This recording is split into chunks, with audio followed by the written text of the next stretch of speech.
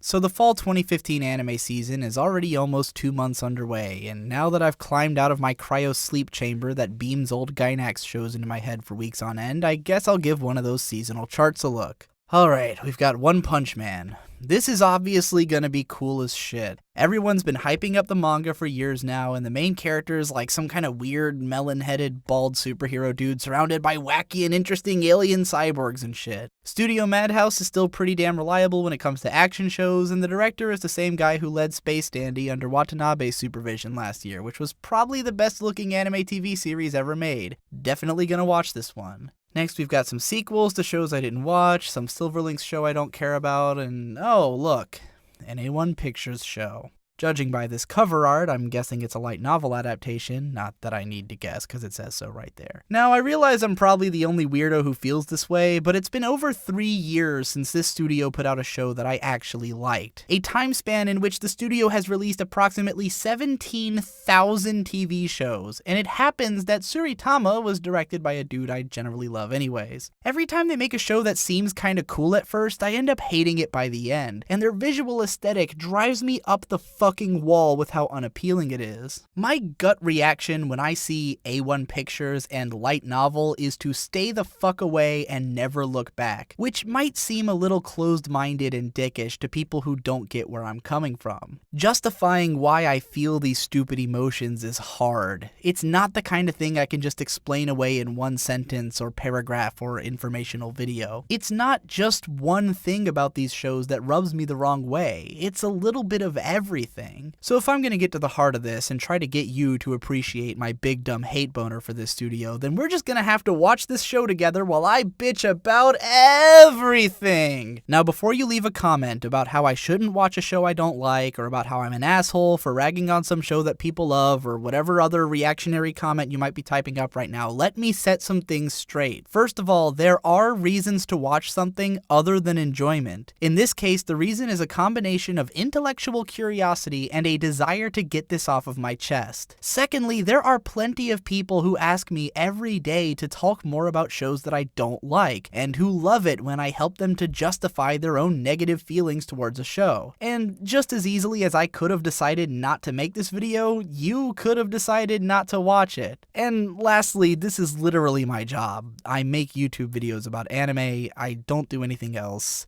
This is my life. So, now that we're all on the same page, let's head on over to Crunchyroll and fire this baby up. If you want to watch along with me, I recommend using this kick-ass crunchyroll.com/digibro link to sign up for an account, because if you do, then Crunchyroll will literally give me $5. You can tell I'm serious, because if I wasn't, then I would never recommend this show to anyone ever. Before we actually click on episode 1, let's take a look at that little poster they've got on the side to give us a sense of what this show's gonna be like. Every single thing about this poster puts me off immediately. We can tell that the main characters are in uniforms, since they've got the same color scheme and general look, which means that this show takes place in high school. Now, that's not a huge knock against the series, considering that like 95% of anime takes place in high school, but it brings along a set of expectations about what the setting and characters are going to be like. The uniforms are completely unrealistic and look nothing like anything that would ever be worn in a real Japanese school, and they've got this sort of sleek, almost sci-fi aesthetic to them, which means that this is not going to be just a high school, but a special school for abnormal people. The fact that both characters are holding some kind of spectral-looking weapon means that it's probably going to be a school where everyone has superpowers and which has some kind of school-sanctioned battling going on for some stupid-ass reason. Every season has at least 2 shows like this, and the fall season has 3 which are nearly identical. Moreover, the girls' uniform has an unrealistically tight little miniskirt that would break the dress code at any school which actually bothered to have uniforms, along with sexy thigh-high stockings that show off just a few centimeters of flesh, which are known as the absolute territory. The idea that she can position her legs like that without the skirt riding straight up and flashing her panties is a fantasy that only anime can create, but it puts into your head that surely, if you watch the show, you'll get to see the rest. Her rather large breasts are very pronounced by the way that her chest is pushed out, even though she's looking at a downward angle, so all of you at home, I'd like you to look down at something while puffing your chest out a little and see how that feels. Anyway, the point is, this is going to be a fan service show. Both of the character designs are what I would describe as light novel default characters. First, let's take a look at light novel guy. What separates light novel guy from harem guy is the pointiness and swooshiness and possibly color of his hair. A typical harem guy or otherwise milquetoast Yuji every lead dude has black hair, sort of like a bowl cut or just a drab, boring look to him, and maybe glasses, so that he looks like basically every random 15-year-old Japanese kid. What separates light novel guy from Yuji every lead is that light novel guy is how an edgy, too cool for school 15-year-old Japanese kid sees himself. He stands out from the crowd a little bit and has a dark, brooding edge to him that lets you know he's the most important dude around. He's just generic enough to project yourself onto, but just stylish enough to look like kind of a cool guy when the chips are down and there's an ass to be kicked. Light novel girl, meanwhile, is a more specific package, but with a few more variables. She's just a bit shorter than light novel guy, and she has very large breasts, but not like crazy large. If she had really huge boobs, then she'd be the girl with the big boobs, which is one of the side characters, so it's important that her boobs be about as large as could be considered reasonably proportioned for her height. She's got a slender body, but just enough leg that she looks like she could muster up a reasonably strong punt to the groin, and her candy-colored hair falls anywhere from her upper back to just beyond her butt. This is what I call the main girl look. So if their overall designs weren't generic enough, we can also figure out their equally generic personalities by looking at their weapons. Light novel guy's got this big dumb sword with way too much shit going on, which I guess is meant to look like it's got a status buff or something, or like it's poisoned. Whatever, it looks like a plastic toy that's been possessed by a ghost. Meanwhile, light novel girl has a shiny pink rapier and is standing in a comparatively defensive position. Obviously, light novel guy is the type of fighter who's brash, passionate, and maybe a bit out of control from time to time. He jumps headlong into the action, yells about friendship, and does a lot of damage in contrast to his typically lackadaisical and confused nature. Meanwhile, light novel girl is more poised and reserved. She takes herself very seriously and is easily embarrassed because she tries to be guarded with her emotions, but since she's on a crash course with the main character's crotch just by being in the same show as him, then this is going to manifest itself in what many would describe as the tsundere archetype. Light novel guy is going to see light novel girl in various stages of undress more than once, and she is not going to be happy about it. The background is littered with garish effects that I'm not even sure what they're meant to represent. The fiery orange shit behind light novel girl kind of looks like it's meant to be in the shape of wings on her back, but then there's also an errant pool of orange crap behind light novel guy, so it's hard to say for sure. It doesn't quite look like an explosion or a fire so much as just like someone going apeshit with a Photoshop tool that makes gradient orange splashes. Behind that is like a bunch of stars and vague sci-fi-ish doodles that once again don't seem like much of anything. The bottom part has been swallowed by this ugly white goo, which in fairness is not the designer's fault. The original image has the Japanese title in one of those snazzy light novel fonts, and I guess someone at Crunchyroll just did a really lazy job of superimposing the English title over top of it. Alright, enough of this shit, let's watch the damn show. Right off the bat, the first episode opens up with one of my most hated anime tropes, the totally pointless shitty fight with no context. Two characters that I've never seen and know nothing about are fighting for reasons that I don't understand. It seems to be in some kind of underground arena with a rabidly interested crowd, but it's hard to tell if this is like a sporting event or a gladiatorial thing, or if the characters are doing this willingly, or even whether or not they're even supposed to end up killing one another. I mean, one of them does end up dead, but was that the nature of the competition, or just some kind of accident? There's just too little to go on. At the very least, I can tell I'm supposed to be rooting for the girl, because she actually has a face and a voice. The girl is like ridiculously cute because she wears glasses, so I know she's an important character on some level, whereas her opponent is a perfectly generic big dude with a mask and no voice whatsoever. Now, I've got a theory based on the way that the mask breaks off at the end of the battle that this guy wasn't given a voice because we're not supposed to know who he is, and if we heard that voice coming out of someone else or saw the actor in the cast list later, then we would know who the killer was. In any case, the cute little girl seems like the underdog in comparison to the big scary masked guy, so for now she has our allegiance in spite of knowing nothing about either character whatsoever. Within the first 10 seconds of this battle, as in 2 seconds after seeing the faces for the competitors for the first time, all of the dramatic stakes in this fight go flying out the window because the characters transform into a pair of colored lights beaming around at random. Already, the rules and limitations of their abilities have been made irreparably unclear. Like, what the fuck kind of combat scenario comes out looking like a choreographed light show? How far beyond human capability do these powers extend if the characters can move at these ridiculous ridiculous speeds and, for all we know, turn into laser beams. It's going to become apparent in a second that these colored lights represent the colors of their weapons, but the fact that in this shot there aren't even people attached to them makes the entire scene feel like a surreal metaphor for an actual fight. The next shot is a laughably horrific excuse for fight choreography that tries to cover itself up by happening so fast that you'll be impressed just because the characters are indeed moving. The guy comes running through the foreground towards the girl, but the sense of space is conveyed so poorly and his weapon is so awkward looking that it kinda looks like he totally whiffs. We can only really tell that he's aiming for the girl's head because she ducks down to dodge the attack, even though doing so was probably unnecessary. The girl rocket boosts off to the right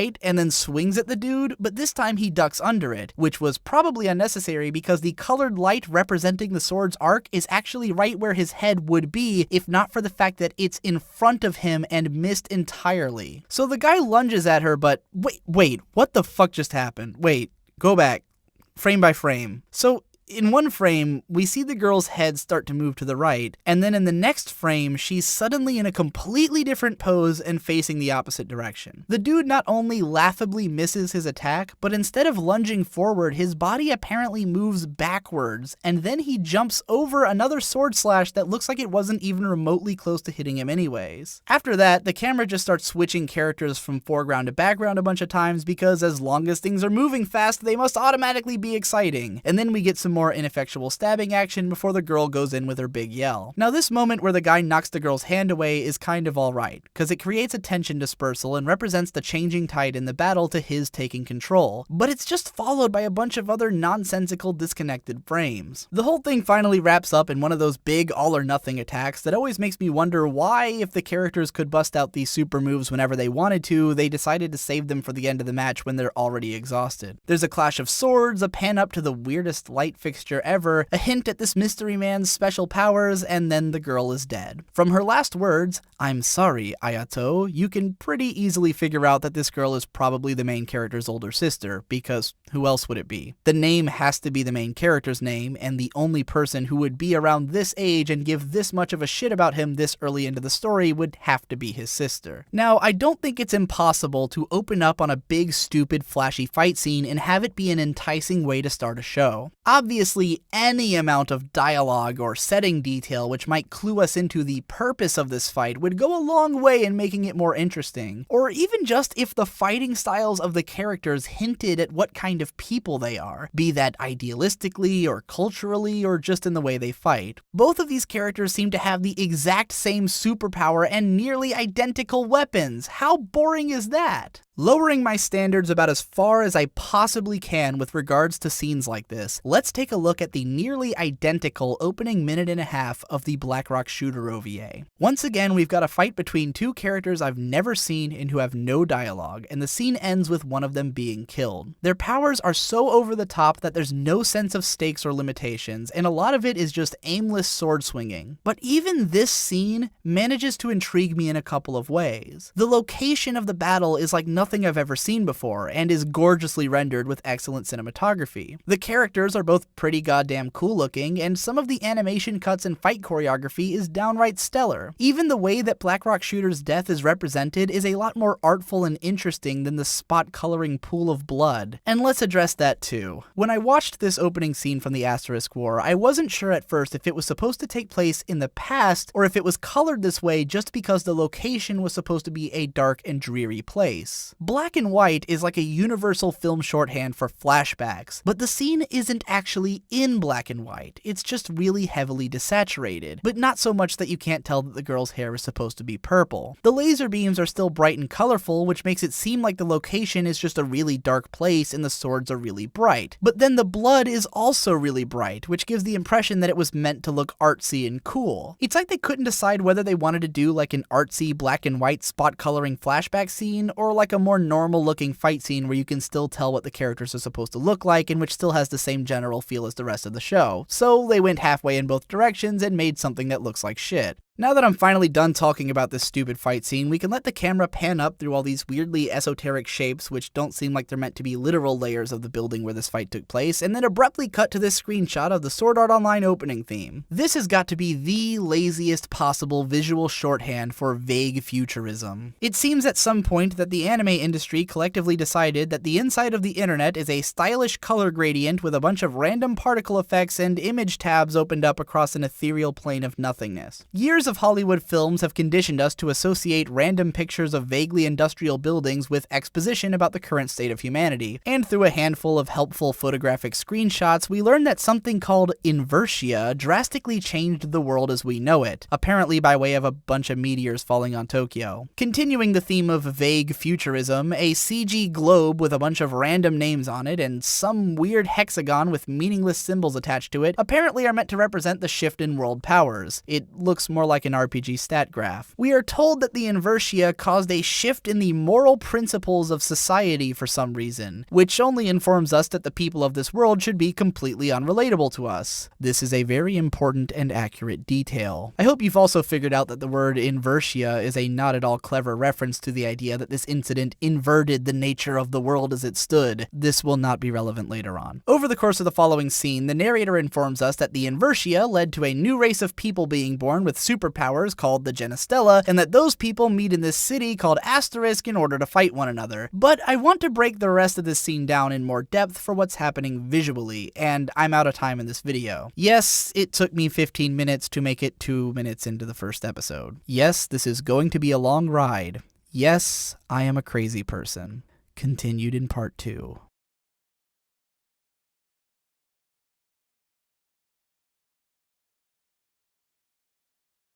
When I left off in the previous video, a handkerchief was floating through the air over an idyllic cityscape where fancy buildings are interspersed with luscious park reserves and light novel guy makes a nice catch. A quick shot of light novel girl informs us that the handkerchief is hers, and she seems to be upset about something. Now, if you're a genre-savvy anime watcher viewing this episode for the first time, then you probably already know what's about to happen. All you had to see was that the girl's shirt isn't buttoned up all the way, and you can guess that this scene is going to end in light novel guy accidentally seeing her in her underwear as a result of his nice guy attempt to return her handkerchief. If you're like me, then you're probably halfway between rolling your eyes and being quietly impressed at the speed with which this show is rushing headlong into trashiness, but we'll put a pin in that for now. We get our first good look at light novel guy and oh my god, it's Kirito! No wait, it's Inaho? It's hard to tell with these A1 Pictures characters because they all have the same fucking face. Seriously, there's like maybe 10 or so different face templates which this studio seems to use on every single character in the majority of their shows. It's crazy. Now look, I'm not one of those guys who thinks that anime characters all look the same. I can appreciate the subtle differences between, say, the characters in K-On! Versus the characters in Hyoka versus the characters in Hibike Euphonium. And I've seen evidence to the fact that when you switch these characters' faces around, they actually look really weird. But what happens when you put Kirito's face on Ayato?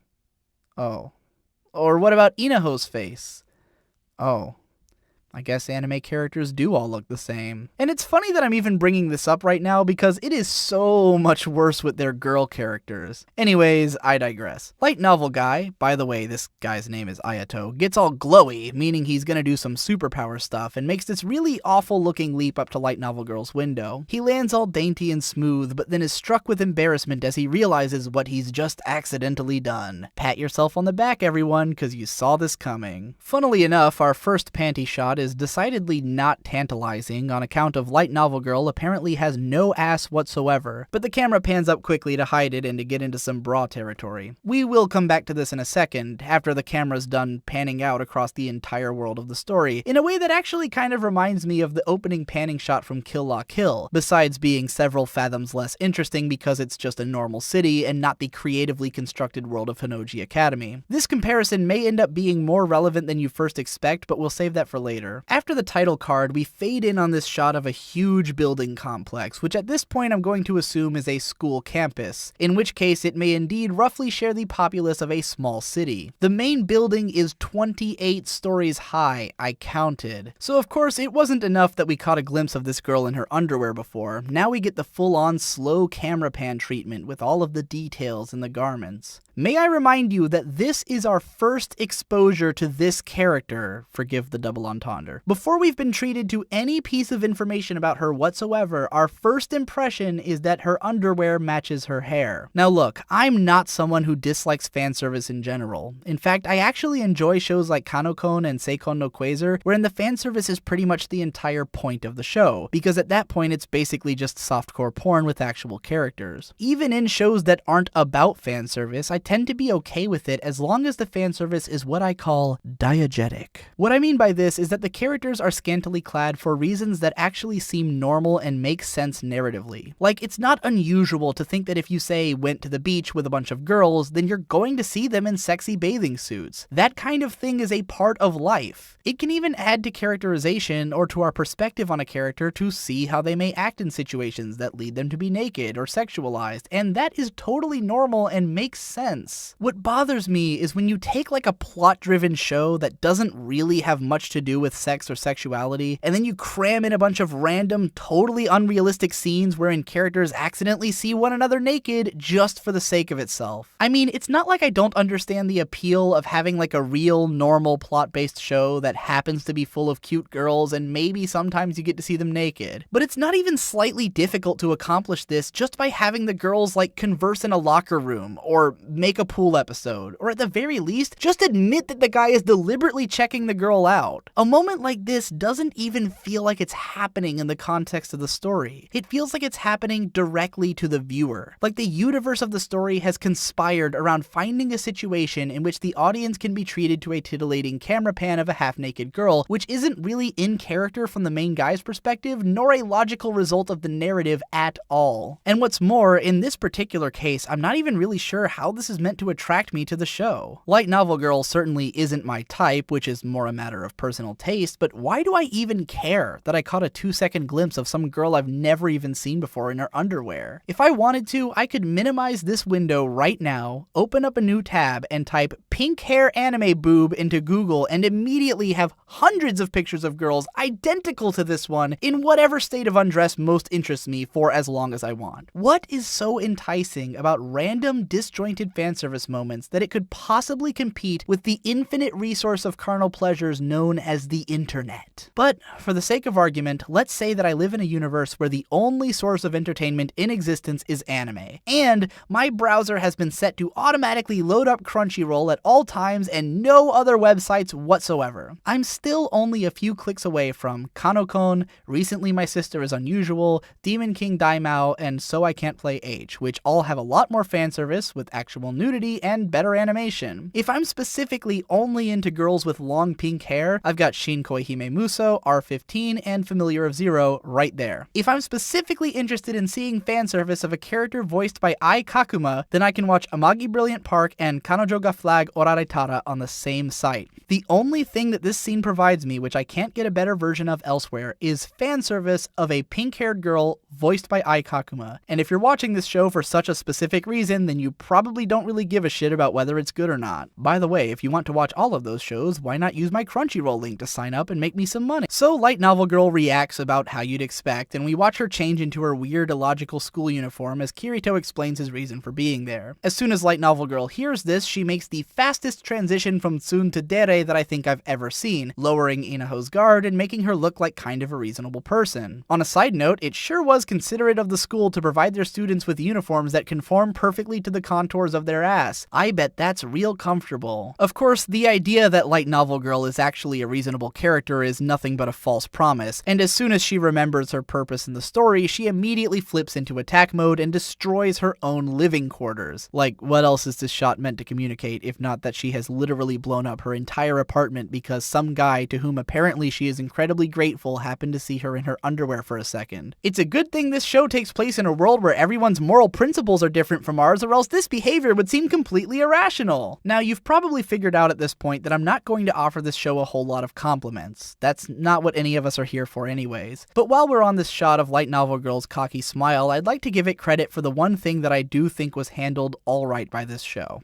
the color design. I realize that some of my critics, who literally refer to me as Pretty Colors Digibro, are laughing their asses off right now, but seriously, the colors are pretty. As silly as the uniforms are, they kind of remind me of Phantasy Star Online, and as much as I don't like Light Novel Girl's hairstyle, I like that shade of pink and how it contrasts with her eyes. The use of gradients in her hair is nice and subtle, which isn't going to be the case for every character, but we can talk about that later. I just wanted to pause on this shot because it's actually got some character to it, even if that character has been such a jumbled mess over the past 30 seconds that it's impossible to have any idea what this girl is actually like. The next shot immediately caused me to burst out laughing. At first I thought, Jesus Christ, that is some awful framing. Who would ever position the camera like that? The characters look like they're just superimposed onto the background. And then I saw the CG classmates. Nothing quite takes me out of a scene the way a bunch of random generic CG pedestrians do. It's never enough that they look completely different from everything else in the show's world and stand out like a sore thumb, but they always end up with these janky walk cycles that look fucking hilarious. This shot is especially incredible because the perspective is so fucked up that they look like they're significantly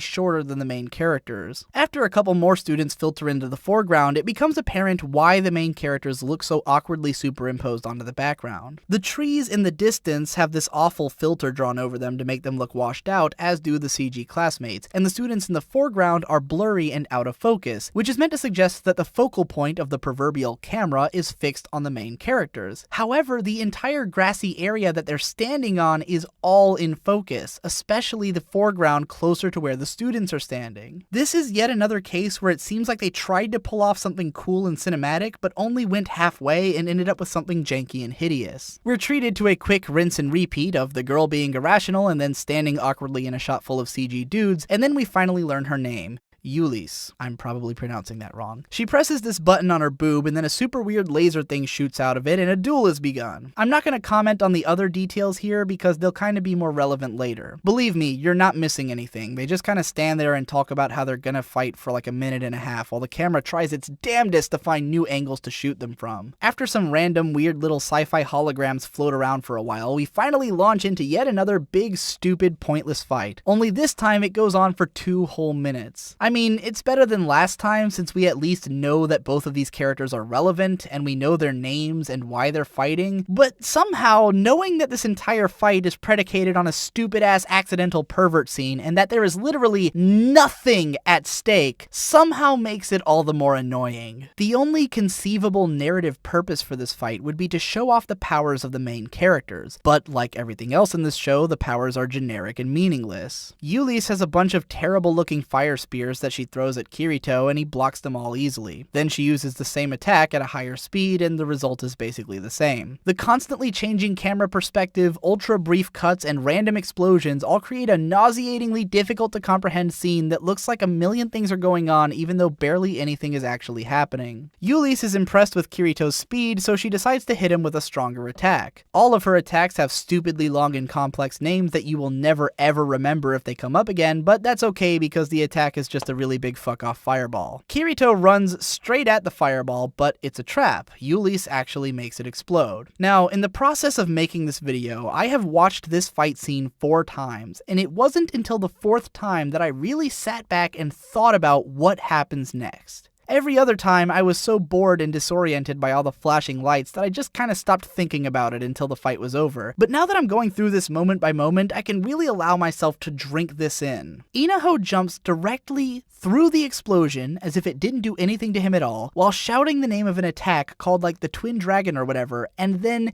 cuts the explosion? I think? Is that what's happening here? Like, it's clear that the explosion has already happened. He is inside of the explosion, and it has not done anything to affect him, but then he slashes his sword in the air a couple of times, and there seems to be another explosion behind him as a result, or something?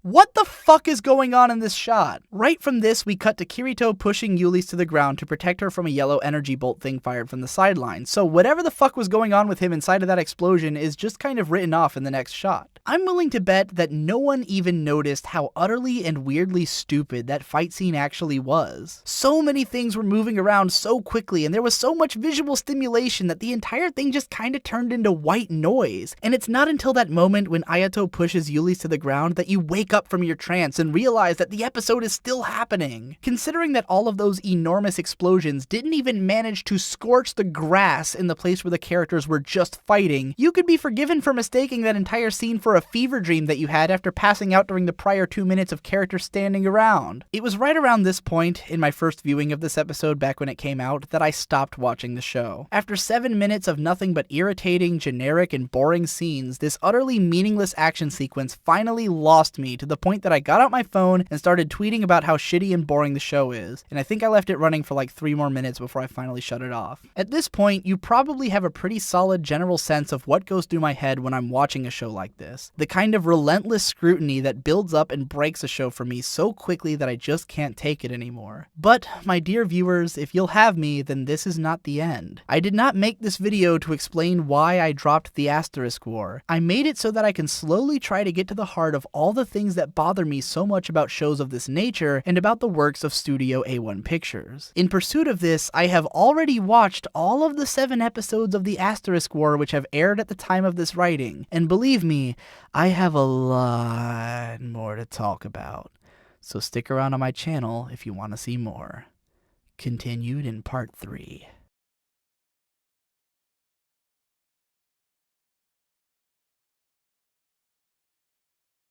I'd like to invite all of you to imagine yourselves in the following scenario. Some guy that you've never met before does something that really pisses you off, so you challenge him to a duel in the name of preserving your honor and punishing him. Nothing is really at stake or anything, and the guy doesn't even seem like a terrible person, but you just gotta fight him for your own reasons. So, the two of you trade blows for a couple of minutes, and then all of a sudden the guy yells, "Get down!" and pushes you onto the ground, just as an arrow whizzes through the spot where your head was just a second prior. It takes a moment to process, but you realize that an attempt has just been made on your life, and that your opponent has just saved you. Now, given the situation, which of the following actions do you take? Number 1, immediately jump to your feet and try to uncover the source of the previous attack, and if possible, hunt down and put a stop to your assailant. Number 2, call on the huge crowd of people who have gathered around your fight to identify and attempt to grab the attacker before they escape. Number 3, immediately try to evacuate the area and to hide somewhere that won't leave you prone to an incredibly likely second attack. Or, number 4, realize that your opponent has accidentally groped you and immediately disregard the attack on your life in order to get flustered. If you chose option number 4, then it's likely that your moral principles have been inverted. So after Yulis is targeted by some attacker off to the side, not a single person does a goddamn thing about it or even addresses it over the course of the entire episode. The crowd just stands around dumbfounded, and the student president comes walking out all nonchalant to cool the heads of the fighters instead of trying to pursue the assailant. The show manages to get away with introducing her this way because we don't know who she is or what she can do yet. But if you come back to this scene knowing that she's one of the most powerful fighters in the academy, extremely protective of the Academy students, and more than capable of hunting down and capturing this very target in a later episode, then this scenario looks amazingly contrived. It was around this point, when the yellow energy arrow thing hit the ground, that a lot of questions popped into my head about how these powers work exactly. In the opening fight scene, we saw a lot of dodging and blocking attacks, and we never really saw the attack that ended the battle, but we at least confirmed that these weapons can be used to kill someone. However, when Yulis blows up her apartment and then creates a huge explosion right in front of Kirito, it doesn't cause any harm to him whatsoever. As a genre-savvy anime watcher, I found myself assuming that this show follows some kind of logic where energy and projectile attacks aren't really all that heavy on damage, whereas close-range bladed attacks are a lot more lethal. Not that there's really any logic behind this, but when you watch enough anime, your brain just kind of accepts it. So this leads me to the question of whether or not the yellow arrow attack was meant to be lethal or merely to do damage. After all, we just watched a bunch of projectiles and explosions be completely completely useless, and those were coming from the 5th most powerful fighter in the entire school. So unless the assailant is even more powerful than Euless, then there's no reason to assume that the attack would have done any damage, unless we're meant to assume that the kind of attacks which Euless used were inherently non-lethal, whereas this type of attack is inherently lethal. See, this is why we need to have some sense of rules or limitations when it comes to random fantastical superpowers, so that pedantic assholes like me don't get hung up on trying to understand what those powers are capable of. Considering that Euless becomes more concerned about her accidental groping than she does about the attack, I can't help feeling like maybe the attack wasn't actually supposed to be that big of a deal in the first place. So this scene is our first introduction to the girl with the big boobs that I mentioned in part 1. Her personality type is Big Boob Girl Personality Type A, the mysterious and polite big sister. This character always talks in a very polite yet somewhat airheaded manner, as a blatant way of concealing the fact that they know a lot more than they let on. They always seem to take control of any scene that they're a part of, and to feign ignorance over the fact that the other girls are jealous of their huge boobs. These characters usually have either some kind of authoritative position in their school or a lot of money, and are able to pull the strings and to create opportunities for the main character in the background. Sometimes this character is the same age as the others, as is the case with Claudia here, but other times they may be a bit older. Whereas Light Novel Girl's personality is not necessarily beholden to the main girl look, it is extremely rare for the mysterious and polite big sister to not also be a big boob girl. I'm not going to get too in-depth about anything in this scene for now, but I'd like you to pay attention to the school badges and how they appear to be holograms which Claudia is able to restore using her own badge. At this point, all of this hologram technology is a bit outside our comprehension, but later into the show we'll be looking back on this when things get confusing. We finally have made it to the second half of the first episode as Claudia takes Ayato on a trip through the school to dump some much-needed exposition on him. In the course of voraciously flirting with him right from the get-go, Claudia literally explains to him all of the stuff that I just said about the mysterious and polite big sister. She explains that she puts on an affable outward persona in spite of the fact that her inner thoughts are dark and conniving, right after stating that she's been the student council president for 3 years and displaying that she has all the power in this school. It's like she's reading her own TV tropes entry in a way that's so spot on that I'm left to wonder if this is meant to be self-aware and tongue-in-cheek, or if they really thought that the best way to show us a character's personality is to have them explain it. Once the pair makes it into Claudia's office, she activates what I like to call the exposition machine, a holographic projector that allows the characters to stand in one place and dump exposition without constraining them to their current location, and allows for relevant on-screen footage without taking the viewer out of the scene. I can't help but wonder if the sequence of displays presented by this exposition machine are pre-scripted and used more than once, or if Claudia programmed all of this just to teach Ayato about the city, or if it has some kind of AI that reacts to her speech, or if she's controlling it with a computer chip in her brain, or if it just doesn't make any logical sense. Claudia names off each of the 6 schools of Asterisk City, but a few of the images have been deliberately censored to hide the identities of their schoolmasters for dramatic effect. Now, if they had done this exact same scene without using an exposition machine, and were just showing these images to the audience, then this would be understandable, but thanks to the conceit that these images are being projected by a hologram machine, we have to assume that the images contained within that machine have themselves been deliberately censored in-universe. This could conceivably be the case, but it seems both silly and unlikely. As Claudia explains the concept of festas, a huge hexagon behind her shatters into a bunch of little hexagon displays, which all just have random pictures of swords clashing and other generic depictions of battle going on. Just as these things are meaningless to the viewer and moving around too much to really be taken in, they would probably be just as effective to Ayato. So once again, if the impetus here is to keep the audience engaged by having stuff move around the screen, then I have to wonder if the purpose is the same in the context of the narrative. The next couple of sentences finally introduce us to the closest thing to what might be considered the point of this show. Claudia explains that Asterisk City is basically all about these giant inter-high battles called festas, which are internationally viewed events, and she hopes that Ayato will compete in them because their school's track record has gone downhill. Ayato, meanwhile, is not particularly interested in that, and asks about whether or not his sister has attended this school in the past. It's actually unclear at this point whether Ayato is looking for her, or if he's looking for information about her, or if he's aware of the fact that she's dead. Since we already know that she's dead, we're tempted to assume that he knows as well, though it later seems like this isn't the case, and at the end of the conversation he claims that he's not even here to look for her, but just came to this school to search for a purpose. He doesn't say anything about why he thought that coming here would lead to that purpose, so I guess he's just following his sister's footsteps? This also brings up the question of whether anyone else else knows that she's dead, and whether or not they're hiding this information from him, but for now, all of it is pretty unclear. Processing all of that can wait for now because shit is about to get stupid. After Ayato asks about his sister, Claudia gets him to look at this weird, glitchy image of what seems to be his sister's student file. She says that this student entered into the school 5 years ago, but then she also says that all of the data about her was deleted, and that it's questionable whether she even did attend the school. Except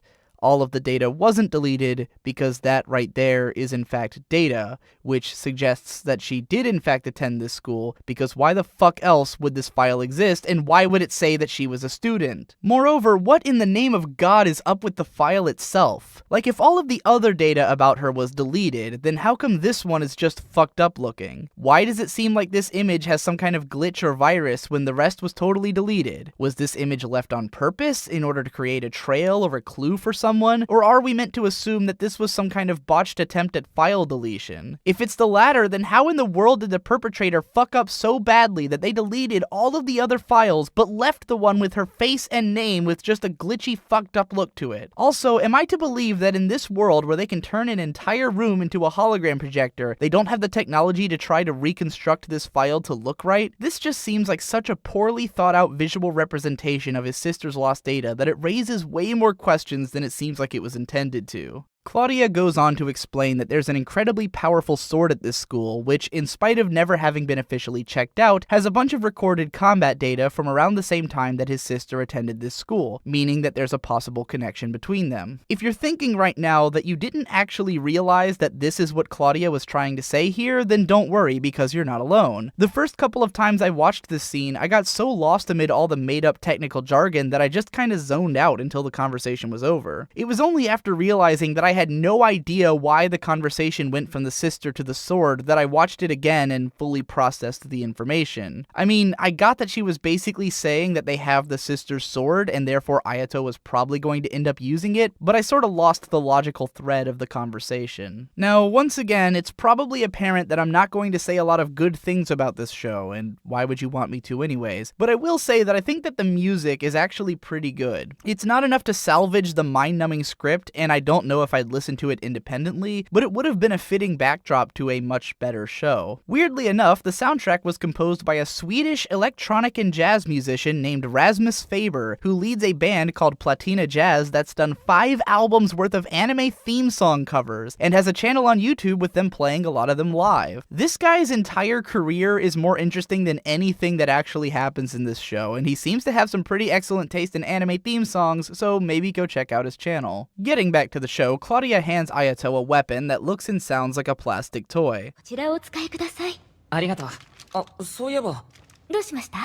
さっき言っていた Seriously, I can't be the only one who giggles a little every time someone grabs a weapon in this show and the sound effects are totally plasticky. I just can't shake the impression that all the characters are swinging around Power Rangers toys. Claudia wraps up the conversation by flirting some more and saying some mysterious stuff about how she's glad they finally met. Using my magical future sight, which has already watched 7 episodes of this nonsense and still has no idea what the connection between these two actually is, I think it's pretty safe to say that their history mostly exists as an excuse for this girl to come with a pre-packaged interest in the main character and to be on his side from the very beginning for the sake of narrative convenience. Alright, it's time for Inaho's requisite classroom introduction. Those of you who don't know a lot about anime or Japanese culture may be wondering why his teacher is carrying a baseball bat full of nails. This weapon is an old school staple of the high school delinquent punk, and anyone who carries one most likely has a bad attitude. It's not uncommon in shows like this for the main character's teacher to have some kind of quirky personality and to show up at random times in the story as a minor support character, but in the 7 episodes of this show that are out so far, I don't remember this teacher having more than 4 lines of dialogue in total. I have to imagine that they gave her the baseball bat in her first appearance so that the viewer would know off the bat that she's supposed to be a Yankee type character, but considering how totally irrelevant that is to the rest of the story, I'm not even sure why they bothered giving her any gimmick at all. Gee, I wonder how many of these classmates are going to be relevant to the story. Could it be the only 2 people in the room with brightly colored hair? chair. Naturally, the only open seat just happens to be next to the girl that Ayato was fighting with this morning, so now their mutually flustered encounters may continue. You might be thinking, but wait, the window seat is open too, and isn't that usually where the main character sits? But we'll get back to that in episode 2. After class is over, Euless determines that she is currently in Kirito's debt and offers to do him one favor in exchange for him saving her life. I'm tempted to say that this is important since the entire next couple of episodes are going to revolve around that favor, but I honestly can't bring myself to say that any of this shit is important when nothing in this show fucking matters at all. Euless exiting the scene activates Classmate Guy to make first contact with the main character. If you know anything about high school anime, then you're probably familiar with Classmate Guy. Every high school anime protagonist has at least one or two of them around. They usually exist for the sole purpose of providing exposition about the popular female characters, being the butt of comic relief, and/or declaring their jealousy over how much female attention the main character gets. They've usually got brown hair and barely stand out from the rest of their classmates and are given some kind of dumb, unmemorable name that will never ever stick with you. And you'll probably forget that they exist most of the time until they randomly show up. This particular classmate guy falls under the newspaper club archetype, a person who is obsessed with everything going on in the school and is therefore more informed than anyone else about what's going on behind the scenes, and therefore can dump a lot of exposition. This is one of the more powerful forms of classmate guy, and this one in particular has some tricks up his sleeves, but we'll get back to that when it's more relevant in a later episode. Classmate Guy basically explains all of the shit that we already figured out about Light Novel Girl just from looking at the promo art. She's very proud, very guarded with her emotions, beats a lot of people up, yeah, we got it. This is also where we learn one of Ayato's stupid personality quirks, which is that because he's had it so drilled into his head that he needs to return anything which he borrows, he memorized the voice of the person who threw him a sword to battle Euless with and is therefore able to return the weapon to Classmate Guy. Every light novel guy has at least one trait of this nature, a predisposition to being a nice guy which reaches the level of superhuman capability, which is part of what makes them come off as such caring and kind-hearted people to all of the girls in the story, cause, you know, the nice guys get all the action in these shows. The conversation is interrupted by the shouts of Big Dumb-Looking Guy, who's pissed off at Euless and demanding a rematch. You can tell that this guy isn't someone you want to root for because he's got a couple of ugly lackeys following him around and he looks like a muscle-headed brute, but you can also tell that he's probably going to come back in future episodes and possibly end up joining the main character's team, because his character design is a little too unique to be just a one-off villain. Believe me, if the fact that only the important characters have any effort put into their designs has not been made apparent already, it will become so later on. Classmate Guy excitedly describes this situation as a big scoop and then materializes a holographic lens in front of his eyeball. Previously, during the build-up to the fight between Euless and Ayato, there was also a guy recording that fight on a holographic window, but in that case we could see the image on the display, whereas this time it seems to be a lens through which Classmate Guy is recording this. What I'm trying to wrap my head around is the logic by which a hologram is needed for use as a lens. Again, the hologram technology in this show is never really explained, and it seems as though it mostly manifests itself by way of characters generating browser windows with their minds. Specific images can be conjured up instantly without any verbal or physical input, meaning that the student's control over their holograms is purely psychic. It still isn't really clear if these holograms are controlled by the student's Genestella powers, or if they've all got microchips in their brains and the entire world is full of projection materials or something, but the point is that whatever they're using to manipulate these holograms is controlled by their brains. If that's the case, then the students should be able to record information just by using their eyeballs. I mean, not only would a hologram not be able to contain any technology, as the technology would be the thing projecting the hologram, nor would it be able to store any data, as the data would also be stored within the actual technology, but it doesn't even make sense for the hologram to provide any augmentation. If the hologram is supposed to allow him to zoom in or something, and that technology comes from within his brain, then he should be just able to zoom in using his eyeballs. At least with the little holo screen thing, I could understand it maybe being like a viewfinder or something for the student to confirm what their eyeball recording looks like, but this whole HoloLens thing comes off as totally pointless and ill-considered. Classmate Guy sheds some light on the school's battle ranking system and how the strongest fighters are known as Page 1s, but we'll talk about that in a later episode. After some back and forth with Big Dumb-Looking Guy, Euless makes her bold proclamation that she has a goal which she is dedicated to pursuing, and which she is going to win the Festa in order to accomplish, which seems to spark some interest in our protagonist. Well, at least we know that one of these characters has an actual motivation and some stake in the narrative. We just don't know what it is yet, or any of the consequences for failure. Well, we did it, everyone. We finished watching the first episode of the Asterisk War, and it only took nearly 3 times the actual length of the episode to do so. I mean, technically I haven't even talked about the opening video video which played at the end of the episode, or the song that goes along with it, or the next episode previews.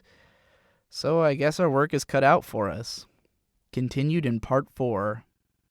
Over the course of the last 3 videos, I've complained a lot about how the characters in the Asterisk War seem like nothing more than walking cliches. Now I'd like to take this video to explain exactly what it means for a character to be a cliche, and why it bothers me so much to watch a show that's full of them. Almost every character in every story in existence can be slotted into some kind of archetype, which comes as a result of the limited number of thoughts and ideas which humanity is capable of experiencing. We write characters that make sense to us and who reflect our perception of reality, and as such, there tends to be a lot of commonalities among our expressions, because as human beings, there are only so many things that set us apart from one another. Moreover, it's almost impossible to be a creative person without being influenced by other creative people. Almost everyone who makes art is a big fan of art, whether their scope of influence is very broad or very narrow. As such, any writer's sense of characterization is most likely informed by the work of other writers, be that in the way of direct inspiration or in the way of giving them ideas about what to avoid and subvert in their own writing. When you look at the landscape of storytelling from a bird's eye perspective by consuming as many works as you can and relating them to one another in a complex web of influences, then the trends among those works become increasingly apparent. Once you understand that Hideaki Anno is a huge fan of Mobile Suit Gundam and Space Runaway Ideon, then you understand why he might construct a story about a young man being thrust against his will into piloting a giant robot for the sake of a cause that he doesn't necessarily believe in, and why the film conclusion basically involves everyone dying and the nature of the universe being rewritten. Once you know that Attack on Titan author Hajime Isayama is a big fan of Muv-Luv Alternative, then you understand why he'd construct a story about humanity making a desperate stand against an overwhelmingly monstrous force in which major characters are regularly eaten by giants. It's a chain of causality and influence that allows you to view culture as one big, grand meta-narrative. A cliché is what happens when a scenario is written not as an emergent result of being influenced by other work, or of the author translating their understanding of the world around them, but instead as a result of making an observation about the types of scenarios which can be found in the greater cultural consciousness, and then creating a scenario based around that idea. Take, for example, the tsundere. The term tsundere began as an observation. People noticed that there was a tendency in visual novels for one of the main female characters to start off acting abrasive towards the male character, and then to eventually develop feelings for them and end up acting lovingly towards them. The moment when tsundere became a cliché is when authors started going out of their way to create characters which would fit into the tsundere archetype.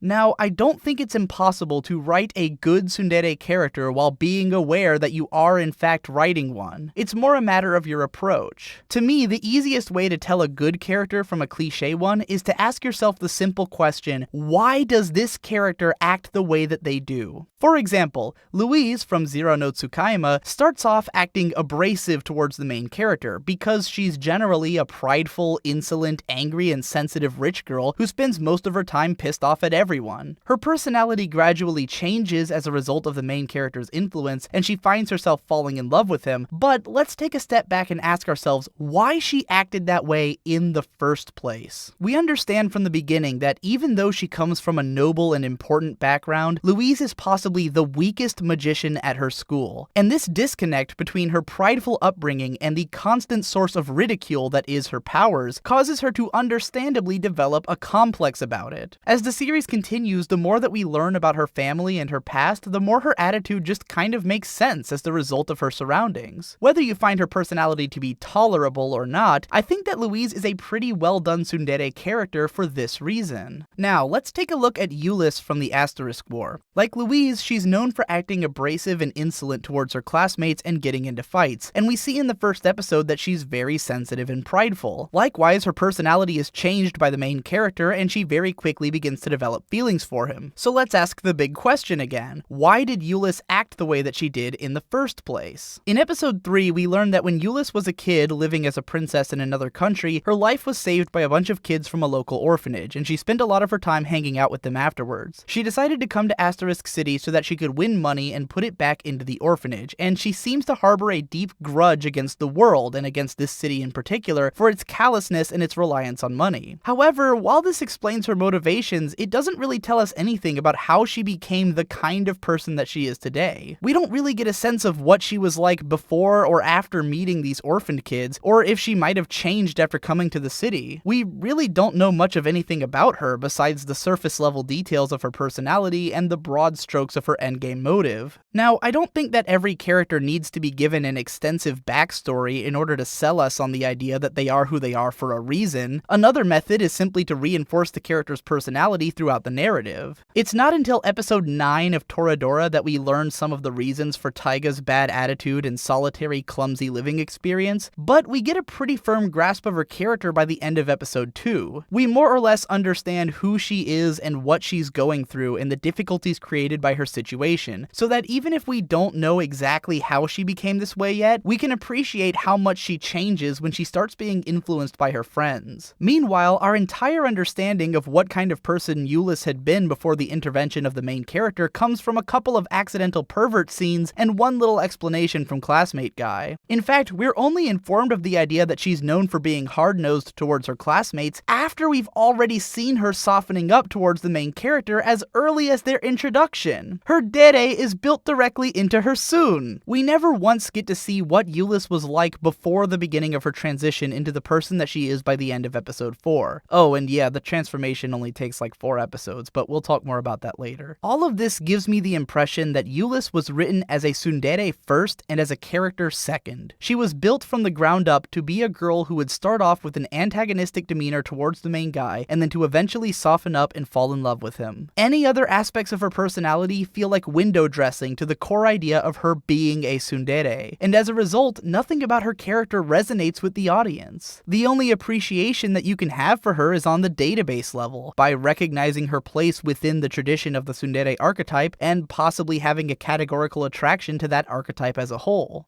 This problem of recognizing the characters as cliches first and as characters second is pervasive throughout the entirety of the series, and is why it's so baffling and hilarious that Claudia reads off her own TV tropes entry during her first on-screen minute in episode 1. At the start of episode 2, we finally get our proper introduction to Ayato's older sister Haruka in the form of a flashback to his childhood. This scene only manages to establish Haruka as yet another walking cliché, dead family member type A, the maternal guardian. This is a character whose only apparent trait is their nobility in protecting and educating the protagonist to become the kind of person that they are today. The best way to handle this kind of character is to show them as little as possible, to have them mostly exist in the form of the protagonist talking about how influential they were from time to time, so that we know what they meant to said protagonist. As soon as you start actually showing this character dispensing lessons and declaring their desire to protect the protagonist, the character becomes too good to be true. It's understandable for Ayato's memories of his older sister to pertain mostly to her influence over him and to her desire to protect him, but the presentation of this scene does not suggest that this is from Ayato's perspective. If it were, then lingering on the face that Haruka makes after Ayato says that he's going to protect her would seem out of place, since he obviously doesn't interpret any meaning out of her making this face. The delivery of this scene really makes it out like Haruka's entire life was all about protecting and guiding her little brother, which, if true, makes her an incredibly boring character.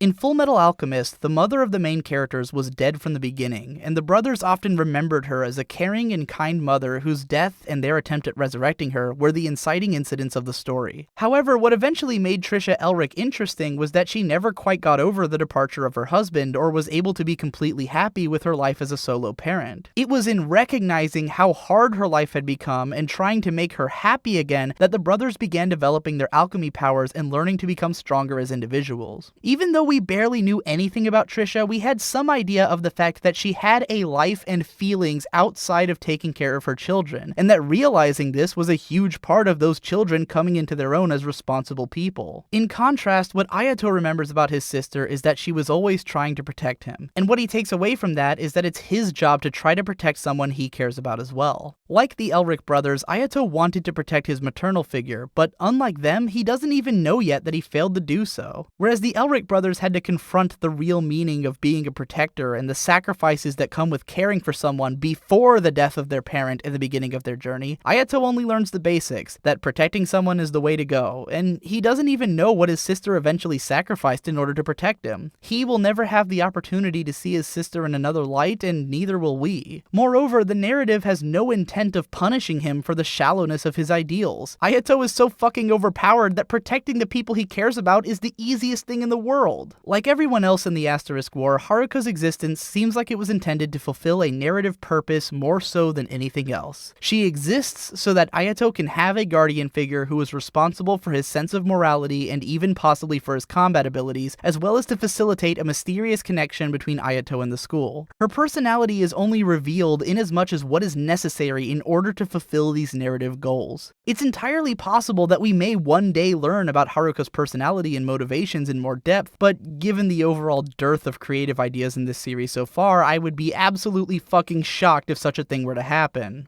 Episode 2 is also our introduction to Saya, and I don't think it's even remotely exaggerating to describe her entirely in TV tropes terms. Deadpan lolly, childhood friend, hammer space, done. Why is Saya in love with Ayato? Because she's his childhood friend. We are literally given no other explanation. In fact, after it's revealed that they were childhood friends, it seems like the show just figures that we assumed she was in love with him and doesn't even bother building up to it or stating it outright. She just immediately starts fighting over him. Why does Saya attend this school? Because her father is apparently a sort of mad scientist who constantly comes up with new and crazy weapons, and she wants to help promote those weapons by using them in combat. Why is this relevant to the show? Because it would be really adorable and funny if there's this little girl who's always pulling out gigantic guns. Why does Saya have this personality? I'm not sure. In fact, her personality confuses me a little because it kind of fails at being the cliche that it sets out to be. I know that's a strange and pretentious sounding statement, but hear me out. The deadpan lolly is usually a very strict and specific character archetype. These characters very rarely speak or react to things going on around them, and when they do, their reaction is always deadpan. They may have moments of determination and jump in to protect their friends, but it feels like they have to muster up all of their energy just to do so, or otherwise their priorities and abilities are so alien that we can barely comprehend them. They're usually tired and non-committal, and if they're a part of the main character's harem, then they act like the guy belongs to them just because he does. Saya has most of these elements, but her deadpan act isn't very convincing. In spite of her having missed a day of class due to oversleeping and then regularly passing out, she ends up being a lot more talkative and proactive in the following episodes, and is a lot more clearly motivated than a typical character of her archetype. Now, if you wanted to, you could view this as breaking convention. Maybe this is the type of character that they wanted to make. But I can't shake the feeling like this was just a really awkwardly failed attempt at making a deadpan lolly character. The proactive and fiery attitude that she takes towards her competitiveness with the other girls just kind of seems at odds with the sleepy and non-committal nature that she's presented with at the start. Maybe I'm reading too deep into all this, particularly as someone who is a fan of the deadpan lolly archetype, but that's just how it comes across to me. Not that it matters, because Saya is completely fucking extraneous and you could cut her from the show entirely and it would change absolutely nothing because she exists exclusively for the sake of being able to shoehorn a deadpan lolly childhood friend hammerspace character into the story. Here's a list of other better deadpan lollies just in the name of providing examples.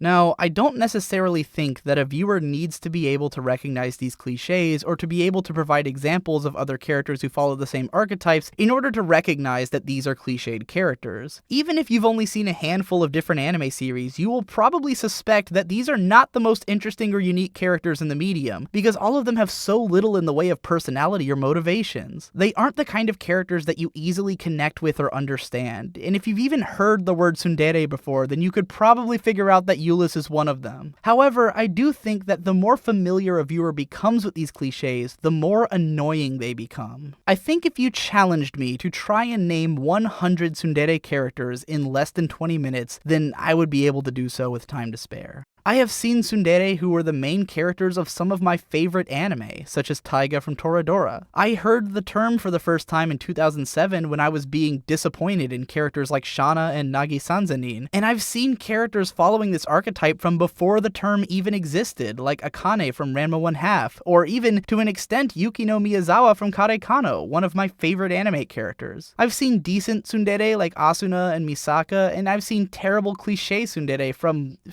nearly everything this season. Every single time I see a new tsundere, that tsundere is going to be compared to every other tsundere that I've seen before. Is she as complex and interesting as Asuka Langley? Is she as cool and likable as Makise Kurisu? Is she as hot as Suzumiya Haruhi? Probably not. This is why it bothers me so much to watch a show full of cliché characters. Not only have I seen it all done elsewhere, but I've seen it all done better. I liked Claudia more when she was Tomoe Mami. I liked Euless more when she was Kashiwazaki Sena, and I liked Saya more when she was the last remaining original. I mean, when she was Ezumori Nozomu. It's bad enough that the characters in this show are a bunch of one-note, boring pieces of cardboard that I can't relate to, but when you throw in that I've seen a million other characters exactly like them but better, it just becomes insurmountably tiring. And I haven't even really talked about the main character guy yet, but we can dig into him a little more when we get back to following the show in chronological fashion, because apparently I'm still watching this shit.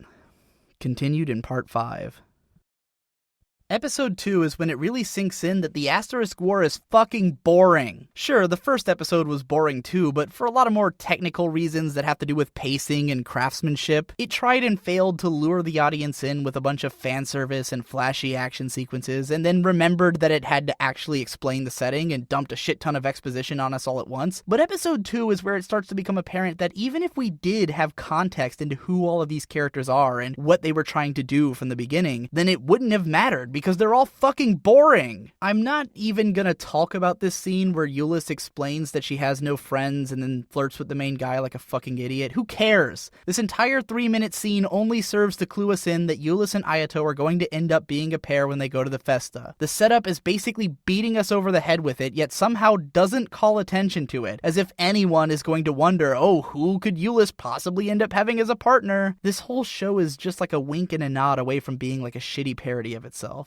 Not long after we see Euless laughing at Ayato, and he says how he's surprised at her for laughing, she then responds to his greeting at school, and everyone loses their shit. I explained this in the last video, but it's really difficult to care about the idea that Euless is changing into a decent person when we didn't really know shit about her in the first place, and we never really got to see what she was like in class outside of what we were told during the exposition. Then Saya wakes up. So remember when Ayato didn't sit in the window seat and it was like, whoa, he's not in the window seat? Well, that's because they had a more insidious plan in mind. The whole surrounded on all sides by relevant characters plan. The window seat just happens to be occupied by the other character with candy-colored hair, and she just happens to be Ayato's childhood friend for no adequately explained reason. How long ago was she his friend? What kind of friend? Where? Were either of them broken up about it when Saya moved away? Saya doesn't seem to react all that much when she notices Ayato, but like 5 minutes later, she's apparently in love with him to the point that she fights over him. Again, it's hard to believe that this show isn't some kind of shitty meta-commentary like Saekano. Saya says that she has her own motivations for coming to the school besides the fact that her father asked her to, but they are a secret, just like every other potentially interesting fact about any of the characters. You know, typically, when you want the audience to get interested in a character, you start by letting us understand their motivations and personality so that we get invested. And then, when you put them into dangerous situations wherein their careers and lives are at stake, then we feel tense and excited. Teasing us that there's a possibility that maybe one day the character will reveal themselves to be interesting only means that the show's gonna be fucking boring until then. When asked about her absence the previous day, Saya explains that she overslept. I guarantee you that we will never actually see her miss another day of class in the entire series. I say this because I'm less convinced that she missed class because she's the kind of character that would sleep through class regularly, and I'm more convinced that the writers didn't want to introduce her during the first episode when they were busy setting up the other characters, and needed an excuse for why she wasn't there during the previous classroom scene. Yeah, that's right, the writers are using the character's excuse for why they missed school as their own excuse for why the character missed school. If that ain't meta, I don't know what is. You know, I usually love these kinds of deadpan characters, and I appreciate Shiori Izawa's vocal performance, but Saya just is not all that endearing. For a deadpan character, she's not that deadpan, and for a mimetic comedy character, she's not that cute or funny. I can't stand the way the gradients in her hair look, or the random mishmash of colors in her accessories. So, her hairpiece is yellow, but the cuffs and undershirt are pink, and she's also got a tie. I feel like the pink or the yellow would have worked with her blue hair individually, but altogether it's just kind of a clusterfuck, and the pink undershirt just looks terrible in general. Not to mention that all of it clashes with the bright green line in the middle of the uniform. I should have asked this back when Classmate Guy was introduced, but why the hell is the dress code so flexible in this school anyways? What's the point of having uniforms if you can just change the uniform? Ever since Hibike Euphonium, my tolerance for this shit has been rapidly decreasing. After class is over, Euless gets ready to take Ayato on a tour of the school and town that I didn't talk about before because it was boring, and then everyone just stands around in the classroom forever while the girls act like a bunch of catty, flirty bitches. That's not me being misogynistic, it's just how the show treats its female characters. A bunch of catty, flirty bitches who've got nothing better to do in their life than fight over who gets to serve some shitty, boring guy. If this is supposed to be an escapist fantasy or something, then I really want to know what guy's fantasy is to be constantly fought over by a bunch of annoying, boring dumbasses. So then Euless gives Ayato and Saya the tour of the school, and all I could think was, why the fuck do I have to see this? None of these locations seem like they're going to be relevant at all in the future, and the way the scene is edited just doesn't give any sense of where they are in relation to one another anyways. I get that this scene is mostly played up as a joke, since Saya ends up being the one who's impressed with all the faculties, and the joke is that she would have made a really shitty tour guide to begin with, but imagine how easy it would have been to make this scene more interesting. This show takes place in a futuristic sci-fi world, and they decided to show us a fucking cafeteria. Why not have her show him the training facility, which we'll be seeing them use in episode 5, or the room with all the scientists and the weapons and shit, which comes up later in this very episode? Anything would have been more interesting than 3 boring-ass locations as the setup to some dumbass joke that means nothing for the plot of the episode. Ayato just fucks off afterwards to get drinks, and none of it mattered at all. While Ayato is away, Euless and Saya get back to arguing over who his dick belongs to, and Saya drops some hints that Ayato is supposed to be crazy strong, if we hadn't realized already. Then the pair gets attacked by the yellow arrow assailant again, and this time we see that it's a guy in a fucking hood.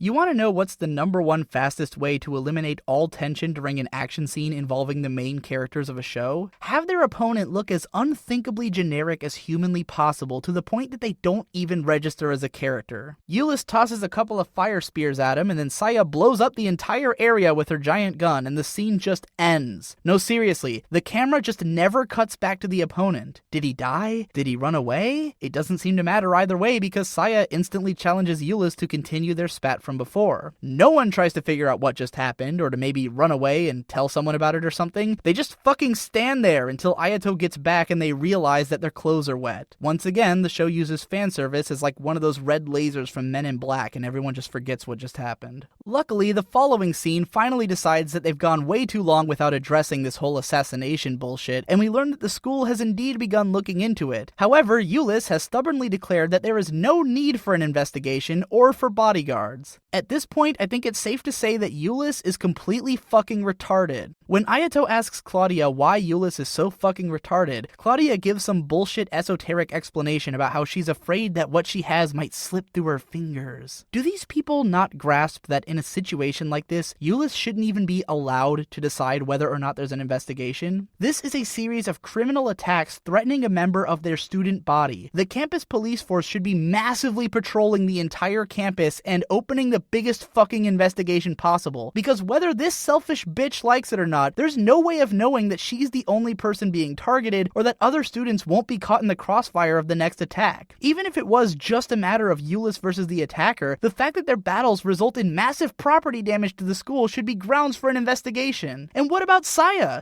She was right there during the last attack. Shouldn't she get a say in whether there's an investigation? Does she get a bodyguard? This show is starting to give me brain cancer. The rest of the episode tells the story of how Kirito finally gets his real sword, by way of some kind of Evangelion meets the sword in the stone situation. Basically, every weapon has a percentage of compatibility with its user, and if that percentage is more than 80, then they get to use the weapon. The muscle-headed guy tries to take the mystery sword that Ayato's sister used, and while it's obvious that he's not going to be compatible with it, the cheese factor is turned up to maximum when his compatibility drops to a negative percentage and the sword tries to attack him. Luckily, our hero is able to effortlessly take hold of the sword and achieve a 97% compatibility with it. May I remind you that this is supposed to be like the strongest weapon that they have. So not only is Ayato supposedly a strong enough fighter that Saya thinks he would have mopped the floor with Euless no problem, but now he possesses the strongest weapon that we've ever even heard of so far. Because who needs narrative stakes, am I right? I'm half expecting to find out later that his sister's soul is actually inside of the sword somehow, and if that turns out to be the case, then I sincerely hope that this video gets released before then. I promise I wrote this when there were only 7 episodes out, you just have to take my word for it. The episode finally ends on some fan service teasing where Ayato comes to Claudia's room while she's finishing up a shower, but we'll have more to say about that next time. For now, we finally made it to the end of this boring-ass episode, and what have we learned? That Euless is changing into a better person and falling for Ayato? Well, we pretty much figured that out from the beginning. That Ayato is going to be using his sister's sword from now on? Well, we knew that would happen as soon as we heard about the sword. That Saya exists? Who cares? She's completely irrelevant to the story and could have been introduced at any time and it wouldn't have made a difference. We didn't learn anything else about Euless' attackers, and in fact Euless herself seems to be actively trying to prevent anyone from learning anything new. All that really happened for most of this episode is that characters stood around flirting and bickering. What a great show. Totally earning that 7.3 Mal score. Why did they waste a pretty decent ending theme on a show like this? Written by Rasmus Faber and sung by Maya Sakamoto, these are people that you typically find working with fucking Yoko Kanno, generating some of the most legendary singles in anime song history. You really want to slap that kind of thing on a generic shitpile like the Asterisk War? I mean, the opening theme wasn't bad either, but at least it was every bit as generic and interchangeable as everything else in the show. You might as well be consistent with stuff like this.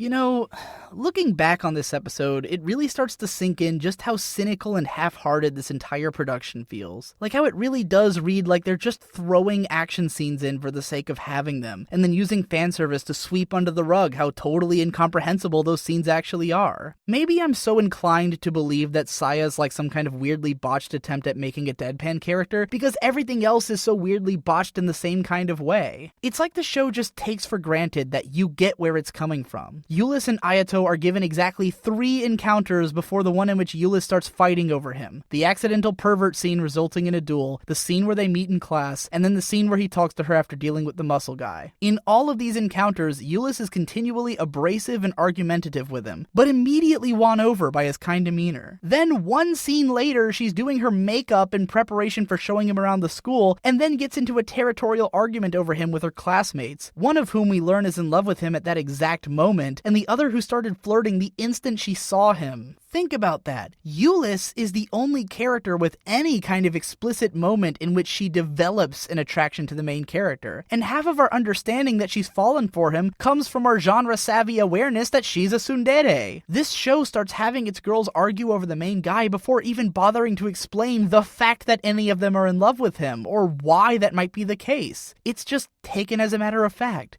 They're girls, they have speaking lines, and they're in a light novel adaptation. What else could they be there for? Every scene feels like it's just taking off a box on a checklist. Introduce concept that Festa has to be done in pairs, check. Introduce love triangle, check. Action scene, check. Actually calling attention to the only apparent overarching plot thread, check. Note, that's calling attention to, not actually progressing. Getting the main character's weapon and proving that he's a badass, check. Tits, check. Each sequence begins and ends either just by cutting in and out at random or by Claudia telling Ayato where to go. Enemies just disappear when the fighting is over. Claudia walks Ayato to the sword room and then calls him to her room later that night. And the scene at the start of the episode is delivered as a flashback during Ayato's morning jog just so that they'd be able to cut in and out of it without worrying how to organically transition from the end of the last episode. This is why I tend to think of A1 Pictures as the McDonald's of anime studios, because a lot of their shows feel like they were put together on an assembly line. I don't know how bad the original light novels for this series were, and I don't know how much the staff is to blame for failing to change it. Both of the directors have been involved with shows that I kind of like, such as Saki and A-Channel, but one of them was also the guy who directed Dragonaut the Resonance, which was the seasonal laughingstock of fall 2007, so make of that what you will. Honestly though, it's hard for me to blame anyone when I look at something like this. It's hard for me to imagine that anyone here didn't know exactly what they were making. They just did it because it's their job.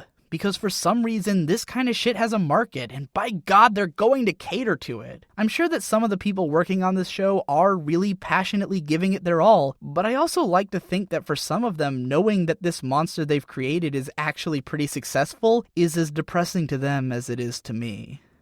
Continued in Part 6.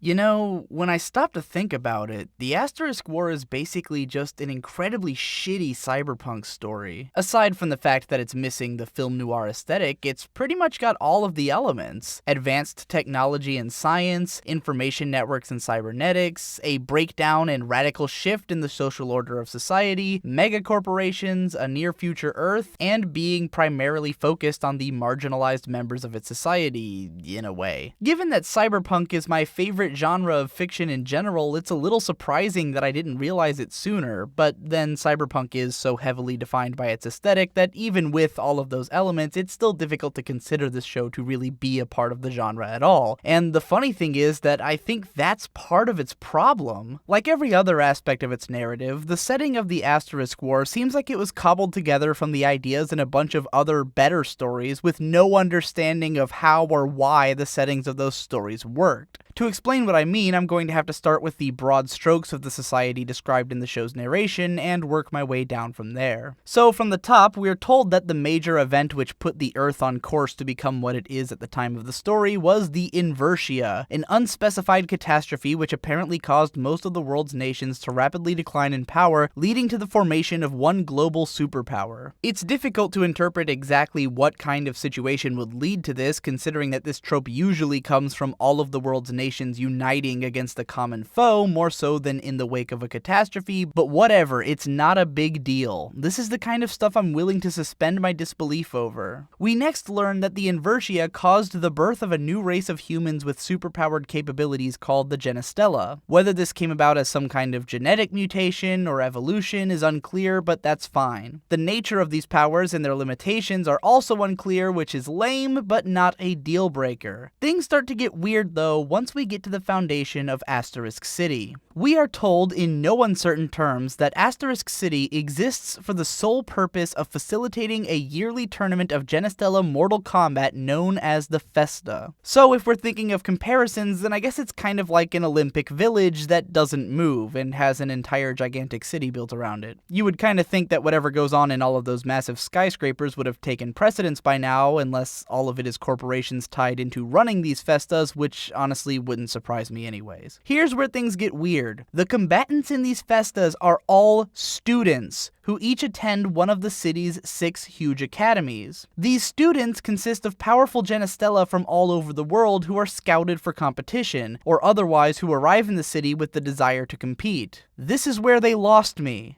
Why students? Do I even need to ask? Is this not the obvious question? Why students? Why? So it's kind of implied that the Genestella might be a sort of put-upon race of people in this world, but at the same time, it totally doesn't seem like it. In fact, as far as I can tell, no one is actually being forced into these competitions. All of the main characters have very specific motivations for competing and seem to have arrived of their own accord. There doesn't seem to be any particular reason for why the Genestella have to fight one another besides that they want to. So, why students? Why students? Why? Whenever Euless talks about Asterisk City and the Phoenix Festa, she's always sure to make a bunch of snide and disgusted remarks about how the festas are what the people want and how the city is run on greed and darkness and how the world is a terrible place. So, I get the sense that the festa is some kind of hyper-popular blood sport competition that represents the twisted morals of this new society, but, why students? Why students? Let's ignore that when it comes to most sports, one of the most exciting aspects is getting to watch a great athlete's entire career. People who don't like sports usually don't like them because they don't know enough of the narrative, whereas people who are into them are usually as interested in them as a storytelling medium as they are in the impressiveness of the sportsman's physical accomplishments. It's not easy to form an interesting sports narrative if everyone's career is over the second they're out of high school. Let's also ignore that even if this is purely a blood sport and people just want to watch Genestella ripping each other to pieces, then surely older competitors would be stronger, more vicious, and more experienced as warriors, making for a much better show. At this rate, I can only assume that this society has become so twisted that they can only enjoy a blood sport wherein teenagers specifically are killing one another. Never mind that according to the wiki, the fighters don't even necessarily have to kill one another, but serious injuries can be expected. I mean, I find all this to be kind of a stretch, but I'm pretty sure this was also the plot of those Hunger Game things I never saw, so maybe that's what's in vogue right now or something, but like, here's the rub. In the Hunger Games, the teenagers had to compete. Their society was built around forcing random kids to kill each other for the amusement of the rich, and all of the kids had to fight so that their slum would be able to eat or something like that. My only exposure to these things is through internet analysis videos.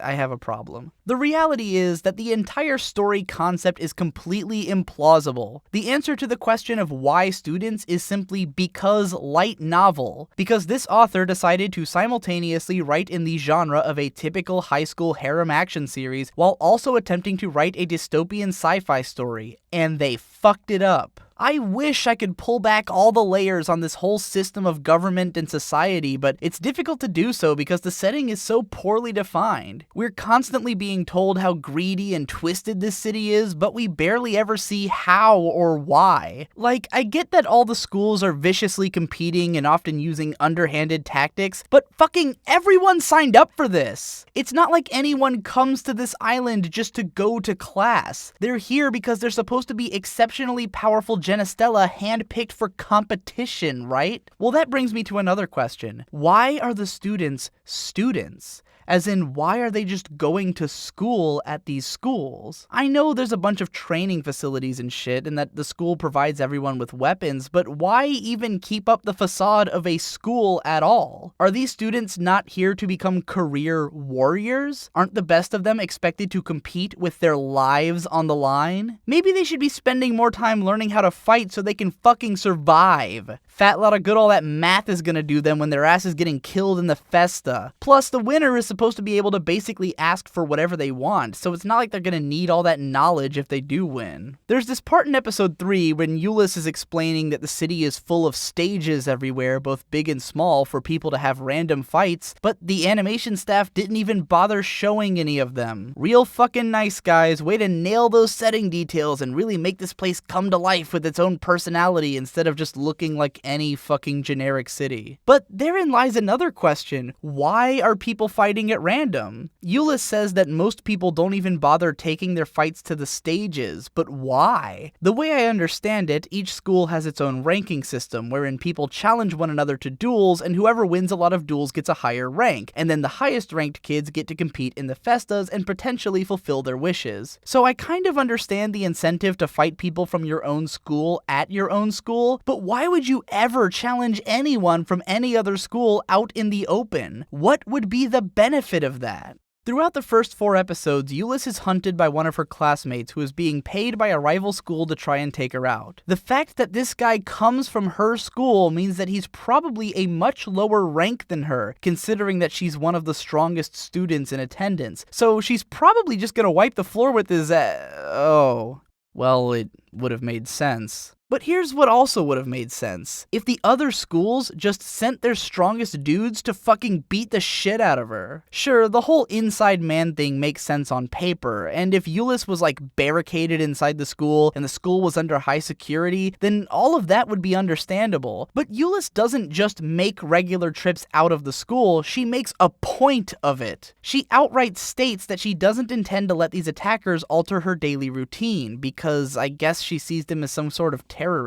What everyone fails to appreciate here is that a top-level school could simply tell their best guy to just walk up to her in the middle of the road and slit her fucking throat. To tell you the truth, I could go on like this all day long, but I feel like I've made my point. That the setting details are played so fast and loose in this story that you could easily break every narrative concept in a million different ways with about 10 seconds of thought. The setting is such a load of nonsense that it's difficult to take anything seriously or to care about anything that goes on. And that's just the social structure. I haven't even started on the technology. According to the opening narration, the Asterisk War is set at least 100 years into the future, since the Inversia is said to have occurred during the previous century. Setting the story so far into the future and creating a world in which a major cataclysm has occurred that completely upended the fabric of society as we know it gives a lot of leeway for what the author could have come up with in terms of technology, and in terms of the abilities which the new species of humanity are able to tap into with their powers. This opportunistic setting is completely squandered, and we are presented with something that could have just as easily been set like 30 years in the future with no cataclysm at all, or it having occurred yesterday or something. In fact, Asterisk City is virtually indistinguishable from any average, nice-looking modern city. Apparently, whatever technological advancements did happen weren't enough to change the way that people go about their everyday lives. It's good to know that even if the world gets destroyed by meteors, causing all of its nations to weaken and reshape into a mega nation over the course of more than 100 years, we'll still have McDonald's serving up their same old combo meals. I guess it's called WickDonald's now, though, because society has been inverted. What little technological advancements we do get to see are also vague and ill-conceived that I'm still not entirely sure what is tech and what is magic, and I don't mean that in the advanced technology is indistinguishable from magic sense, or maybe I do. I'd be able to tell you if I knew which shit was tech and which shit was magic. It seems like holograms are able to be manifested at all times in all places by all people, and that these holograms are controlled through mind powers. As difficult as it is for me to conceive of a computer so advanced that it can be controlled via telepathy to do anything as advanced as what it does in this series, I would be willing to suspend my disbelief for such a concept because it's cool and I want to live in a world like that. But you have to really sell me on the idea that that's what's happening, or give some hints into how the mind actually interfaces with the machines at least, before I'd be able to fully buy into it. What really stumps me more than anything, though, is the hologram stuff. Where the hell are they coming from? Why can holograms just show up from thin air and be moved around and manipulated like this? I don't see any projectors anywhere, and I'm sure the characters aren't just like projecting shit from their pores or something. It confuses me because it might kind of make sense if this was explained as something that the characters can do with their powers, but it just seems so weird and unlikely. Why are these hologram windows presented literally as browser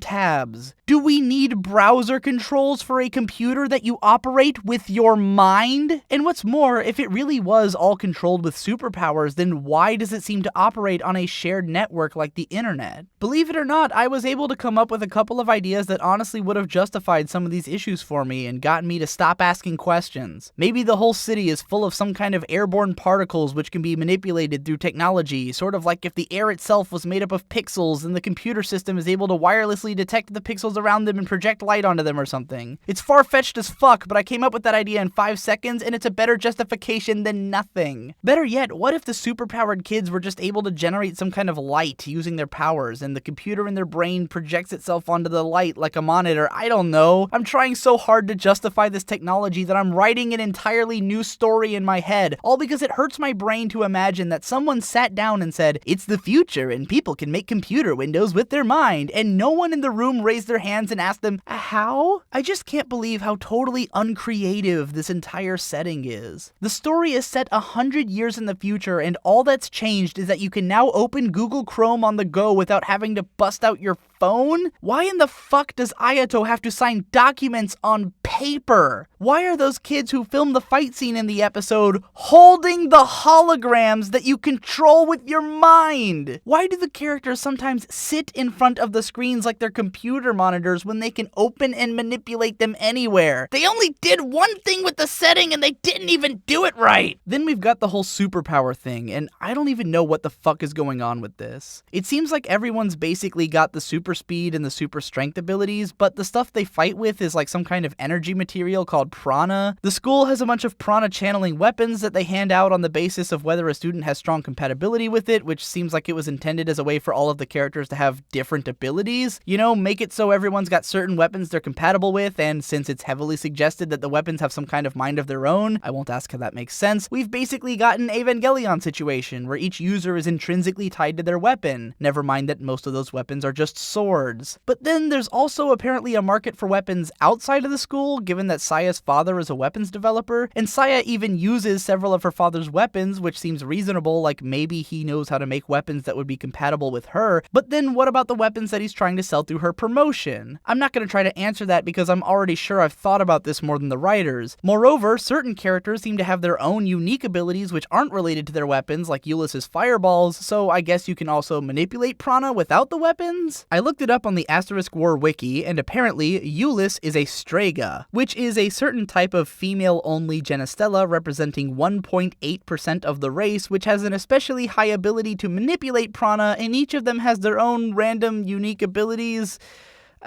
I give up. I'm just gonna state the obvious here. Asterisk City is just a really shitty version of Academy City from a certain magical index. Academy City was the world's most advanced city, consisting primarily of schools which were dedicated to developing the scientifically enhanced superpowers of its students. It had the same kind of power ranking system, the same kind of pristinely beautiful city with a weirdly specific teenager-based focus, and it featured a mixture of magic and technology. Specifically, it had certain characters whose powers were considered to be the result of science, living in a world of incredible technological advancements that usually made sense, and then an entire secretive and conflicting culture of magicians. The story and characters were a bunch of goofy light novel cliches, but the setting was actually kind of cool, because unlike the Asterisk War, Index actually managed to use its cyberpunk trappings for one of the purposes that makes the genre interesting, portraying a world of chaos. One of the ideas behind many cyberpunk stories is that with the advancement of technology, the differences between individuals and how they interact with one another begin to lose coherence. People with power and technology at their disposal become increasingly alien, while the cultures below them bleed into one another and get left behind by the shifting cultural tide. As information technology joins people on the conscious level and the cultures of the physical world blend together, the entire world becomes a sort of chaotic, amorphous mess where everyone's sense of self and individuality is simultaneously pronounced and made irrelevant. You can't tell a robot from a human, but you can tell a rich man from a poor man, and so on and so forth. Index doesn't really comment on any of those things, but at least it gets the melting pot right. Every single character has some kind of totally unique set of powers and circumstances, and the series constantly goes out of its way to explain random pieces of technology and artifacts of magic in as much detail as it possibly can. It pushes together a seemingly infinite number of different ideas into this one location and forces them all to play off of one another, while starring a main character whose own ability is seemingly unexplainable no matter which culture you ask. This setting is interesting because it's cool to see all of these different ideas and to imagine a world with such a chaotic kind of individuality between everyone inside of it. I also wrote a video about Do-Da-Da-Da and how that show basically did the same thing. Now, I'm not criticizing the Asterisk War for not being just like a certain magical index or for failing as a cyberpunk story. What I'm trying to show you is how all of the ideas which the series has for its setting, the dystopian society where everyone gets off on watching high schoolers fight, the combination of magic and technology in a next century world, and the corporate cutthroat combat culture, all of these ideas are at ends with the actual presentation of the setting. If you're gonna make a show about a fucked up dystopic world, you don't set it in a city that looks like a shining monument to positive human progress and fill it with characters who are all motivated by personal desires for achievement. It's hard to believe that there's anything wrong with this world when it looks like this and when its characters act like this. The only reason it even registers with us as viewers that the Phoenix Festa is a bad thing is because in our culture, watching a bunch of teenagers kill each other is wrong. Well, when it's happening in real life. And also because Eulis keeps telling us that the city is driven by disgusting greed, even though she herself is driven by her own desire for money. If you're gonna set a series over 100 years in the future, then its technological advancements need to make sense as the the logical result of the human progress which has been going on for the previous 3 centuries. You can pretty easily do some research to learn what kind of technological advancements are expected to occur in the next 100 years, or even just copy the ideas from a bunch of other near-future sci-fi stories, with the goal of creating a world that the audience could imagine being real one day. I don't care how much the moral structure of society has changed, I don't think anyone's vision of the future is that everything will be exactly the same except there's illogical holographic monitors everywhere and the occasional android. Lastly, if you're going to make a story about kids with superpowers, then explain how those powers work in some depth, and make sure that the powers are interesting and individualized. As it stands right now, there was no reason to make it so everyone had superpowers in the first place. You could have just given everyone a different kind of sword and it would have been exactly the same. Maybe come up with a better reasoning for why some kids can use different magic other than that they are the exact same as everyone else except stronger for no reason. And if you're going out of your way to include both magic and technology into your story, then make some clear distinctions between them so we feel like there's a reason for the presence of both elements. As it stands, there was no reason to make it so everyone had weapons in the first place. You could have just given everyone a different kind of superpower and it would be exactly the same. I don't think it's an exaggeration to say that the Asterisk War has one of the most boring settings that I've ever seen in a sci-fi action series, as well as one of the least comprehensible. And it's funny that I'm even talking about it because I probably wouldn't have noticed that much if I wasn't writing this analysis. I was so busy being annoyed by all the cliched characters, the complete lack of relevant story content, and the baffling construction of scenes that it took until I was on my second go-through of the series before I really considered how shitty the setting was. I haven't even started to cover the stuff that really bothers me, and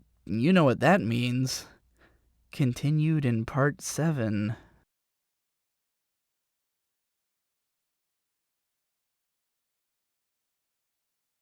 It's time that we address the elephant in the room. The elephant so large that none of us even realized it was standing over us at first. Like that scene in that shitty Godzilla movie when the camera pans out and you realize they're all standing in Godzilla's footprint. It's time for us to look at Ayato Amagiri. Yeah, that's right, I actually learned his full name just for this. Ayato is quite possibly one of, if not the single worst anime protagonist that I've ever seen. I know, that sounds unbelievable. How, in a world with so many awful protagonists, can this guy be the worst? Well, to clarify, I'm not saying that he's the most hateable or the worst fit for the story that he's a part of. Rather, I think that he is one of the most incoherently constructed anime characters that I've ever thought about. And worse yet, it's not at all obvious. At a glance, you could probably name 100 characters whom Ayato reminds you of. He's a ridiculously overpowered badass who solves everyone's problems and gets all the girls like Kirito and Onisama, and he's a sexless virginal weirdo like 90% of all harem protagonists. But the thing about Ayato is that it's not so much that he's just like one of those other characters, as it is that he's just like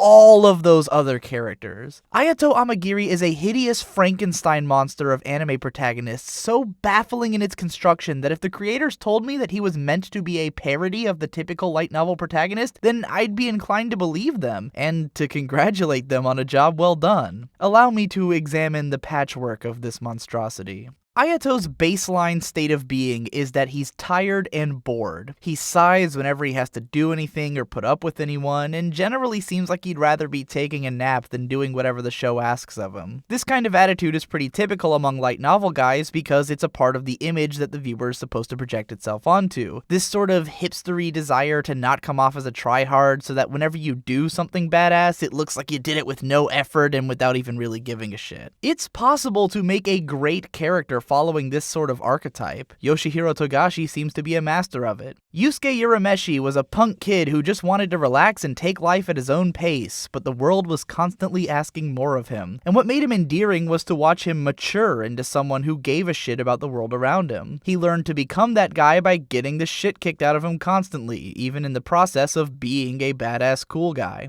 Killua was a ridiculously powerful amoral assassin kid who couldn't give a shit about anyone except for his friend Gon, but the push and pull of realizing what kind of hardships come from caring about someone brought all sorts of emotions out of him. Of course, in both of these examples, Togashi came at the characters from the perspective of an older person who can see through all the bullshit that teenagers project about themselves and both criticize that attitude as well as show how those kids can grow up. The Asterisk War feels like it was actually written by a teenager with no self-awareness, writing a character who somehow manages to be the nicest, most helpful, most powerful, best guy ever, while still maintaining that standoffish, too cool to get involved attitude most of the time. Now, if you've been watching this show, then describing Ayato as I just have may seem like a mischaracterization. This is a guy whose primary motivation is that he's searching for a purpose in life, and who finds that purpose in deciding to protect his friend. He leaps into battle for his friends without hesitation, and is so dedicated to helping people that he jumped into a girl's window just to return her dropped handkerchief. He doesn't seem at all like the standoffish, too cool to care type of guy, right? Well, that's the issue. He's not. For the most part, Ayato's personality is more akin to a typical shonen protagonist. He's the type of guy who spent most of his life having a strong sense of morality drilled into his head by his older sister. He can't help himself but to step in and help people with their problems without a second thought, no matter how minor those problems might be. He's driven by a quest for purpose and is inspired by the purpose that he sees in the people around him. Everything about his upbringing and personality suggests a person who sees helping others as a part of who he is. So why is he so bored all the time? Why does he seem to find people so hard to deal with? If he's all about helping people, then why does helping people seem like such a hassle to him? This kind of dichotomy is present in a lot of light novel protagonists. Toma from Index is always presented as someone who considers it a hassle to deal with people, but in the end he can't stand to see them in trouble, so his morals end up tugging at him until he jumps in to help. Kirito was always presented as this sort of amoral misanthrope who didn't want to help people because he can't stand the pain of losing them, but for one reason or another he'd end up caring about people and fighting for them. But with these characters, we at least understood that their morality was some kind of struggle which doesn't come innately to them. Each of these characters would rather be doing something else, but they get dragged into these situations by circumstance. Ayato is presented as though the same thing is true for him as well, but his personality and goals are totally at ends with that presentation. His main motivation is literally to protect people, and nothing about him would suggest that he's anything less than a kind-hearted, morally upstanding person, except for the fact that it also seems like doing anything is a huge pain in the ass to him. That's what I mean when I say that Ayato is a Frankenstein monster of light novel characters. He is somehow at once the big valiant hero who wants to fight for a purpose and protect the people he cares about, while also being the jaded asshole who'd rather do anything other than fight or care. Another thing which Ayato has in common with his genre contemporaries is that he's ludicrously overpowered in comparison to everyone else in the show. We're not just talking about a guy who wins every fight that he gets into, we're talking about a guy who completely overwhelms most of his opponents, many of whom are established as the most powerful fighters in the city, even with severe limitations holding him back. In Ayato's introductory scene, he makes the 5th strongest fighter at his school look like a chump by easily deflecting all of her attacks and then saving her from an assassin. In episode 4, said fighter is pinned by another student whom, by the show's logic, ought to have been much weaker than her, but never mind that. Ayato shows up and defeats him without taking a scratch and spends the entire battle carrying Euless in one of his arms. Yeah, that shit happens. In episode 5, he loses to the most powerful fighter in the school because he gets distracted and forgets the rules of the battle, so in episode 7, he defeats her and takes her place as the number 1. At least that fight seemed like it took a little bit of effort, but at this point, Ayato has proven both the strongest fighter at his school and, by that logic, probably one of the top 10 fighters in the city. Bear in mind that all of this is Ayato's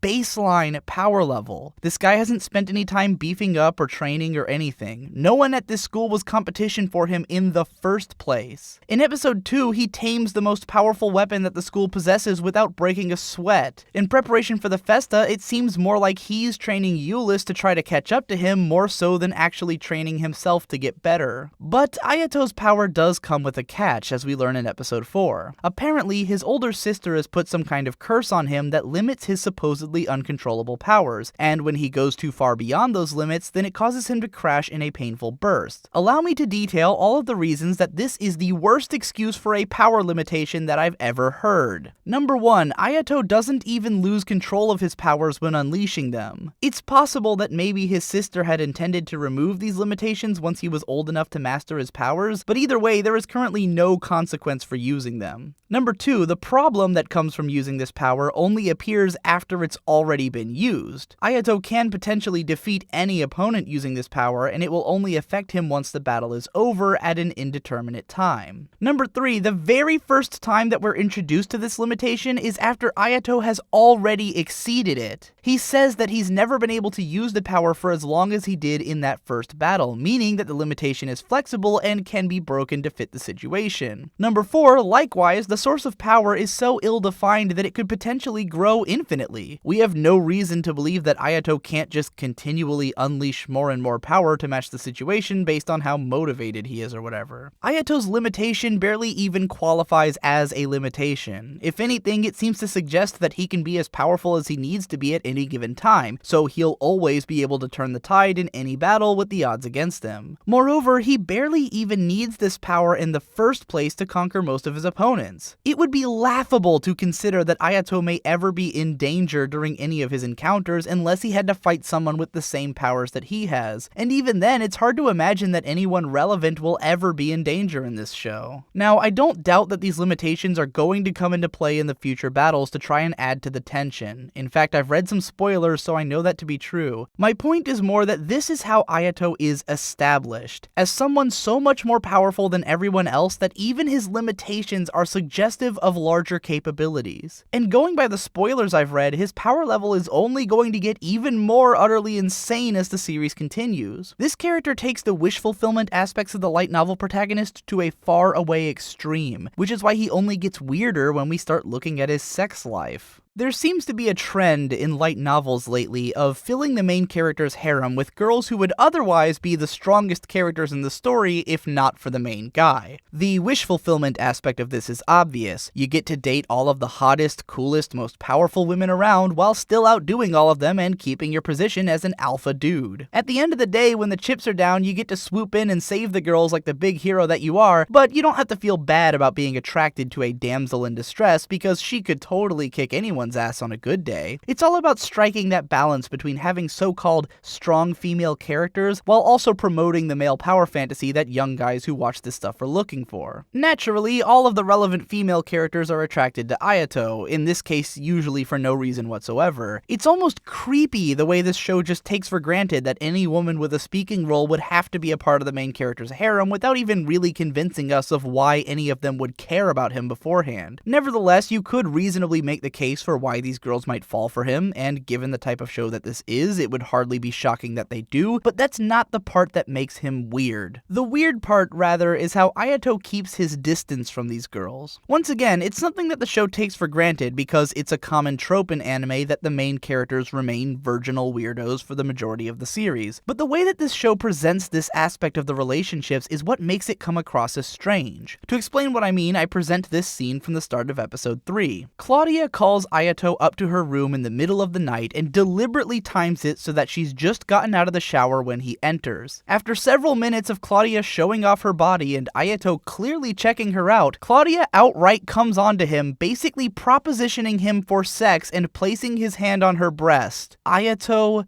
runs away. Now, I'm not going to deny the possibility that perhaps Ayato is uncomfortable with the idea of sex, or even that he's just not ready for that kind of contact. I'm not necessarily saying that any of this behavior is unreasonable, or even that it's out of character. I just don't quite get it. Ayato is an unstoppably badass fighter. He's confident, somewhat outgoing, and has no trouble talking to people he's never met, including women. He's not awkward in the slightest for the most part, and he seems to get along with all of the girls just fine. He's clearly attracted to all of them and he gets flustered when he sees them naked, but it seems like he gets that way out of something like a moral obligation. Like when he catches them undressing or soaking wet, he feels bad that he saw them in a compromising way without their permission. But then we come to this scene where Claudia is clearly coming on to him and basically asking him to do something. Even if Ayato wasn't interested in doing anything with her, it would have been reasonable to at least say something or talk about it, but instead he just runs away all flustered like he saw something he shouldn't have. If I were Claudia, I'd probably feel insulted after this guy just checked me out for 3 minutes and then took off without saying a word. I've thought long and hard about why the character would be written this way, and I think I kind of understand. See, when I was 13, a time during which I probably would have enjoyed a show like this, I was old enough to know that I found women attractive, but I hadn't quite yet gotten my head around the concept of sex. I still felt like it was some sort of adult thing that I wasn't really supposed to know about, even though I vaguely understood that it was something which I wanted. Since that was the age that I first got big into anime, I can actually remember things like how I was always afraid to buy anime with full frontal nudity in it because I was ashamed of it, even though I was always checking out the cute girls in the shows that I did watch. Around that time when I was acclimating to the idea of sexuality, I think I would have been totally into a show like this, where the sexual content is evident, yet kind of immature and childish. I may have been less able to relate to a hero who actually had sex, but I could project myself onto one who was surrounded by it. It's because of that experience that I understand why Ayato ran away from Claudia's sexual advancements. It really has nothing to do with what makes sense for the characters and everything to do with what works for the audience. The kind of kid who looks for the sort of wish fulfillment that this show provides is probably pretty young and probably a virgin. In spite of their desire to be an all-powerful badass and the object of affection for a bunch of beautiful women, the idea of what they'd actually do in a moment of intimacy is still alien to them. What makes this particular scene so weird, though, is that something like this even happened in this way in a show of this nature. Sure, harem characters find themselves in sexual situations all the time, but there's usually some kind of reason, however stupid, for why the situation doesn't amount to anything. Usually it's because the girl is embarrassed. Sometimes it's because the guy is outright not interested in the girl, or because her personality is really extreme and the situation has gotten out of hand. Sometimes there's like a rule in place that prohibits the characters from going any further. Sometimes there's one girl that the main character is most attracted to or otherwise has to answer to, or he likes all of the girls and is afraid of choosing one of them. This scene with Ayato running from Claudia doesn't have any logical thread to it. Ayato hasn't shown any affection for any of the girls yet, and as far as we know, he's not particularly interested in any one of them over the others. There isn't any circumstance for why he wouldn't be able to do anything with her, and it even seems like he's attracted to her physically. Her personality isn't very extreme, and she certainly isn't embarrassed about it, so what is he running from? Again, I'm not saying that it's totally unreasonable to make this a part of his character, but what I got out of this scene was not that Amagiri Ayato is afraid of sex. What I got out of it is that this is what's expected to happen in a harem show. It's been so normalized that the fan service scenes in a series like this won't lead to anything that we're not even expected to question it when the main character runs out on a sexual advance. It's just how these things work. Once again, this is what I mean when I say that Ayato is a Frankenstein monster of generic anime protagonists. His character isn't constructed in a way that logically fits together, he's just a random combination of everything that these kinds of characters are known for. He's a cosmic badass, but he's also a shy virgin. He's the nicest person in the world, but he's also too cool to care about anything. He's all of the wish fulfillment tropes that every other character embodies, all rolled up into one guy that no one can actually relate to. Even Kirito, a character that I've been ragging on constantly for the past year and a half, was consistent enough to help out only when he felt he had to, and to have sex with the girl who climbed into his bed. This Ayato guy is so confusing that I can't even imagine what he'd be like if I threw him into another situation. Would he run away from Euless if she came onto him like that? I honestly have no idea. There's a line in episode 3 where Euless says to Ayato, "You're unfathomable, aren't you?" And I couldn't agree more. In fact, I would honestly be willing to accept that to some extent Ayato was designed to be that way. For being the main character of the story, the show tries its damnedest to make him seem mysterious mysterious, and to disclose as little as it can about his past, though it kind of does that with everyone. Enough of the characters seem to regard him as something different that I can't help wondering if he's supposed to just be this huge weirdo. I'm a lot more inclined to believe that he's meant to be someone for young guys who are both morally upright but also want to be seen as giant badasses to project themselves onto, but this is one character who's managed to stump me so hard that I'm willing to listen to some creative intent if I can get it. Of course, even if I did accept that Ayato's weirdness was intentional, it wouldn't stop him from being totally unlikable or make this show any less of a slog to watch. I've still got plenty of little details to dissect about the coming episodes, so the videos must go on.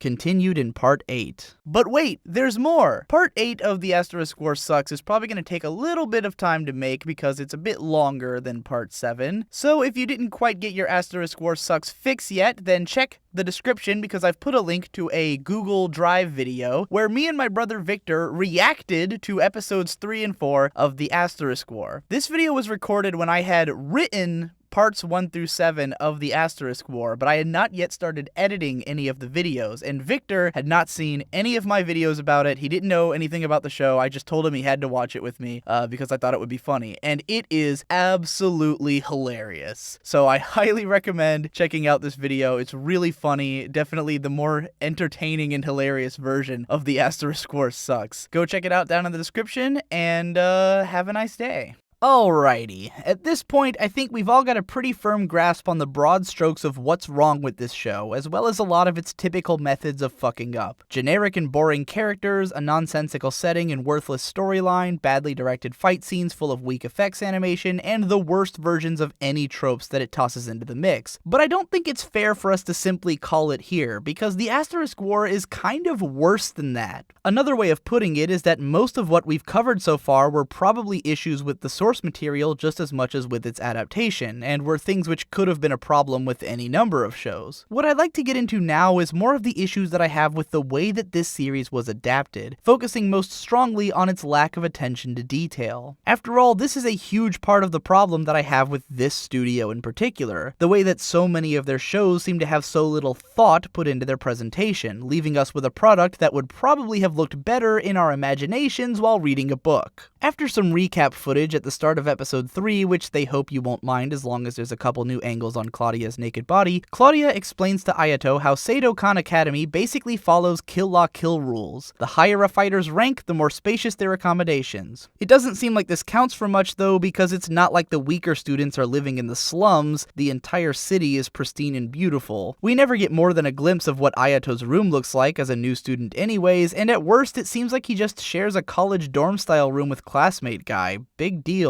Claudia launches into some boring exposition about how the dumbass student council is only just now realizing that the 4 students who have already been attacked and had to bow out of the festa were probably connected. I guess I can't blame them for failing to realize the importance of these events, considering that they happened to 4 perfectly generic students. You know, if I were picturing this scene in my head, I probably would have gone with some people who actually look like they could compete in the festas, but what do I know about character design? Funnily enough, this scene actually does try to use its details to set us up for guessing who the assailant is. We find out that Big Dumb Guy and one of his lackeys are suspected in this case, but the other lackey is conspicuously not implicated. The only reason it doesn't work is that who the fuck cares? These dudes have been on screen like once so far and left no impact whatsoever. You could hardly be expected to have remembered that these characters existed if you were watching this show weekly and this scene came up. Besides, this is the first time that we've spent more than 20 seconds even addressing the whole assault subplot, so you may as well have forgotten about that too. The first time I watched these 4 episodes, I would never have imagined that this was actually the central plot of the entire arc. So after Ayato pussies out on getting some pussy, we finally cut to the start of his date with Euless to show him around the town. I feel I should mention right now that Saya will not make any appearance in this episode or the next, so it was super necessary to spend the majority of the last episode on her introduction instead of fleshing out this whole assassination plot more. Euless shows up in this white gown with a yellow trim, which I actually think is pretty damn cute, but what the hell is up with the parasol? Does Euless really seem like the kind of girl who'd carry a thing like that around all day just to match her outfit? I know they're trying to do that thing where she's actually got a secret girly side in contrast with her confrontational attitude, but I can't help finding this a little bit excessive. I'm also wondering what season it's supposed to be. Euless has on long sleeves and stockings, which would make it seem maybe a bit chilly, but the bright sunlight and the parasol would imply that it's pretty hot outside. Ayato is wearing a short sleeve button up over a baseball cut shirt, which could pretty much mean any weather, and all of the pedestrians are just dressed at random. I know this sounds like a particularly pedantic complaint, but if there's one thing that most anime do exceptionally well, even in less detailed productions, it's making sure to dress their characters for the season. It's almost weirdly prevalent. It's kind of depressing how little effort the anime staff put into making Asterisk City feel like a unique location. I've mentioned before how after showing the main stage where all of the festas take place, Euless talks about how the city is full of little stages, but we never see any of them. If people are constantly fighting in the streets like Euless says they are, then it seems like the obvious way to handle this tour would have been to have fights breaking out all over the place as they walked around town, or at least to show some in the background. Hell, I'd accept a little montage of panning shots of some of the other stages, anything other than mentioning the only thing that sets the city apart and then failing to show it. The one pervasive detail throughout this scene is the use of holographic billboards, which were shown in the cityscape shots of the first episode as well, and which feature a hodgepodge of text in different languages. I get that this is supposed to evoke how all of the world's countries have fused into one, but it's such an uncreative representation of that concept. Apparently, none of the world's cultures or languages have been changed at all in the past 100 years of cataclysm and restructuring, nor has the way that they advertise in the big city. Having spent a month in the Manila metropolitan area, I can tell you that a lot of big cities have billboards in many different languages already anyways, and a hell of a lot more of them than what's present here. I noticed in one shot there's like a holographic stop sign that says stop in both Japanese and in English, but the way it's laid out is weird as hell. The Japanese characters say tomare in hiragana, which means stop, but then at the bottom is also the kanji for to. I looked up what a Japanese stop sign looks like, and they've all got that kanji as the to in tomare, so I'm not sure why this sign includes both the hiragana at the top and the kanji at the bottom. I know this doesn't really matter, but the point I'm making is that even the details which they did include don't seem to make a lot of sense or add anything to the setting. I don't even want to imagine how this complicated ass stoplight is supposed to make more sense than the ones that we already have.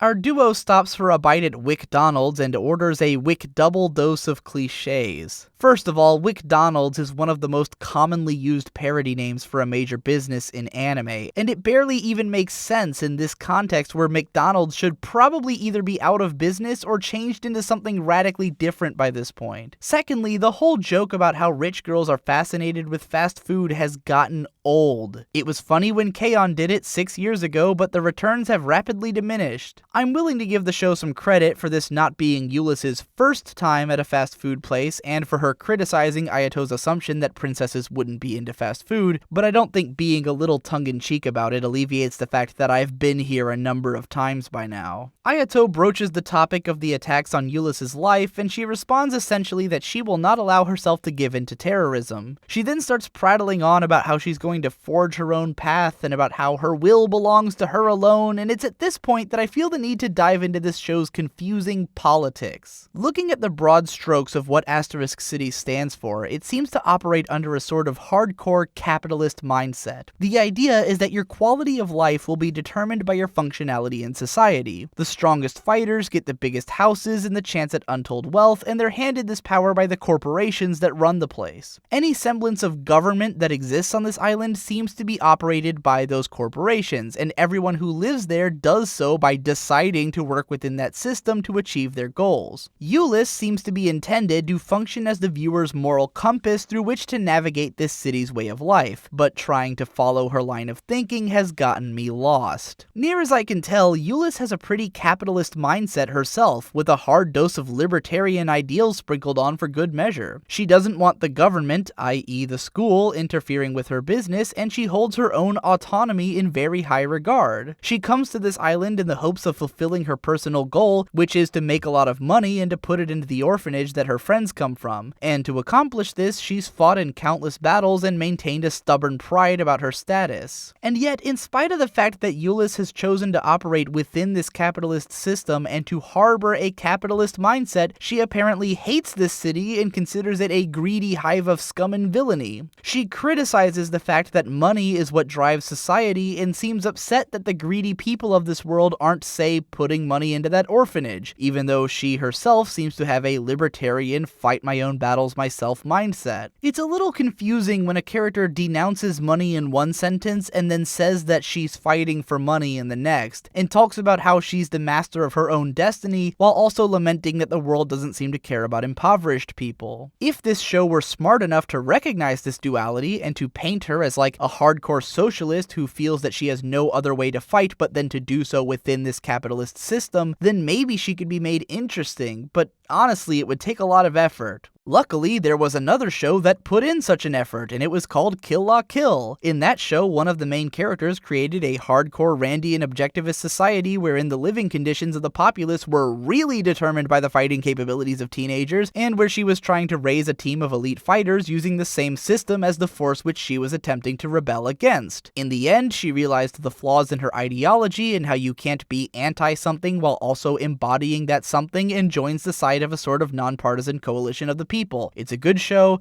go watch it. So anyways, there's a really poorly animated scene where they argue with the big dude, his name is Lester by the way, and then some flirting, Euless calls Ayato unfathomable, and then they stumble upon this fight in the woods. Apparently the idea here is that these guys are pretending to fight so that they can surround their target and then attack, but it doesn't look like that's what happens at all. This is one of those things that probably made sense in the light novels where you could try to imagine how it works in your head, but the adaptation does such a shitty job of presenting it that the entire idea looks stupid. Not that it matters, because Euless destroys them all in 1 second off screen. Again, I'm left to wonder why these rival schools keep hiring assassins with such comparatively pathetic power levels. After Euless interrogates this Mohawk guy for a second, the guy spots the person who hired him sulking around in the woods, and Euless recklessly runs in after him. For someone who was able to identify that she was being led into a trap mere moments earlier, you'd think she'd give some pause to consider why the enemy might lead her into a dark wooded area. But nope, she goes off Naruto running into the woods without a second thought. So Euless invites Ayato into her room later that night, and she tells him very matter-of-factly to remove his clothes. It takes her a moment to realize why he's flustered at this, and she tells him to get his head out of the gutter. Apparently in her mind, it's totally reasonable that if someone invited you into their room late at night and told you to take off your clothes without any given reason as to their intent, you would assume that they wanted to stitch up the holes in your shirt and not that they wanted to see you naked. This is a conversation between characters whom we are meant to believe are human beings. So it turns out that Euless is adept at sewing, which is yet another attempt to show off her secret girly side. A trope which seems to be coming into common practice, thinking back to how Asuna turned out to be a great cook in Sword Art Online. I must admit I'm a little torn over this type of characterization. On the one hand, I'm all for the idea of girl characters who can be tough and cool and not have to fit into feminine stereotypes, but also don't have to reject the idea of femininity altogether and can have decidedly effeminate hobbies. On the other hand, I know that the real intention here is to make her seem like better wife material. It's a defrosting the Ice Queen scenario, where the main character's reward for being such a good guy and getting past the girl's thorny outer layer is that he gets to see the cute girly side that she reserves for those closest to her. This is one of those weird scenarios where I feel like I could enjoy the character and their personality on their own, but in the context of being a character in a show of this nature and knowing why they've been written this way, it only comes off as annoying. So while Euless is sewing up, Ayato looks around and spots this picture of her with her friends. Now tell me, was I the only one who immediately thought, the instant I saw this picture for the first time, that the girl who's on her left is obviously going to show up later and be a major character? You know, on account of her being the only one who doesn't have one of the generic hair colors. Now, in fairness, at this point I didn't know about Kirin yet, so I thought that this girl was probably going to be the purple-haired girl from the ending theme, but nonetheless, I've seen it labeled as a spoiler spoiler somewhere that one of her childhood friends was going to show up later in the series. Guys, it's not hard to tell that anyone with a second's worth of thought put into their character design is going to be important later. I've already talked about Eulis's motivations, backstory, and confusing ideals, so we'll just skip over all that stuff and head for the end of the episode. Eulis gets a letter of challenge from her assailant, and Naruto runs directly into an obvious trap, and Ayato jumps off a building. The end. So episode 4 starts with Eulis arriving at the worst looking building in the city, and plot twist, the henchman guy was actually the bad guy. Revealing his true face causes his entire head to transform and grow larger, somehow making him even more generic looking than before. It turns out that Eulis had discovered who the attacker was based on his dialogue from episode 3, but since her conjecture was based on information that we didn't have, we probably would have never figured this out ourselves. They could have probably set this up in such a way that we really end up suspecting this dude if they'd given him like 1 minute of screen time by now, but as it stands, his reveal is greeted with a sort of ineffectual, "Oh, really now?" So this suddenly over-the-top evil guy reveals that his plan is to have Eulis back out of the festa by targeting Ayato. Hearing this, I would have assumed that he meant that he had like a sniper with a bead on Ayato right now, but Eulis responds that all I have to do is stop you right here. And I guess she's right? Like, what was his plan exactly if it came to this? Just to fight her and win? In that case, couldn't he have just done that at any time? He seems to think that he could beat Ayato too, so back there in the forest, why didn't he just wipe them both out? Oh, and Lester is here somehow. Where did he come from? Apparently, he was told by henchman guy that Eulis had accepted his duel. So was the plan here to have Lester and Eulis fight? Then why did Silas, by the way his name is Silas, reveal himself? If he had planned to reveal himself from the beginning, then why did he invite Lester? Apparently it was because he intends to frame Lester for taking out Eulis. So why did he invite him to come before Eulis would be dead? Is he confident that he can take out both of them? This is getting weird. So it turns out that the perfectly generic dudes in cloaks who attacked Eulis were actually some robot things that Silas controls. I guess their skin was attached to those robes or something. A big dumb fight scene breaks out and Silas summons 128 robots.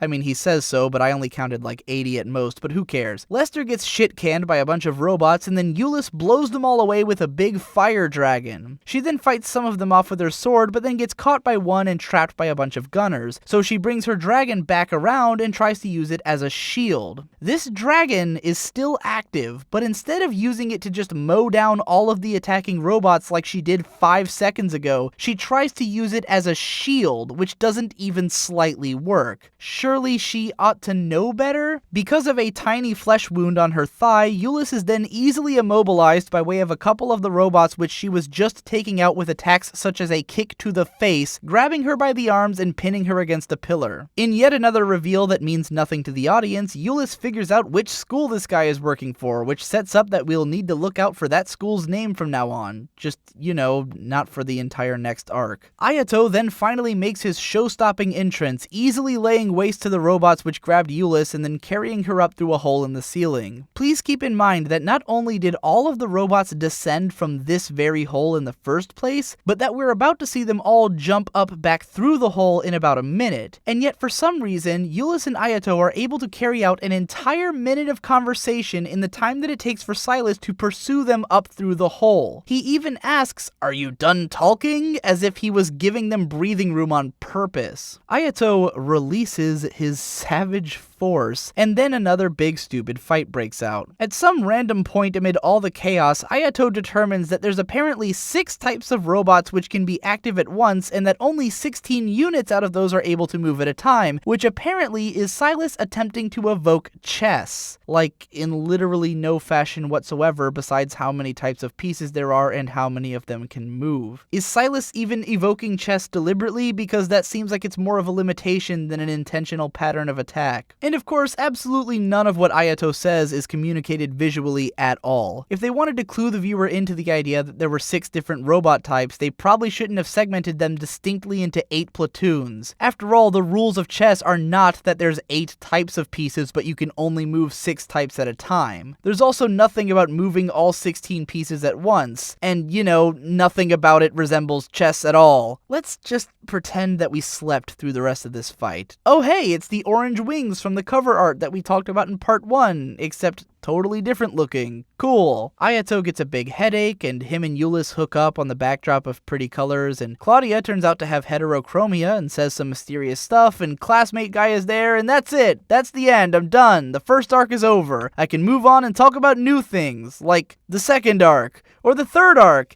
Hell, the whole first season is done already. Did you know they're making a second one? Yeah, man, I've still got all kinds of work to do. I can talk about that other show that's just like this one, or we can look at some other A1 shows. The Perfect Insider just wrapped up. I haven't even watched that yet. The future's full of so much potential.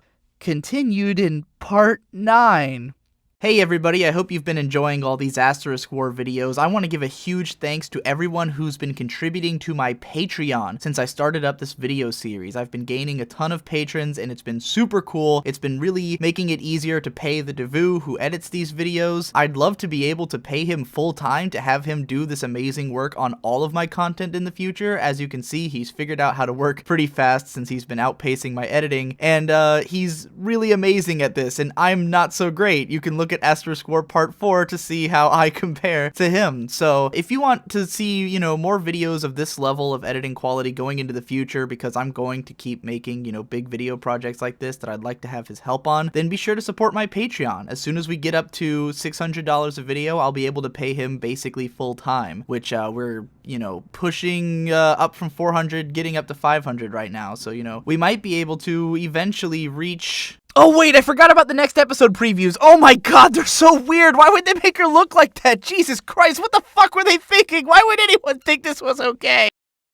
Now that we've spent 8 long videos thoroughly answering the deep questions of what the hell is wrong with the Asterisk War and other shows of its ilk, it's time for us to try and tackle the far more difficult and complicated question. Why is the Asterisk War popular anyways? Way back in Part 1, that seasonal chart I was looking at was organized by how many people have each of the series listed on their MyAnimeList accounts, meaning that by the site's metric, the Asterisk War was the 5th most popular anime series of the fall 2015 season. Appearing on over 66,000 lists at the time of this writing, and probably a lot more by the time this video comes out, it is more watched than the second season of excellent and very popular sports anime Haikyuu, the latest season of the very popular Monogatari franchise, A1 Pictures' own far less awful series, The Perfect Insider, other less terrible light novel adaptations like Heavy Object, excellent or otherwise interesting series like Gundam Iron-Blooded Orphans and Concrete Revolutio, infinitely more engaging fan service vehicles like Valkyrie Drive Mermaid, and great sequels such as the new seasons of Gochi-Yusa, Yuru Yuri, and Utawareru Mono. The Asterisk War has also been the most popular show on Crunchyroll from pretty much the start of the season, to the point that they sent me a fucking email letting me know that I was missing out on it. So what's going on here? If this show is so obviously bad to the point that I've been getting criticized for picking a low-hanging fruit by ragging on it, then why do people like it? Well, there's a very easy answer to that, but I'm sure by now you're aware that I'm not going to be satisfied with it, so get ready for 15 minutes of follow-up. The short answer is because cute girls and swords. The corollary to that being because no one cares. And that sounds glib, and I hate it when people say it like that, but it's basically true. You don't even have to take my word for it. Read some of the show's positive reviews on the sites that I just mentioned. This anime has plenty of action and is fun to watch. The graphics of this anime is really good. The swords look real, and sometimes it makes you forget that this is an anime. Also, if you are looking for an anime with kawaii girls, this is your anime to watch. If you are looking for a very unique anime, this is probably not for you, but I would suggest this to anyone looking for a cool dudes or hot chicks. Looks like the male is basically Kirito, and the girl is basically Asuna, and I guess that is pretty much all you need to know. An anime with swords is what I like the most, and the whole competition and school setting gives me, in my opinion, a good anime for me. A1 Pictures is known to produce some aesthetically pleasing art, so if you enjoyed Sword Art Online, Gate, or Aldnoah Zero, expect something similar. I find this art style very enjoyable and easy on the eyes. In my opinion, I was pretty interested in it. The art isn't bad, I like the swords. The boobs makes me want to suck on them, but yeah. What I'm trying to say is, I love this show. It makes me want to find the porno manga version for it and just read it. It's a truly amazing anime with great and interesting characters, a great plot and story. I'm glad I found this. Signed, the Amazing 9-Year-Old.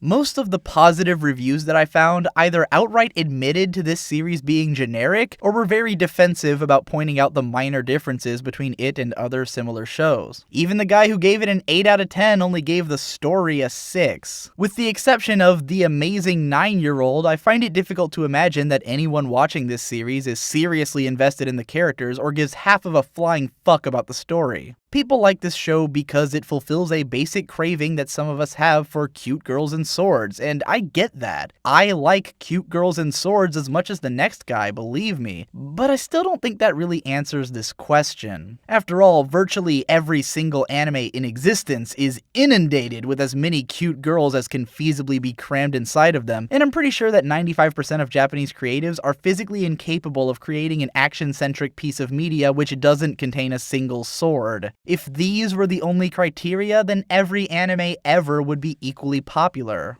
Obviously, something else is going on here, and it's clear to me that it's not simply an accident, or that the Asterisk War just got lucky. Sure, luck plays a part in any show getting popular, but you only need to take a look at A1's track record of success with this kind of show to see that clearly there's some element of strategy at work here. Like it or not, this studio seems to have their fingers on the pulse of the modern anime fans' buying habits, and they're going out of their way to milk that advantage for all it's worth. To get to the heart of what this studio is doing right, we need only start with the most common design element among all their works, that damn face. A1 Pictures have boiled the anime face down to a fucking science. The mouth is a line with a break in the middle that becomes really weird when you stare at it, but otherwise is meant to basically suggest lips. The nose is a minuscule triangle. The eyes, they come in about 6 different shapes depending on the character type. All of the emotions which that face can perform basically come pre-packaged. Angry Kirito looks just like angry Ayato, etc. It's like the design team at this studio just sat down one day and came up with a basic template for a face and then a specific optimal way of portraying each of that face's emotions, and since then the entire studio has just been working from that template in animating each of their shows. Obviously some shows are exceptions, and we'll talk more in a bit about A1's paradoxically broad range of attempted styles, but the point I'm trying to make here is that this studio has created a standard for what an anime face is. Likewise, the body types featured in most of their shows are what I'd call normal, standard, and sleek. Over the last 10 years, popular anime has very clearly gravitated towards a style which I would say was most firmly set in stone by the melancholy of Haruhi Suzumiya. In terms of proportions and height, these characters tend to have pretty realistic bodies, even if their busts and the size of their facial features dive into the realm of fantasy. They've got these very soft, realistic skin tones, which with simple two-tone shading can make the characters look more real than they ever did back in the cell art days, and the use of lots of subtle gradients which are made easy by digital coloring does a ton to make these characters pop off of the backgrounds. Everyone has like a pencil thin outline too, which makes them come off as a bit less cartoony. Likewise, the same coloring techniques can easily be used to make background art appear more detailed than it might otherwise. It's a lot easier to throw some gradients and lighting effects onto the screen and make something look fancy and bright than it is to actually hand draw a detailed background and bring it to life. A1 has figured out how to simulate the feeling of something being well animated by making things very flashy and having stuff move around a lot. It's easy to convince an audience that something is cool if it's moving very fast and there's a lot of flashing lights. To prove what I mean, please locate a nearby flashlight and then close your eyes and strobe the light back and forth in front of your eyelids. You will immediately become disoriented and have no idea what's going on, but it's kind of exciting for no particular reason. None of these things are necessarily bad design elements. They're just foundational blocks upon which the design of a series can be built. After all, I could say most of the same things about the shows made by Kyoto Animation, which I consider to be the studio producing the highest quality TV anime of the current decade. But the difference between Kyoto Animation and A1 Pictures is that KyoAni actually takes those foundational blocks and,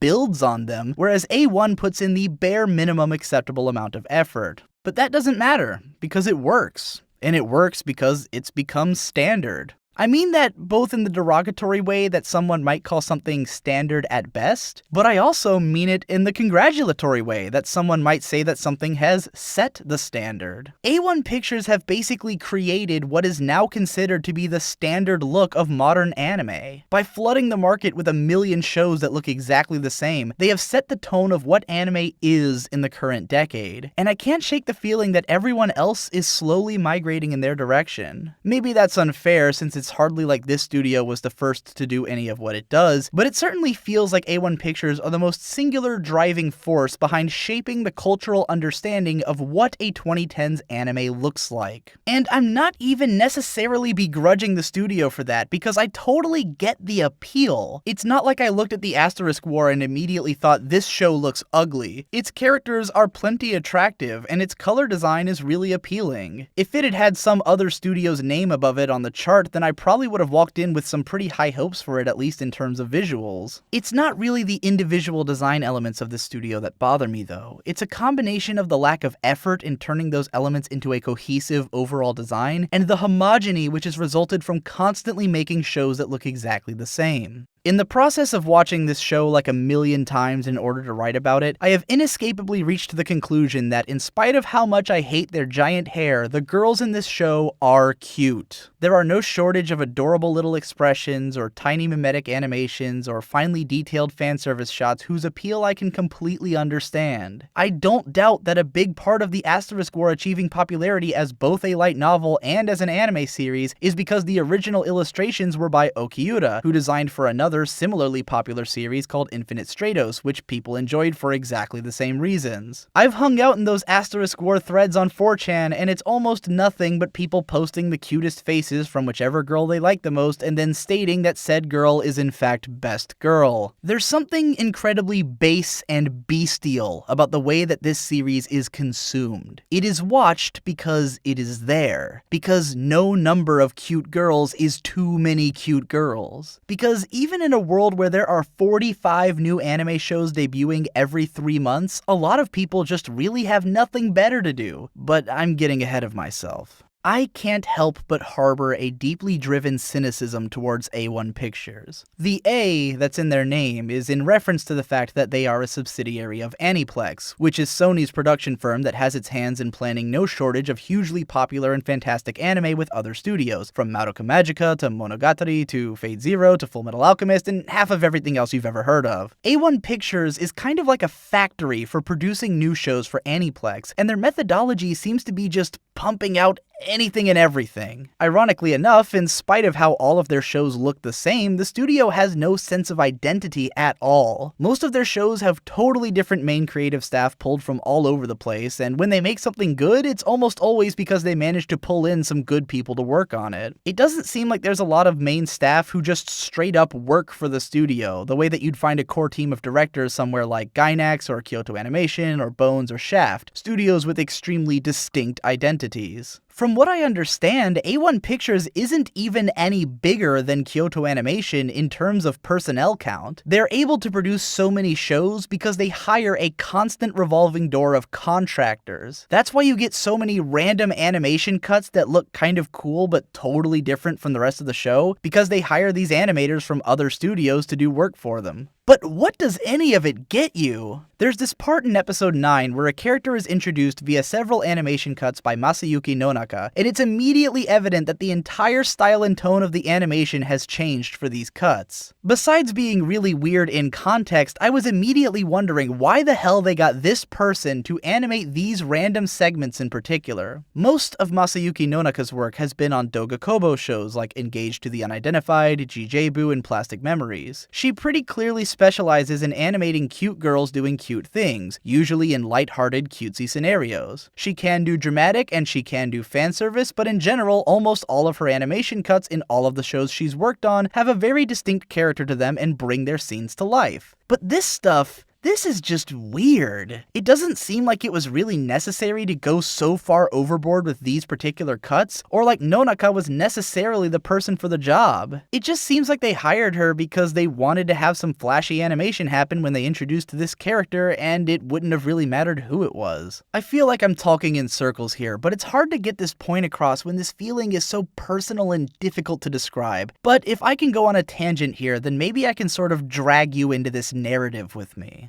In October 2010, an animator working for A1 Pictures committed suicide. The medical facility caring for him had recorded that he'd been working 600 hours a month. I don't even know if I can completely trust that figure, if only because that would leave just 4 hours a day to have not been working, which doesn't seem physically possible to me. Director Daiki Nishimura said in response to this that if it's true, then it's not a fault of A1 Pictures, but a fault of the state of the industry as a whole and of the poor working conditions for animators in general, and I'm sure he's not wrong. When people talk about Kyoto Animation and Ufotable and why these studios are able to produce so much higher quality TV animation than any other studio, someone always brings up the working conditions. Both studios are known for having in-house cafes where the staff can relax, and for having better pay and benefits than many other studios of their size. These are studios which typically only take on 1 or 2 projects per year, and who dedicate a lot of time to planning out each series carefully and managing their schedules exceptionally well. Kyoto Animation and Ufotable have neither more budget nor more staff than any other typical studios. They are simply run better. In fact, this seems to be at the root of most high-quality anime productions. See the comments from One Punch Man's director about how the show's budget is completely normal and the quality of the animation is entirely the result of having passionate staff work on it.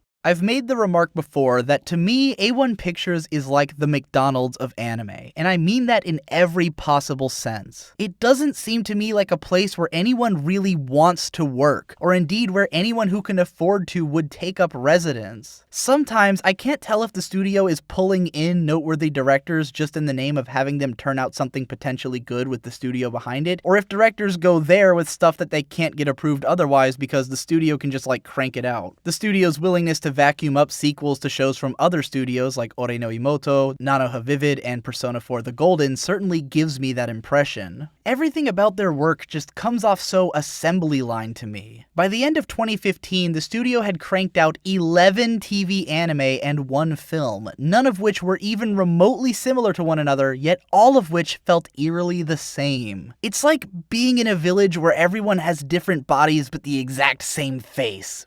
Fucking creepy. It wasn't even like this from the start, and it's also not as though A1 isn't still trying to do interesting things. Back in the studio's early days, they ran a set of original shows in a block called The Power of Anime, where they generated their best TV series ever, Sora no Oto, along with some lovably strange flops in the form of the watchable Occult Academy and the less watchable Night Raid 1931. Then they put out Fractale and Anohana back to back, and it was like the complete failure of the former and the gigantic success of the latter somehow caused the studio to develop schizophrenia. Around the time that both Sword Art Online and Shinsekai Yori were both on television at the same time, I think the future of this studio became abundantly clear. From now on, it was going to be this weird gumbo of talent and ideas circling the saucepan with an endless supply of terrible scripts and hollow attempts at making shit look modern for the casual viewer. At the end of the day, even after hundreds and thousands of articles and studies about how McDonald's is bad for you and about how poorly their business is run, and about how much it sucks to work there, and after decades of being the punchline in jokes about having a shitty job and being dirt-ass poor, after one of the most infamous documentary smear campaigns of the 2000s, tons of people around the world still eat McDonald's. Because it's convenient.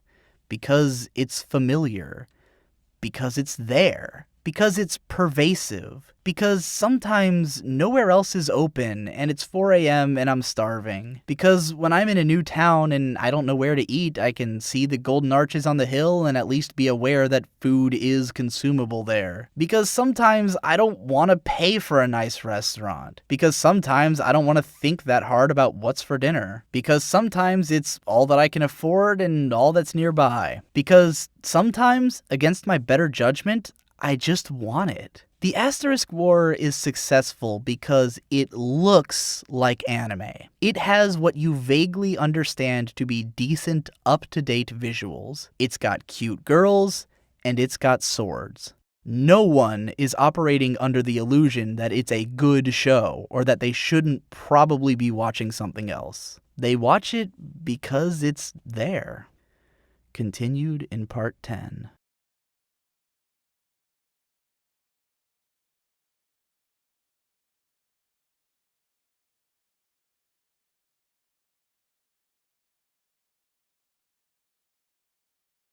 Throughout the next 3-episode arc, it rapidly becomes apparent that nothing is going to happen in the Asterisk War. Not to say that I necessarily require a moving and complex plot from my anime, given that I've enjoyed other similar light novel adaptations in the past, but considering the dearth of likable characters and interesting ideas in this one, it's here that I truly understood that I was watching a flatline 1 out of 10 TV series. I even bumped my score for Sword Art Online up to a 1.5, because at least that show could imaginably be salvaged. This one just has nothing going for it. I could easily break these 3 episodes down in the same detail that I did the first 4, but I'd honestly just be treading water. It's all the same logical fallacies, overly convenient plot setups, bland characterization, god-awful fight choreography, forced fan service, and general bullshit that you've gotten used to by now. With all the materials I've given you so far, you could probably watch these episodes and write my analysis in your own head. We don't need 5 more minutes of me pointing out how the badge that Claudia gives Ayato in episode 6 is apparently a physical object, even though they were holograms that she could restore with her own badge in episode 1, but I had to at least mention that since I set it up in part 3. Instead of going in on every little thing that this arc fucks up, I'm just gonna focus on tackling the big central issue of the show's new character, Todo Kirin. And in fairness, I'm not even necessarily going to complain about the character herself, because compared to everyone else in the story, she's a hell of a lot more coherent, and pretty goddamn adorable to boot. Rather, my qualm in this case is about how the show handles and presents this character in just about the most sexist way imaginable.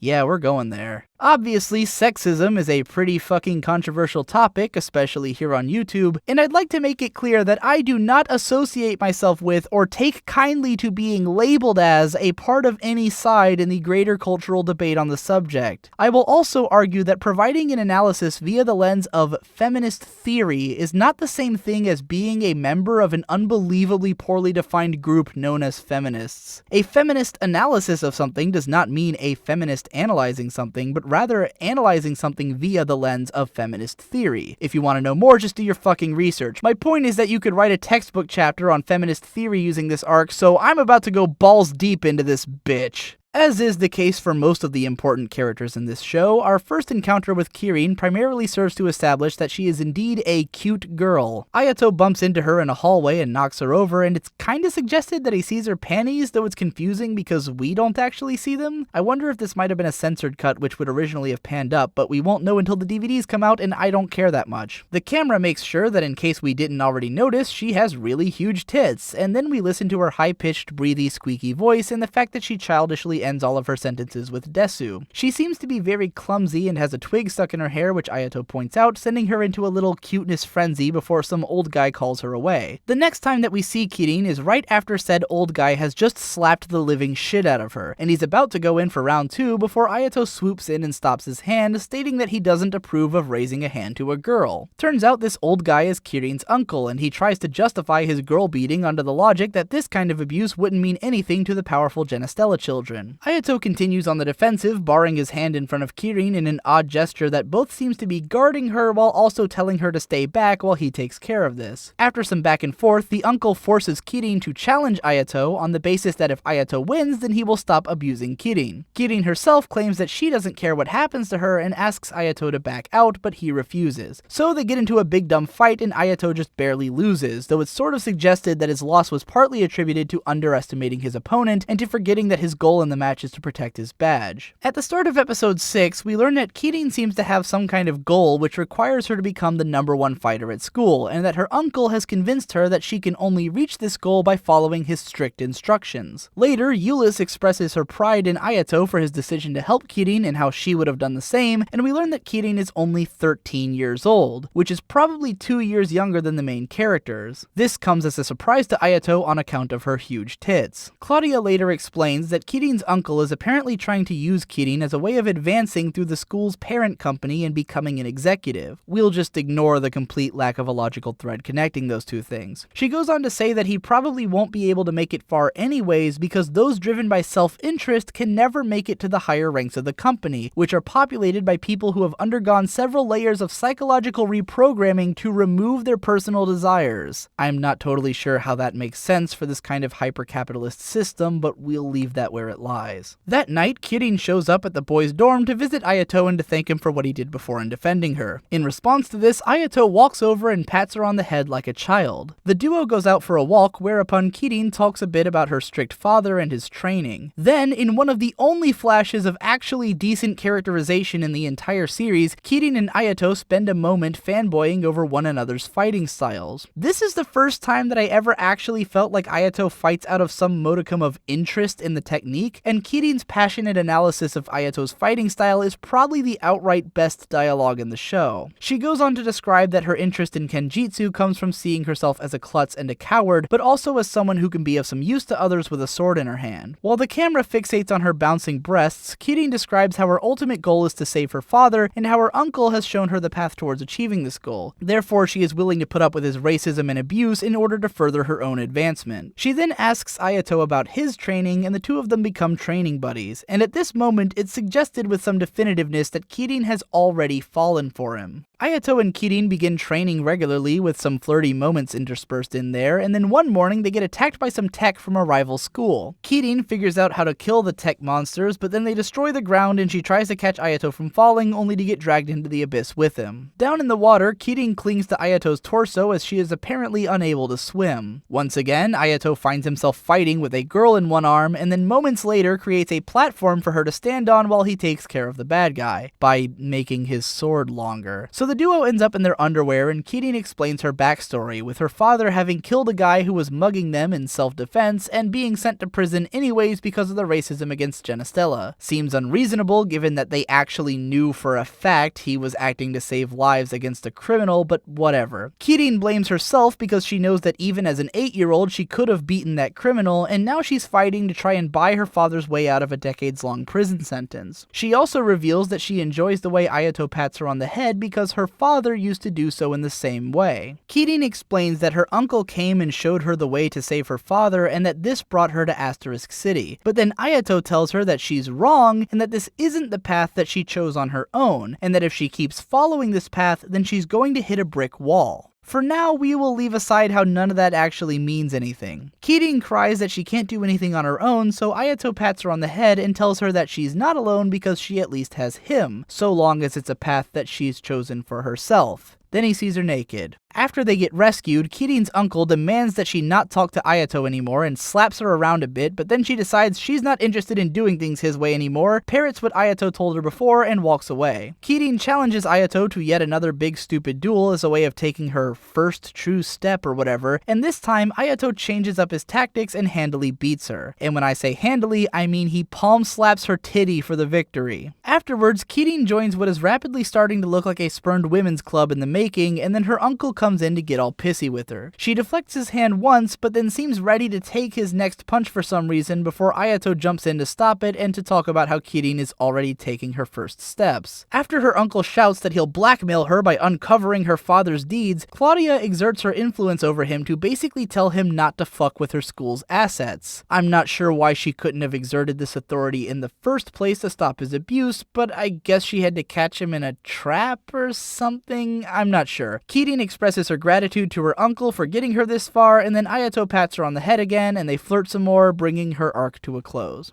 What bothers me about the entire presentation of character that I just described is the disconnect between what the series is actually showing us and what the rhetoric of the series is trying to suggest, as well as the only reasons which I can imagine for writing the story this way. Despite all of Ayato's preaching about the importance of choosing your own path, Kirin doesn't really make any decisions for herself in this story. All she does is going from doing what one older guy tells her to do to doing what another older guy tells her to do. When Kirin claims that she can't do anything on her own, it's not like Ayato tells her to find strength in herself. In fact, he pretty much just tells her to rely on him instead of on her uncle. I don't think we can really call it a meaningful choice that she decided to follow the guy who doesn't treat her like shit instead of the guy who regularly beats her. She only joined Ayato at the point when she realized that she could rely on him just as easily as she could rely on her uncle, and she even admitted that she only reached this position by way of her uncle's influence. Kirin clings to Ayato because he reminds her of her father, whom she clearly admires deeply given that her entire life is dedicated to practicing his brand of swordplay and to eventually rescuing him from his wrongful imprisonment. And you know, if Kirin was really just supposed to be this younger, more childish character who was looking for the guidance guidance of a parental figure and found it in Ayato, then I don't think this would bother me so much. But the fact is that the story also tries to present her as a sexually mature adult who is capable of making her own decisions. It pushes her as a viable candidate for Ayato's affection, showcasing a mutual physical attraction between them while sexually objectifying her for the sake of the audience. It doesn't so much bother me that Kirin is only 13 years old because, for one thing, this is a cartoon, and for another thing, different cultures have their own ideas about what it means to be mature and at what age maturity can be achieved. Regardless of what number is tacked onto her, it's clear that Kirin has reached sexual maturity on a physical level, and that most of the characters in this story, despite being around 15 years old, are given the agency and decision-making powers of adults. However, this isn't really the case with Kirin. She didn't come to Asterisk to find herself like Ayato did, or completely of her own accord like Euless did. She came here because her uncle told her to, and she only left her uncle's guidance because Ayato told her to. I know that the narrative is trying to suggest that her decision to challenge Ayato was her first step towards becoming her own person, but all she's really doing is clinging to his coattails and following along with his group of friends. What exactly was she going to do if these other characters weren't there to guide her? What if Saya hadn't taken an interest in her and decided to team up with her for the festa? By episode 8, she's pretty much made it all the way to just following Saya's lead now. The reason that Kirin's arc is written the way that it is so that Ayato, and by extension the audience, can have it both ways. We get to play the role of the paternal guardian to our daughter slash little sister slash underclassmen, while also being able to look at her sexually under the assurance that she's totally an adult who's making her own decisions. Never mind that we're the ones making her decisions and fighting her battles for her, and that we completely treat her as though she were a child. We just want to have our cake and eat it too. Now, I know what some of you are thinking right now. Why does any of this matter? Who cares? It's just a cartoon. The whole point of it is to act as wish fulfillment for 13-year-old boys who don't know any better. It's an escapist fantasy. It's not supposed to be realistic. It's just meant to appeal to a fetish. And I agree. You are absolutely 100% correct. It doesn't matter. I don't even really care. The fact of the matter is that I shouldn't even be watching this show. I saw the writing on the walls as early as the seasonal chart that this show was clearly not meant for me. I'm not supposed to be here, but I am here.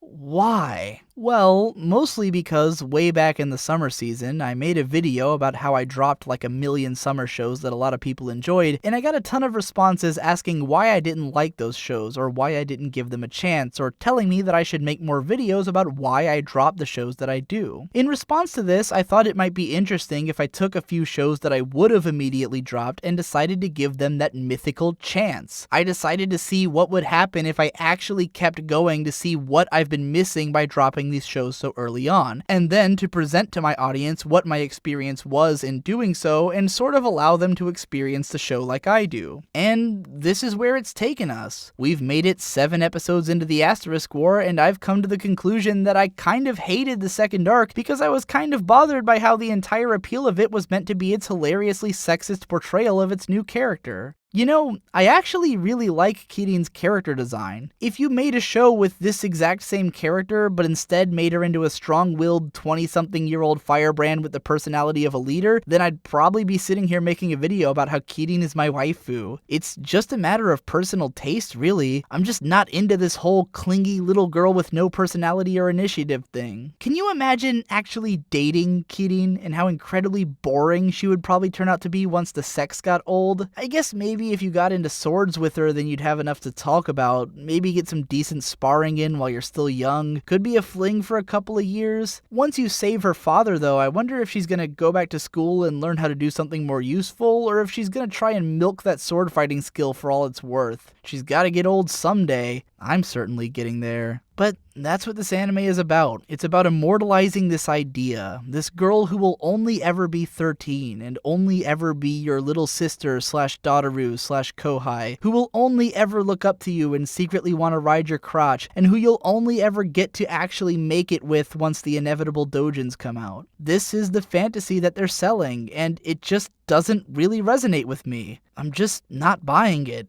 I'm just not interested. Continued in part 11.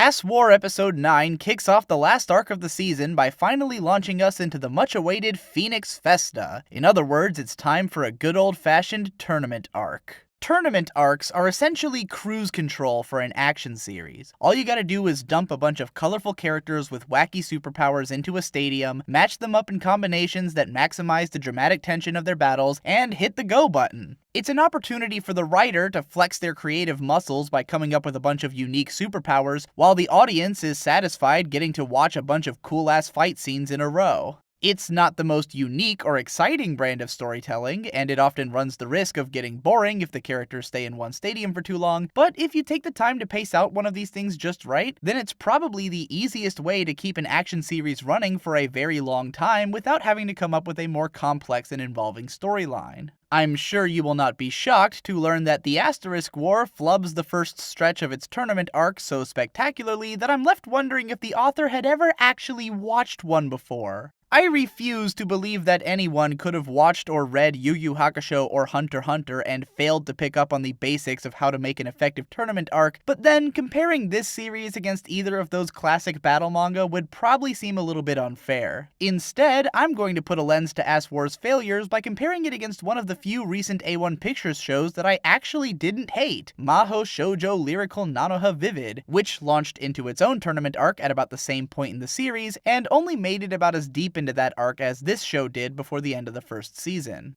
There's really only a handful of basic elements that you need in order to make a tournament arc fun. First off, all of the characters need to have clearly defined reasons for their involvement in the tournament, which, if nothing else, this show actually has covered. Secondly, there has to be some strong dramatic rivalries among the characters, especially between the main character and whoever is set to be their final opponent. Lastly, all of the fighters need to have some kind of unique superpower and aesthetic, and every matchup has to be about showcasing how the two fighters' powers play off of one another. There are 3 different basic types of rivalries which can be used to keep a tournament arc feeling dramatic throughout its run. First off is the young hero versus the big bad strong dude. This is your Yusuke versus Toguro, your larger-than-life opponent whose power level is so incredible that at the start of the tournament it seems like there's no possible way that the main character could ever beat them. This dude will be lurking in the background throughout the entire arc, beating the shit out of lesser opponents left and right, and leading us to wonder if the main character can build up their skills enough throughout the early matches and be ready to take them on in the end. In Nanoha Vivid, this character is Jeremiah Sieglund.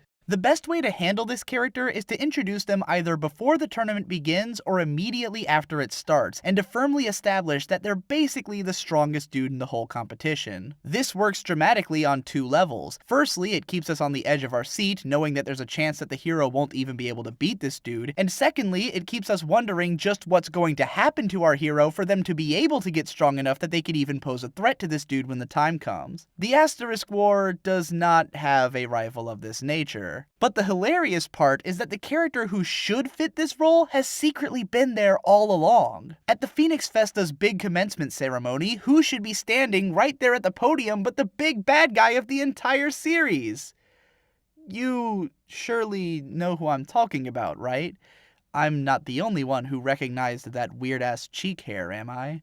Well, if you're confused, then that's forgivable. You probably didn't watch that stupid-ass opening fight scene as many times as I did, but that's totally the guy who supposedly killed Ayato's sister. The fact that this guy still exists in any capacity at all makes it obvious that he's going to be important later, and at the very end of the season we see him mysteriously picking up Haruka's glasses and saying some cryptic shit like how it's about that time. But if you're guessing that he's totally not going to show up at any other point in this arc, and that no one is going to draw any attention to him or point out that he's the guy from episode 1, then you're starting to get the hang of this by now. As the series is wont to do with all of its characters, it just tosses this guy out there and gives him a vague air of mystery so you'll wonder what his deal is, and then stashes him away for a big reveal to come at some point during season 2. Riveting. So neither Ayato nor Eulis ends up with any kind of big bad rival looming overhead during the tournament. And additionally, in one of the single most baffling lines of dialogue that I've ever witnessed in any anime ever, it is remarked that Ayato is legitimately the only #1 ranked fighter competing in the current Festa.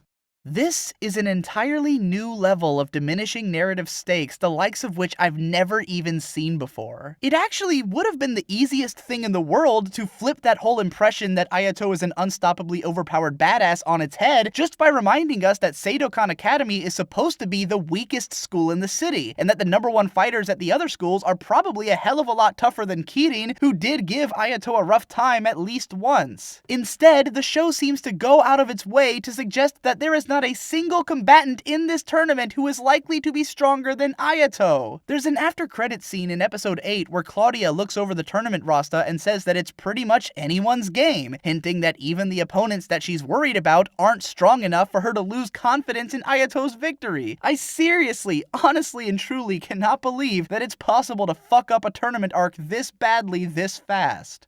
So the second type of tournament rivalry is the hero versus their best friend. This is your Yugimoto versus Joey Wheeler, and the drama writes itself in this matchup. Both opponents want to win, but they also want their friend to win, so they decide that the only way to do right by both of them is to give it their all and to compete even harder than they would have before. Sometimes this match is saved for later in the tournament, and other times it's subverted by having one of the characters booted from the tournament before they get the chance to fight one another. In Nanoha Vivid terms, this would be the rivalry between Vivio and Einhard Stratos, a couple of best friends who are comparable in power level and desperate to prove themselves to one another in an official capacity. This rivalry is once again absent from the Asterisk War, in spite of having the characters for it right there. Episode 8 was a pseudo-filler episode mostly dedicated to establishing the new partnership of Kirin and Saya before their entry into the Festa. At the start of this episode, it was established that the pair basically pales in comparison to Ayato and Eulis due to their lack of chemistry, but after hanging out and sharing a heart-to-heart moment together, they up their game and start putting out training scores more comparable to their friends. However, in spite of this gesture, it is simply impossible to take Kirin and Saya seriously as any kind of meaningful rivals to Ayato and Eulis. Besides the fact that they are already playing catch-up in the first place, their role in the overall narrative is so flaccid, and their characters are so dedicated to playing second fiddle to Eulis, that a battle between them would almost come across as pathetic. We already know that Ayato can beat Kirin one-on-one, and while Saya has been mysteriously left unranked according to her dialogue in episode 8, it's hard to imagine that she's any kind of threat to this team either. Kirin and Saya feel like a complete joke across this entire arc, and they practically don't do anything besides get naked at random anyways. So lastly, we have the most common type of tournament rivalry, which is the grudge match between the main characters and their foils. The bulk of any tournament arc is going to consist of fights between the main characters and opponents of comparable power level who have got some kind of problem with them. Oftentimes, these grudge matches develop out of the characters realizing that their powers, personalities, and/or backgrounds either clash with or complement one another. Nanoha Vivid, for instance, has a lot of these, such as the battle between Vivio and Rinaldi Miura, in which they become friends by way of fighting because of their complementary techniques, or the grudge match between Victoria Dahlgruen and Harry Tribeca, whose personalities and fighting styles are polar opposites. Episodes 9 through 12 of the Asterisk War are focused on one of these grudge matches, while they set up another one in the background.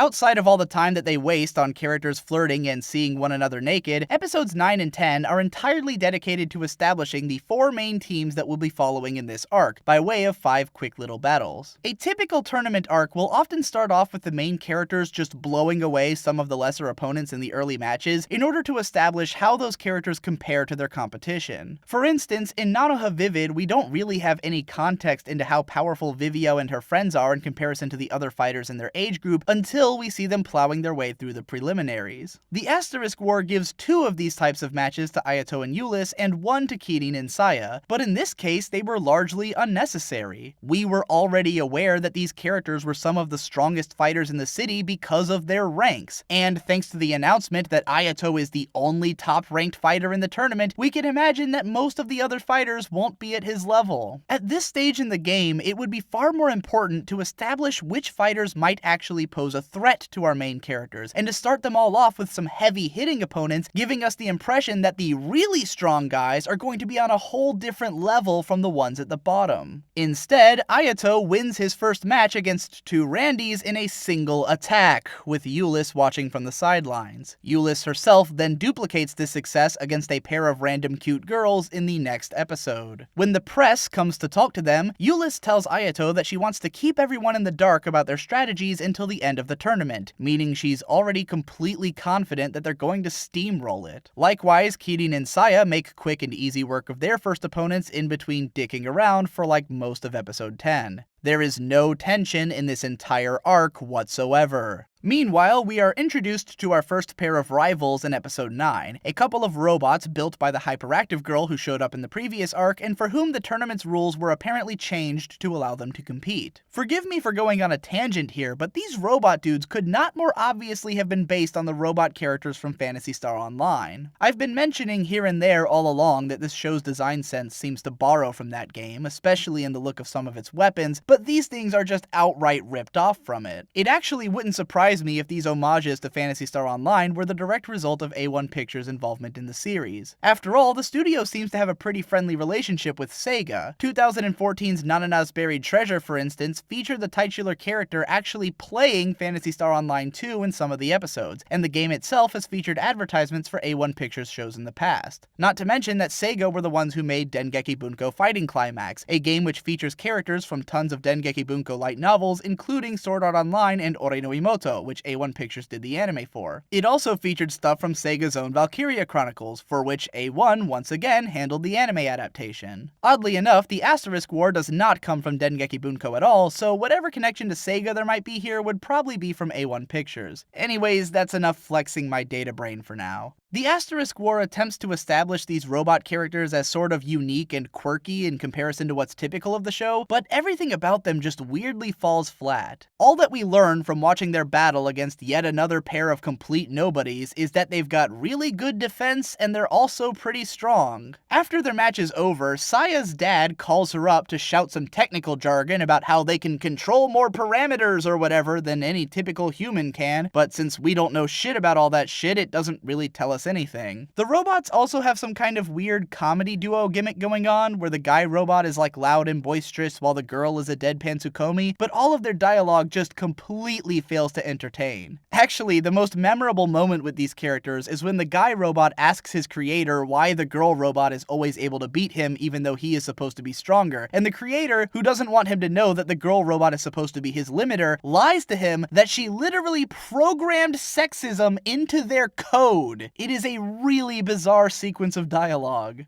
That's all we get out of these robots for now, but it's pretty clear that the show is setting them up to turn into big rivals further down the line. There's even a bit of an actual grudge to their matchup with Saya, since she's kind of pissed off that their creators were dissing her father's weapons in an earlier episode, though the show forgets to actually tell us whether or not the robots are in the same bracket as Saya, which might have lent some kind of drama to the preceding episodes. Instead, given that we've only seen these robots fighting against a couple of random dudes whom, for all we know, could have been just as pathetic if they went up against any of the main characters, the robots don't leave much of an impression and just seem to be hogging up screen time compared to the rival characters who actually matter in this part of the arc.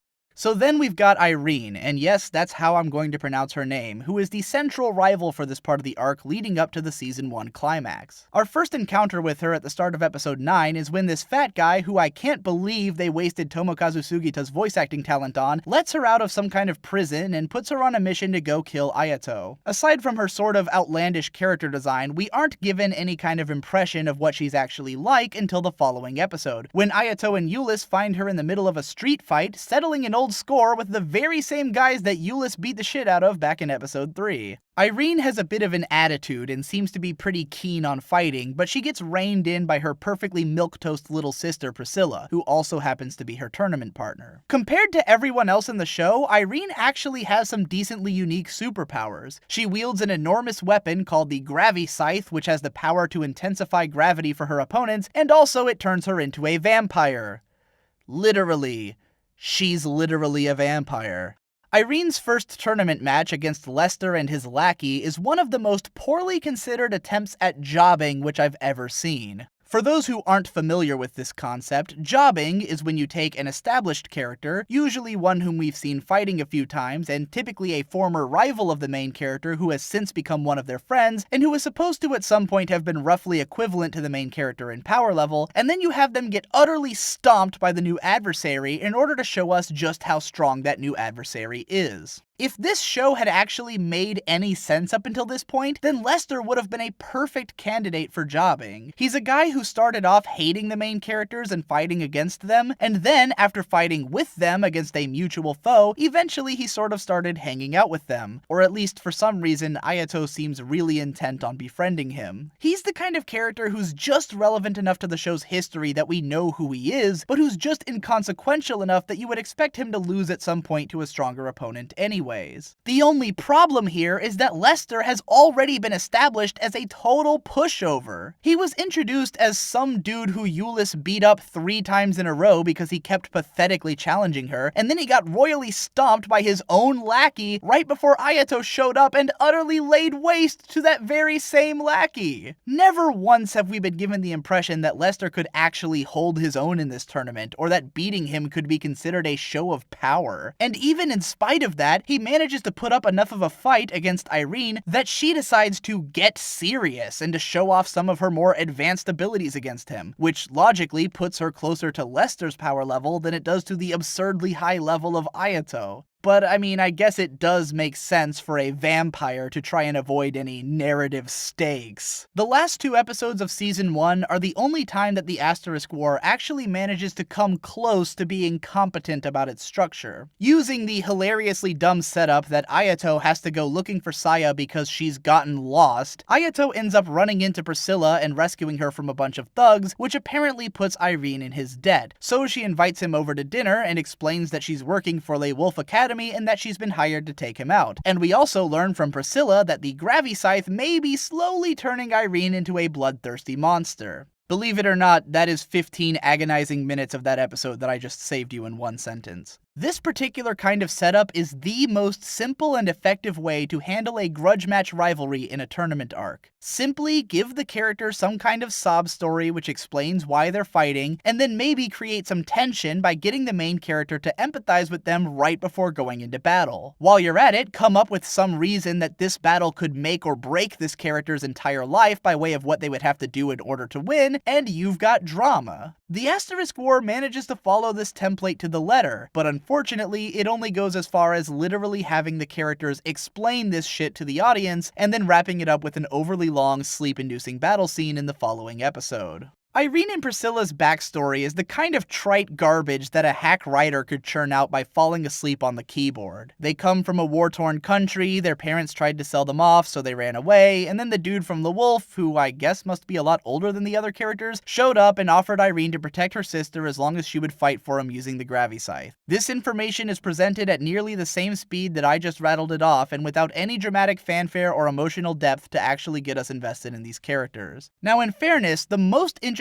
thing that comes out of this arc is when Ayato pays a visit to Claudia's apartment one night and just conveniently receives a rude introduction to her secret powers. Claudia then explains that her weapon torments her by showing her nightly dreams of different ways that she might die, and that it typically drives its users insane. While this explanation is a little bit out of nowhere, and I don't think it really adds much of anything to Claudia's character, the idea that the most powerful weapons in this world come with different bizarre physical and psychological side effects is probably the closest thing that this show has to an interesting idea. I mean, it's not exactly original, but at least it could be used to develop the characters in interesting ways if we saw their minds and bodies deteriorating over the course of their battles. Of course, what this amounts to in the fight against Irene is simply that after she gets hit with a really big attack, she goes into high power mode and won't listen to reason anymore, so Ayato screams a lot and turns into a ping pong character and then breaks her Gravy Scythe. Riveting. There's really not much else to say about this arc, given that so much of it is consumed by characters just standing around flirting and wasting time. The scene where Ayato breaks the Gravy Scythe tries to be all epic and dramatic by playing the show's opening theme in the background, but it's obvious that they didn't have enough planned for the end of the fight to match the length of the song, so they just dragged out every shot for as long as possible. Our grasp of the character's powers is so lacking that the battle comes off as nothing more than a light show, yet it goes on for what feels like half the episode just dragging its feet. Afterwards, there's a little bit of resolution between the sisters, and then we see glimpses of a bunch of people who are going to show up in Season 2, and that's about it. If you were to cut out all the stupid bullshit from these episodes and use that time to flesh out Irene and Priscilla's characters and make them possible to care about, then they could have probably been decent enough adversaries, but instead their entire story just comes off as a flaccid waste of time. Funnily enough, I don't even think that pointing out how badly this arc fucked up handling the most basic formula for a decent shonen action series is the most damning thing that I can say about it. Even worse than that is how badly it shits on the overall series narrative. Remember how this was supposed to be a dark and conniving city where everything revolves around these deadly fighting contests called festas? Well, in the entire course of this arc, not a single person actually dies. In fact, no one even gets critically injured. At one point, one of the commentators mentions that the badges will automatically break if they register you as unconscious, meaning that there isn't any reason to kill anyone in the first place. I don't know if this was mentioned in the show itself, but I remember reading on the wiki that this was supposed to be a contest where even the audience wasn't safe, yet we clearly see in the final battle that there's an invisible barrier around the stage protecting the audience. At this point, it's hard to imagine that this competition is any more deadly than like an MMA fight. It wouldn't have even been hard to preserve the idea of this being a dark and deadly blood sport without killing anyone, just by having the audience react with disappointment when the main characters refuse to finish someone off. Instead, the crowd never does anything besides cheer for whatever's going on, even when Ayato ends a match in one move and you can't even see anything. And come to think of it, if the city completely revolves around these festas, and all of the schools exist to fight in these festas, and all of the students on this island are here because they have some kind of wish that they want to fulfill by winning these festas, then why the fuck is Ayato the only #1 ranked student competing in the festas? Did none of the other highly ranked students care enough to give it a shot? Were none of the other schools really trying to win? It seems like nothing that we've ever been told about these festas is even relevant at all at this point. It's kind of astounding to watch the way that this series just keeps on trucking along with complete abandon, never stopping to sort itself out or to maintain any degree of internal consistency. We're at the end of season 1 now, and the setting has been left in shambles, the dramatic tension has yet to come into existence, and Claudia has already asked Ayato to compete with her in the next festa before this one is even over. A truckload of new characters have been hinted at, and the second season is already planned for this spring. This story holds up with about as much logic as the fanfiction that I was writing when I was 11 years old. And if this was indeed a middle schooler's fanfiction, then it wouldn't be worth criticizing. But considering that this is a published series of light novels which have already been licensed for translation and North American release, and that they've been adapted into more episodes of anime than what some of the most popular and high-quality manga adaptations have been able to acquire in recent years, which has also been translated to a worldwide audience and adapted into a Vita game, I can only view this as the absolute pinnacle of cynicism in storytelling. At this point, I've covered pretty much everything worth saying about the Asterisk War in itself. However, I've yet to touch on what is by far the most interesting aspect of the context in which the series was released. Namely, that there was a nearly identical series which ran on the exact same day, at the exact same time, for the exact same number of episodes. In the grand finale of this epic video book, I'll be pitting that series against the Asterisk War to see if it's possible to make the exact same show without managing to fuck it up. Continued in part 12.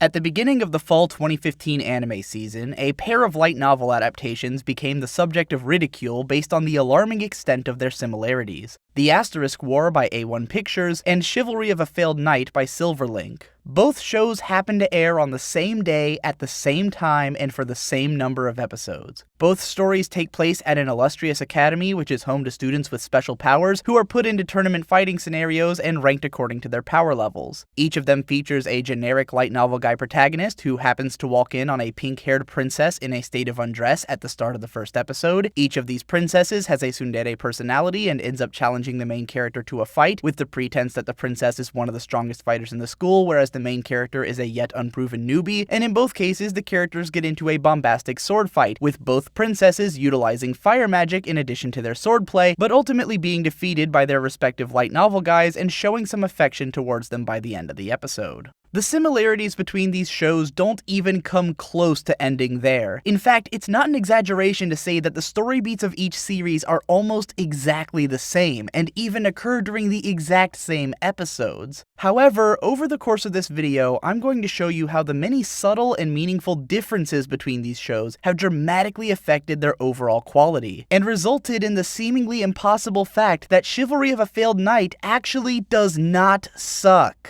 That's not to say that the series is necessarily good. It's still a pretty generic, middle-of-the-road, high school action series that employs a majority of the same tired-ass tropes as the Asterisk War without adding much of anything new or interesting to the anime landscape. The animation quality is less than stellar, and the character designs feel even more generic and dated than those of the Asterisk War, though there is a bit more variety and personality behind each of them individually. Almost nothing about this show is anything that you haven't seen 100 times before, and I wouldn't really recommend it to anyone who wasn't predisposed to watching it anyways. However, I can honestly say that I think that this show ultimately succeeds at handling its subject matter with an acceptable level of competence. It does not insult the viewer's intelligence to watch it, nor does it have very many faults which I would find outright distasteful. It's a strong 5 to a light 6, the bare minimum of what I think could be considered a worthwhile viewing experience, and in being that, it is so much better than the Asterisk War.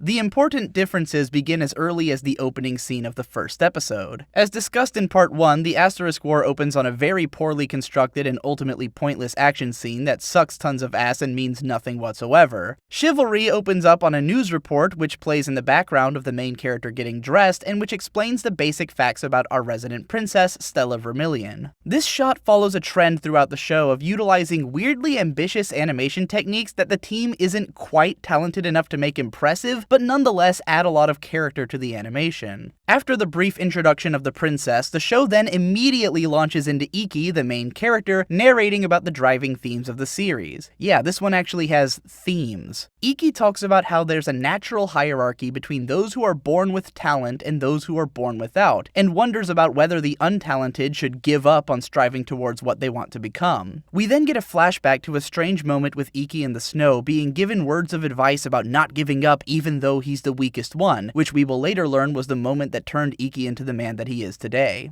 Iki's voiceover continues as he explains the concept of magic-using fighters called Blazers, and how the Blazers who are approved by the international organization, whatever that is, are known as magical knights, and that he is an aspiring magical knight himself. The narration is delivered over footage of him training with his sword before thrusting it to the heavens and cutting to the title. This introduction is pretty bare bones and doesn't exactly inspire much hype towards what's to come, but the important thing is that it doesn't suck. It doesn't pull us out of the world entirely in order to show us some stupid disconnected space computer monitors, nor does it bore us to death with a terrible looking action scene. It immediately establishes its two main characters in the very first shot, then explains the main character's ideology as well as how he acquired that ideology, then showcases and explains his powers, and finally clues us into his motivations. Less than 2 minutes in, we already understand who and what this show is about, and what kind of message it will ultimately try to send. Just like in the Asterisk War, the very next moment involves the main character walking in on the princess naked. This scene is still completely stupid, tasteless, and a major turnoff. However, it is nonetheless far superior to the similar scene from the Asterisk War. For starters, the logic behind it is, if typical, far more sound. Iki has been assigned to this room and has no idea that Stella lives there, and vice versa. The actual fanservice shot is a lot more detailed and enticing than Eulis's lack of ass, and in fact, while Stella is even less of my type than Eulis, it's interesting how the series presents her as unquestionably the hot one. She's even got the biggest boobs, but I digress. Before Stella and the audience have time to get annoyed, Iki immediately says, "Hold on, I know what you want to say, and I won't make any excuses," and then attempts to atone for his wrongdoing by immediately removing his own clothes to make it even. Does this make any sense? Not really. Does Iki even really seem like the kind of guy who would do this kind of dumb shit in the long run? Not really. In terms of the audience experience, does this incredibly brief glimpse of Iki's chiseled body really make it an even exchange of manservice for fanservice? Not really. But you know, it's a hell of a lot better than what I'm used to. If nothing else, it caught me by surprise, having come off the heels of another similar scene in the show I was watching right before, and I think that's probably the main thing that it was intended to do. From that mercifully brief fanservice scene, Chivalry launches directly into a nearly identical exposition sequence to the one from Asterisk War, but as usual with some key differences. The biggest and most noteworthy change is that this show does not have a Claudia character, but instead replaces her with the director of the school. This alteration is vital because it speaks to the biggest difference in the thought processes behind each of these shows. The Asterisk War is willing to strain the audience's suspension of disbelief by having Ayato's only contact with any authority figure in the school limited to a girl his own age who seems to basically run the place, all in the name of keeping every relevant character in the show as part of Ayato's harem. Chivalry, on the other hand, introduces the idea that there's some adult supervision in this society from the get-go, assuring us that the morals of this society haven't quite been inverted yet, and that we may in fact find ourselves capable of relating to the characters. The story behind the school is exactly the same as it was in Ass War. There's a big inter-high competition which this school used to always win at, but in recent years they've started going downhill. That's about all we learn before the scene returns to addressing the whole room entering fiasco, so let's take a moment to consider what's actually happening here. Obviously, Stella gave Iki the slap, but while it's not all that clear what went down between then and this office visit, it seems as though the character's response to a confrontational situation was, honest to God, to go and alert an adult authority figure.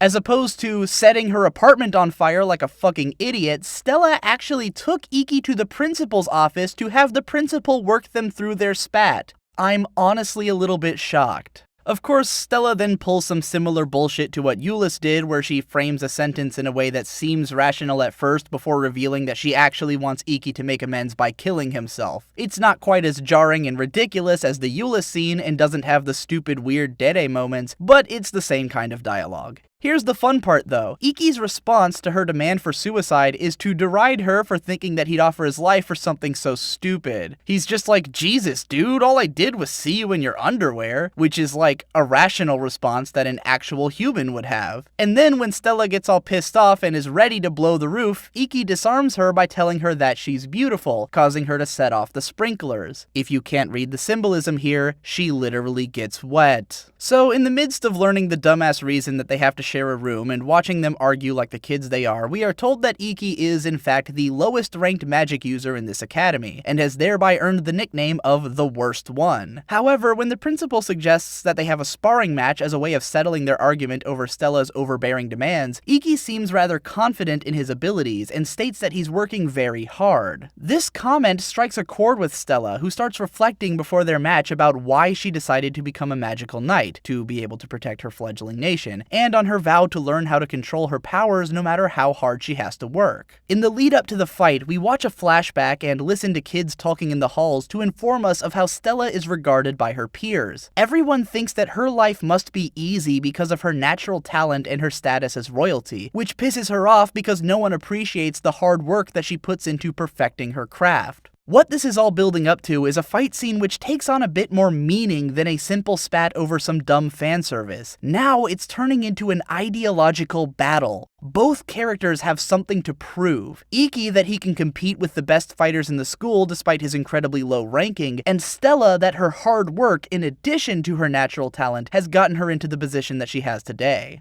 Just like in Ass War, we then launch into a big dumb fight scene with some pretty lackluster choreography. However, there's a lot more going on this time. For starters, the color design changes to reflect the tension of the fight, and to put more emphasis on the characters. In spite of both fighters using swords, their weapons actually look pretty different, with Iki carrying a katana and Stella carrying a golden flaming broadsword. After taking her first swing, Stella explains one of the unique aspects of her attack, that it burns at 3000 degrees Celsius, and that Iki would be in trouble if he took it straight on. While this method of communicating the sword's power to us is kind of lazy, it at least allows us to understand the circumstances of the battle, and whether or not getting hit would actually mean anything, in contrast to the fight from Ass War. After Iki spends a minute dodging and blocking Stella's attacks, he compliments her on the training that she must have undergone to master these techniques, and then states that he's already seen through her attack patterns. He then retaliates, and for a brief flash, we see an image of Stella overlaid onto him as he makes his attack. This ingenious visual cue immediately communicates to us that Iki is copying Stella's techniques. Consider that we otherwise wouldn't have known what Iki's regular sword style looked like in comparison to hers to begin with. We now instantly have a strong grasp of Iki's technique, that he copies the abilities of his opponents by studying their moves. He even sort of esoterically explains his methodology by stating that you can understand the root of anything if you trace it back through the branches and leaves. Iki then turns the tide after Stella tries to change up her strategy by using a move which is uncharacteristic of her. Again, we only really understand this because Iki explains it, but at least we do in fact understand it. Iki's turnaround doesn't work out though, as his sword is unable to cut through Stella's magical force field. This is kind of an interesting moment for each character idealistically. Whereas Stella was hoping to use this match to prove the reach of her strength beyond her magical abilities, she ends up in a position to seize victory only because of the strength of those abilities. Whereas Iki, who wanted to prove that he could win against a powerful opponent regardless of his lack of magical strength, is primed to take home the moral victory while losing the match. From this position, both characters have failed at what they set out to do, but then Iki pulls his magical power out of his ass and manages a victory. His fighting style, it turns out, is all about studying his opponent until the moment that he knows how to beat them, and then unleashing all of the magical ability that he has in a single minute and striking them down. Later on in the hospital room, Stella demands an explanation for Iki's bottomed out ranking in comparison to his obvious skill. As it turns out, the school's ranking system is based solely on a student's level of magical ability, but not their overall fighting capability, meaning that Iki's secret to success is being so physically powerful and mentally skilled that he can compensate for his lack of magical talent. So yeah, he's an overpowered super badass who's already taken out one of the strongest fighters at the school, but at least the reasoning is kind of interesting. Chivalry of a Failed Knight is using what I like to call the overdog posing as underdog trope, which seems to have grown in popularity lately with shows like Food Wars using it to excellent effect. Basically, the idea is to feature a main character who is obviously more skilled than most of the people surrounding them, but is unrecognized within the broken standards of the system. Rather than being on a mission to improve their skills and rise to the top, their battle is really against the structure of their society, and their ultimate goal is to shove the hypocrisy of the system back in its face and make it realize the value of the powers which it fails to recognize.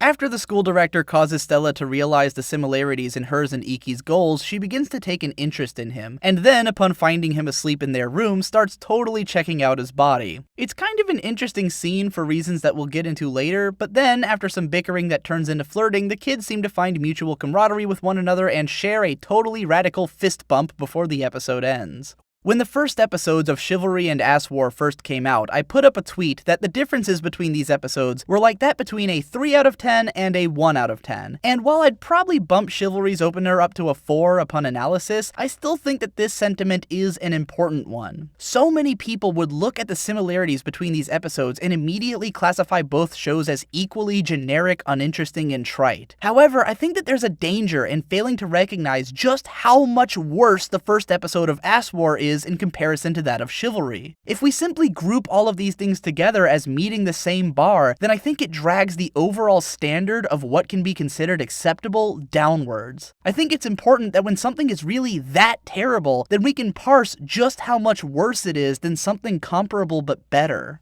Similarly to the same episode of the Asterisk War, episode 2 of Chivalry mostly serves as an introduction to Stella's love rival, yet another frigid lolly with a childhood connection to the main character and a cool-toned hair color who immediately starts fighting over which girl gets to ride the dick. But whereas my complaints with Saya being introduced in episode 2 were that she was irrelevant to the plot and had a completely unexplained connection with and interest in the main character, Shizuku suffers from none of the same problems. From the very beginning, Shizuku narrates about her attitude towards Iki, whom, as it happens, is actually her brother. Having been attached to him all her life, she witnessed the way that their family and the society that they were a part of had treated him as a lesser being, and she gradually grew to hate those people while becoming more and more enamored with her brother. Her motivation to shower Iki with affection is pretty much the entire basis of her character, and while this makes her come off as fairly shallow, especially in the beginning, she plays an important role at this stage in helping us to learn about Iki's backstory, and she will continue to play an important role in the long run as a support character.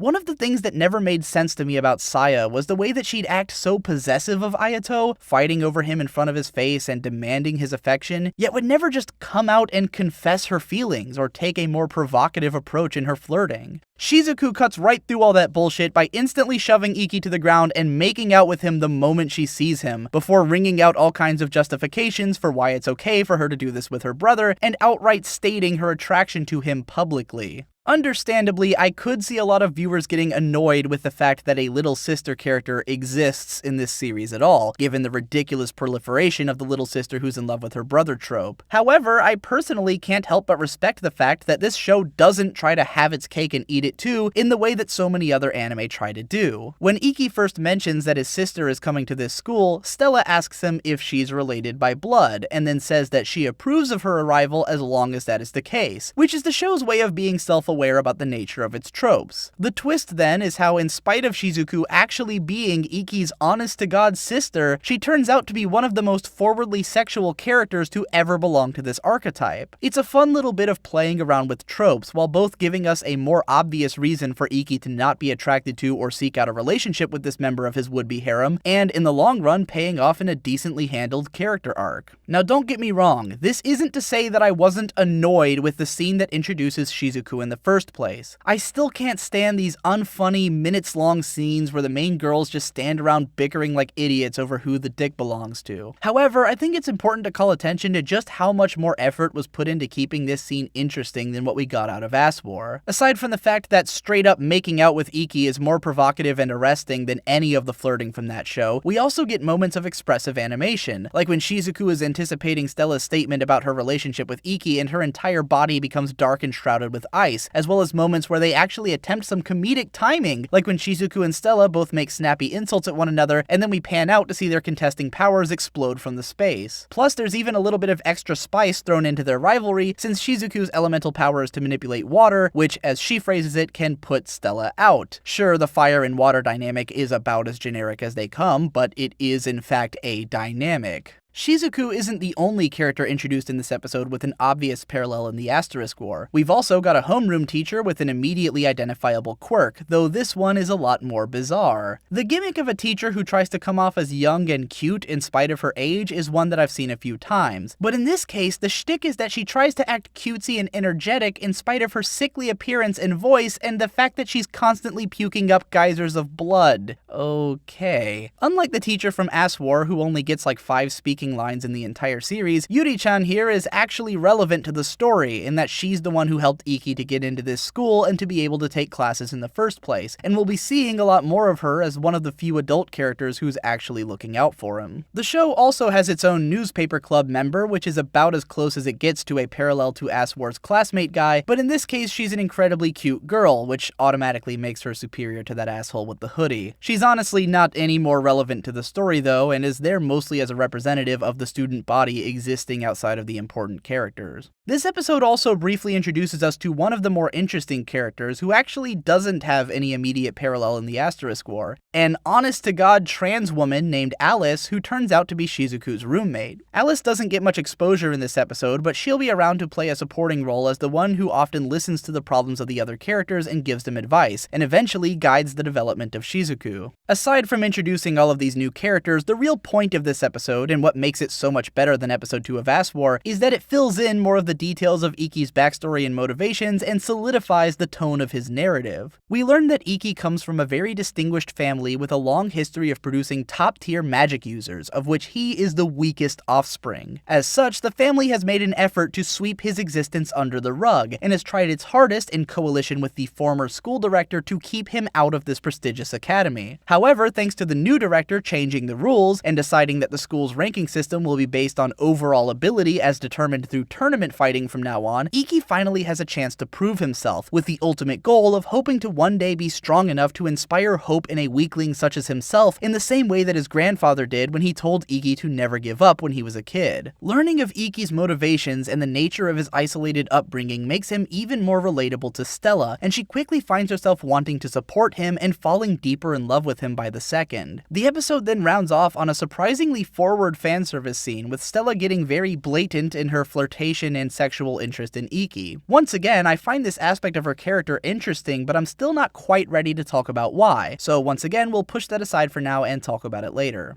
Episode 3 of Chivalry is probably the worst in the series, but for pretty different reasons compared to the Ass War episode that it parallels. Like that episode, it revolves around Stella going on a date with Iki, but in this case they end up with Shizuku tagging along as well, making it sort of like a portmanteau of the similar scenes from episodes 2 and 3 of the Ass War. All of the characters in this series have exponentially better fashion sense than Yulis or Ayato, with Iki and Stella looking smart and far less out of place than Yulis' weird gown, while Alice outfits herself and Shizuku in some decently trendy fashions. The first part of this episode consists mostly of obnoxious flirting, but at least it bothers to drop some lines into the mix which flesh out the characters. Towards the start, Iki and Stella actually have a conversation about something which is neither directly relevant to the plot nor sexually charged, making the connection between them begin to sink in a little better. Later on, Iki talks about how surprised he is to see Shizuku opening up to someone the way that she does with Alice, and we get a lot of basic insight into the kind of person that Alice is. The second half involves an action scenario in which the people in the mall are held hostage by a bunch of dudes with guns, led by some asshole magic user. This whole scene ends up being kind of ridiculous and out of nowhere, but it beats the hell out of chasing hooded dudes through the forest, since this hooded dude not only has a much more decorated hood, but also reveals his face and his unique powers as the scene continues. Unfortunately, this scene also involves the bad guy forcing Stella to take off all her clothes in a sequence which is way too obviously meant to be titillating for the viewer in spite of the disgusting circumstances of the situation. At the very least, Stella herself seems to give less of a shit about this treatment than Iki does and stands with bravery throughout the scene, never becoming just a victim, but still it's kinda gross. If there's any reason for this scenario to happen around these characters, it's mostly to show us the dynamics of their fighting techniques and to establish their moral compass as a group. Alice and Shizuku are both very careful with their planning and timing, to the point that Alice prevents Iki from moving when Stella is in trouble so that he doesn't interrupt the plan. Shizuku's power is used for a defensive trap, whereas Iki and Stella are more about rushing in and getting damage done. Stella's fire is even completely impervious to bullets, which makes her objectively better than Yulis. We also learn about the ridiculous but kind of awesome way that Iki's magical technique works. Apparently, he can pretty much reroute the synapses in his own brain to focus all of his concentration on a single point by blocking out things like color and detail in order to hone his reactions and speed. It's worth mentioning as well that Iki doesn't hesitate to sever his opponent's arm, which is more brutal than anything that happened in the supposedly deadly tournament held in Ass War's dark and violent city. More importantly though, the end of this scene introduces us to the asshole who's going to be Iki's first opponent in these school-sanctioned tournament battles. This guy is introduced by having him easily take out the remaining bad guys whom the main characters had just been struggling against, suggesting that he might have been able to resolve the situation by himself from the beginning, while characters who were just established as powerful remark on how they couldn't even sense his presence. He then mocks Iki for apparently having run away from a fight that they were supposed to have a year ago, and generally comes off as a massive cunt. Right away, this dude is already a better antagonist than anything that we got out of the first season of Ass War. Not only do we have reason to believe that he might be even stronger than any of the main characters, in spite of how powerful they've proven themselves to be already, but we also know that Iki ran away from him in the past, suggesting that he fears this opponent. Not to mention the guy's a total dickbag, so we've already got plenty of reason to hate him, and the grudge between him and the other characters is clearly running strong. This dude might not even remotely resemble a unique or interesting antagonist, but the fact that he comes off as threatening at all makes him a hell of a lot better than what we've had before. So episode 4 rolls around, and just like in Ass War, it's mostly centered around a big fight scene with our first primary antagonist, being as it is the end of the first volume of the light novels. But it's the difference in the build-up to and payoff from this fight which sell this one as actual drama, instead of whatever the hell was going on with that fake chess metaphor bullshit. The episode opens with Stella steamrolling her first fight in the knockout matches by sheer intimidation, followed by Alice and Shizuku talking about the quick work that they made of their own opponents, while Iki is cooped up in his room watching a video of the bad guy's last fight over and over again and losing his shit. There's an important setup going on in the background here that you could easily miss if you aren't paying attention. Back at the start of episode 3, when Iki and Stella were talking about their battle tactics, Stella remarked about how she prefers not to look into her opponents too much, but instead to consider her options during the heat of battle, whereas Iki does extensive research on his opponents as a means of trying to decode their fighting styles. As a result of their differences in mindset, Stella doesn't recognize how Iki is actually getting really paranoid and shaken up about this fight because she thinks he's just doing his research as usual. For the next 10 minutes, we watch Iki try to match his determination against his fear, as Shizuku points out his untied shoelaces, while the mysterious and hilariously named teacher side character Saikyo Nene is impressed with his lack of hesitation in confirming his intent for battle. All of these things exist exclusively for the purpose of building tension, a concept of which the Asterisk War is woefully unaware. Even though everything we've known about Iki so far suggests that he's monstrously powerful, and even in spite of the fact that he only ran away from this guy a year ago because he would have gotten into trouble for fighting back, Iki is nonetheless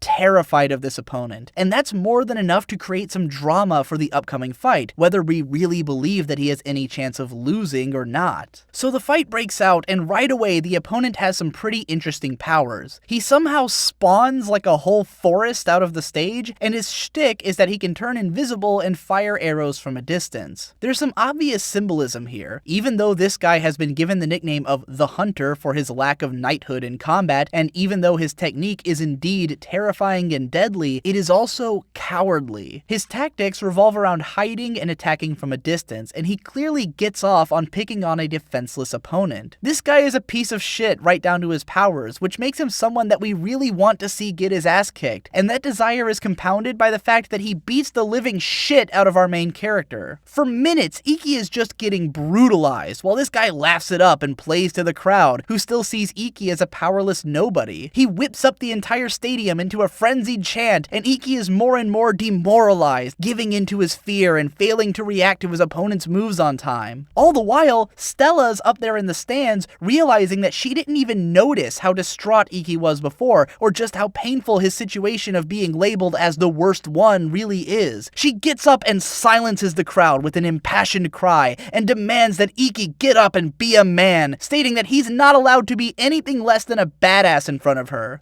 In this moment, both Iki and Stella pretty clearly realize something, that they are totally in love. Iki is filled with determination. He gets up, recognizes what he's been doing wrong, and finally solves his opponent's moveset. He hulks out, puts the fear of God into the Hunter, and soundly kicks his ass to the astonishment of a newly turncoated crowd. Then he passes out. Later on in the hospital room, Stella has fallen asleep at his bedside. Outside the room, Shizuku is already realizing that she's going to be the loser in this love triangle, and Alice gives her a shoulder to cry on over it. Iki wakes up and he and Stella have some flirty dialogue before Iki drops the bombshell that finally puts this show over into the realm of being actually pretty okay. He confesses his love for Stella, and she reciprocates, and they kiss. Ladies and gentlemen, we are 4 episodes into a light novel adaptation, and light novel guy and light novel girl are officially a couple. This was the moment when the conversation online surrounding Chivalry of a Failed Knight and the Asterisk War took a very subtle turn. This was when both the popularity ranking and the overall score of Chivalry quickly started outpacing those of the Asterisk War. This was when people started talking about how Chivalry was kind of refreshing by comparison, and when the conversation about the similarities between the shows turned into the conversation about why Chivalry of a Failed Knight was better. What happened in this scene wasn't just a breath of fresh air for light novel adaptations. It was a breath of fresh air for anime, period. I can probably count on one hand the number of anime with romantic elements in them in which the main characters hook up by the end of the 4th episode. It doesn't even really matter who these characters are or what their relationship is like. This is such a big change from what I'm used to that it's immediately interesting. What this scene makes apparent is that the goal of Chivalry of a Failed Knight is not simply to be a generic light novel. It is not to follow the trends as closely as possible, play everything safe, and never try to do anything different. Instead, the series has goals of its own. Yes, it is operating very comfortably within the conventions of its genre, but it also has intentions of making a name for itself and feeling like there might be some reason for it to exist, some niche for it to fill. And for that reason, this was the moment when it became apparent to everyone paying attention that yeah, this show is definitely better than that other one. I've still got a lot more to say about the comparisons between these shows, but this video is already long as fuck, so we're gonna have to split it in half youth novel movie adaptation style. Stick around for the grand finale of this monstrous series in The Asterisk War Sucks Part 12B.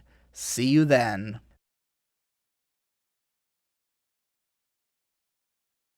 Back when I was talking about the last two arcs of the Asterisk War, I kind of just glossed over Episode 8. Funnily enough, Episode 8 is probably the least offensively terrible episode of the series, in spite of also being an anime original filler episode. It follows the new partnership of Kirin and Saya as they realize that their teamwork is rather lackluster due to their lack of personal chemistry. After talking to Ayato and Yulis about it, they decide to hang out for the rest of the weekend and get in some good old-fashioned bonding. It's worth mentioning offhand that in this cafeteria scene we learn that Ayato has developed a sort of fan following as a result of becoming the #1 fighter at school after beating Kirin. The first half of the episode follows Kirin and Saya on a little shopping excursion as Saya seeks an illegal weapon to purchase for her father. The second half of the episode has the girls visit a pool so that Saya can teach Kirin how to swim and get into a dumb fanservice battle with some rich girl in a G-string. After all that, the girls have a moment together wherein they briefly share the most meaningful conversation in the entire show, with Saya offering Kirin some reassurance and guidance on how to have more respect for herself, and then they talk about Ayato and how cool he is for a little bit before the episode rounds off on showing how their bonding has made them better team fighters. It's not difficult to imagine how this episode came about. There probably wasn't enough material to turn the second volume of the novels into a 4-episode arc, so they came up with an excuse to make a pool episode and to get Kirin and Saya into swimsuits. Considering the pretty lackluster animation and artwork throughout most of the episode, it was probably made as a way of saving money, as it's common practice in the industry to save on budget by making an episode out of panning shots of girls in bikinis at the beach or pool.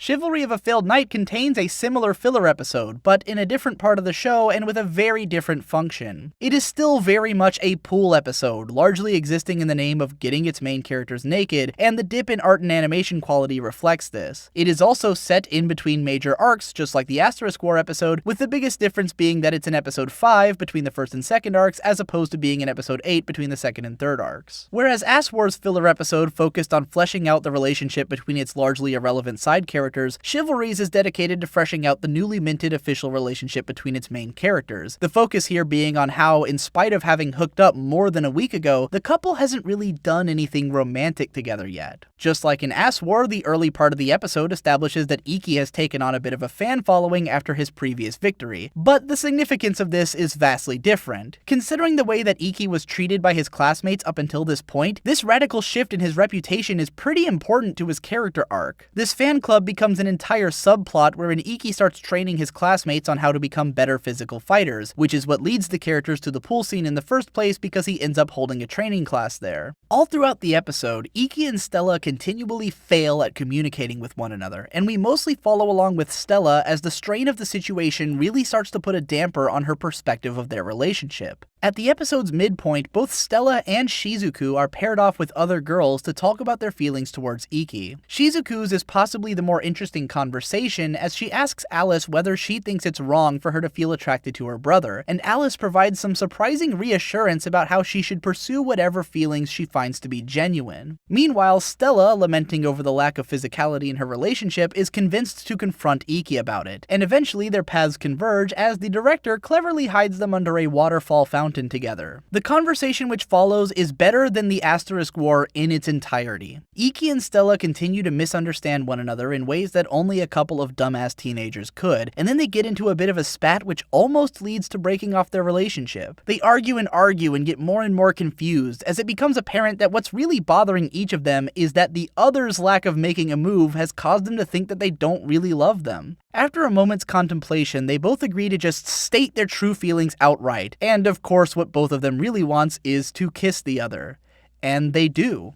Twice, as the director turns the waterfall into a place not just for cutting the main characters off from the rest of their classmates, but also for brilliantly lighting their first romantic scene together. Watching the main characters of a light novel adaptation hook up by the end of episode 4 was pretty satisfying in itself, but this scene is really what clinches it for the experienced viewer. If you've been through something like, say, watching Shana confess her feelings before the final battle of the first season of Shakugan no Shana, and then starting off season 2 with Yuji not having actually heard what she said, and Shana being too afraid to repeat it, setting their entire relationship back to square one, then you may have been skeptical of just how meaningful it was for the characters to hook up before. After all, episode 4 of Ass War was pretty suggestive of the main characters hooking up, but the rest of the show never budged an inch on making them a real couple since it wanted to preserve its harem. Chivalry of a Failed Knight makes it very clear in this episode that this is a proper OTP relationship, and that this is not a harem series, but is indeed a romance story. And while the characters and their feelings are rather juvenile, they nonetheless come off as genuine, and resolve in a way that, for a kid watching a show like this as a wish fulfillment fantasy, would probably be incredibly heartwarming. This scene lets us rest assured that the bullshit and misunderstandings are out of the way for now, and instead of having to run the usual gamut of annoying cliche scenarios where the main character's relationship doesn't seem any more significant than the flirtations of the girls around them, we might actually get to watch this relationship continue to make progress over the course of the show, and to see the romance take on some depth.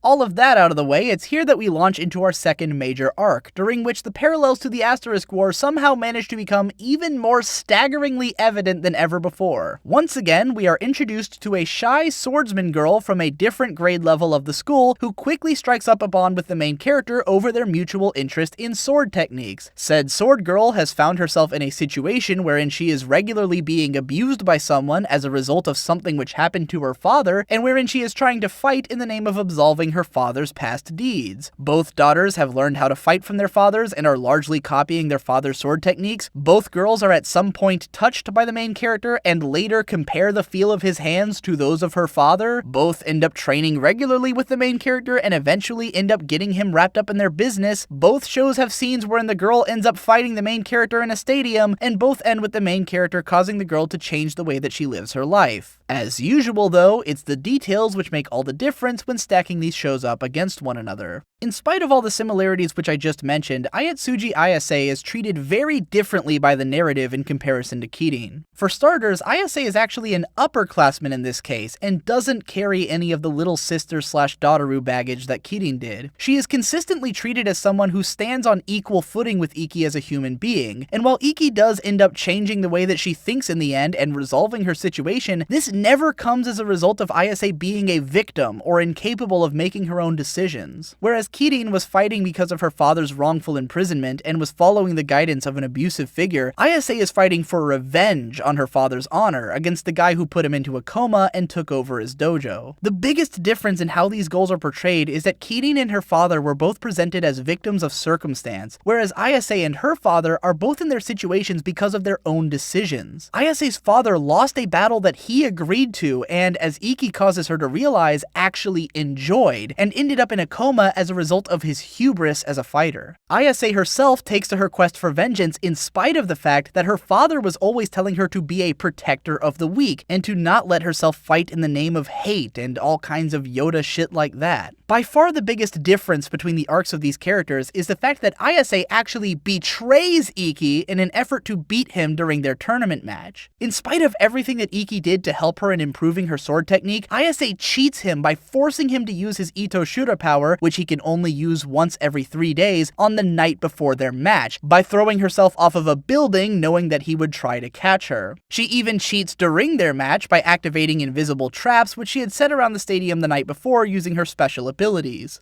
All of this serves to enhance the drama of their match threefold. Not only is Iki fighting against a friend who betrayed him, but he's been severely hamstrung by the limitations of his powers, something which actually exists in this show. And yeah, of course he wins anyways because he's an unstoppable fighting machine, but he does it purely through tactics and his ridiculously superior instincts and reflexes, not by pulling a random surplus of power out of his ass. Back in Ass War episode 7, the whole conceit that fighting against Ayato Ayato was Kirin's way of taking her first steps never made much sense to me. I guess the idea was that she was choosing this fight without her uncle's permission, but I didn't really understand the significance of the fight itself. It just seemed like an excuse for Ayato to prove that he would have won if he'd taken a more tactical approach to their matchup, and for him to take her spot as the #1 student in the school. Ayase's takeaway from her match with Iki is a hell of a lot more relevant to her character arc. In spite of all the shit that she does to betray him, Iki forgives her for everything, and even goes out of his way to allow her to cheat by convincing his teacher to turn a blind eye to it. By beating her without using underhanded tactics and at a huge disadvantage, he makes her realize the gravity of what a shitty person she's allowed herself to become, and convinces her that it's time for her to change and to remember what her father tried to teach her. It's definitely a more meaningful way to inspire change in the opponent's mindset than just by telling her that she's wrong and being a lot more convincing than the guy who regularly slaps her in the face.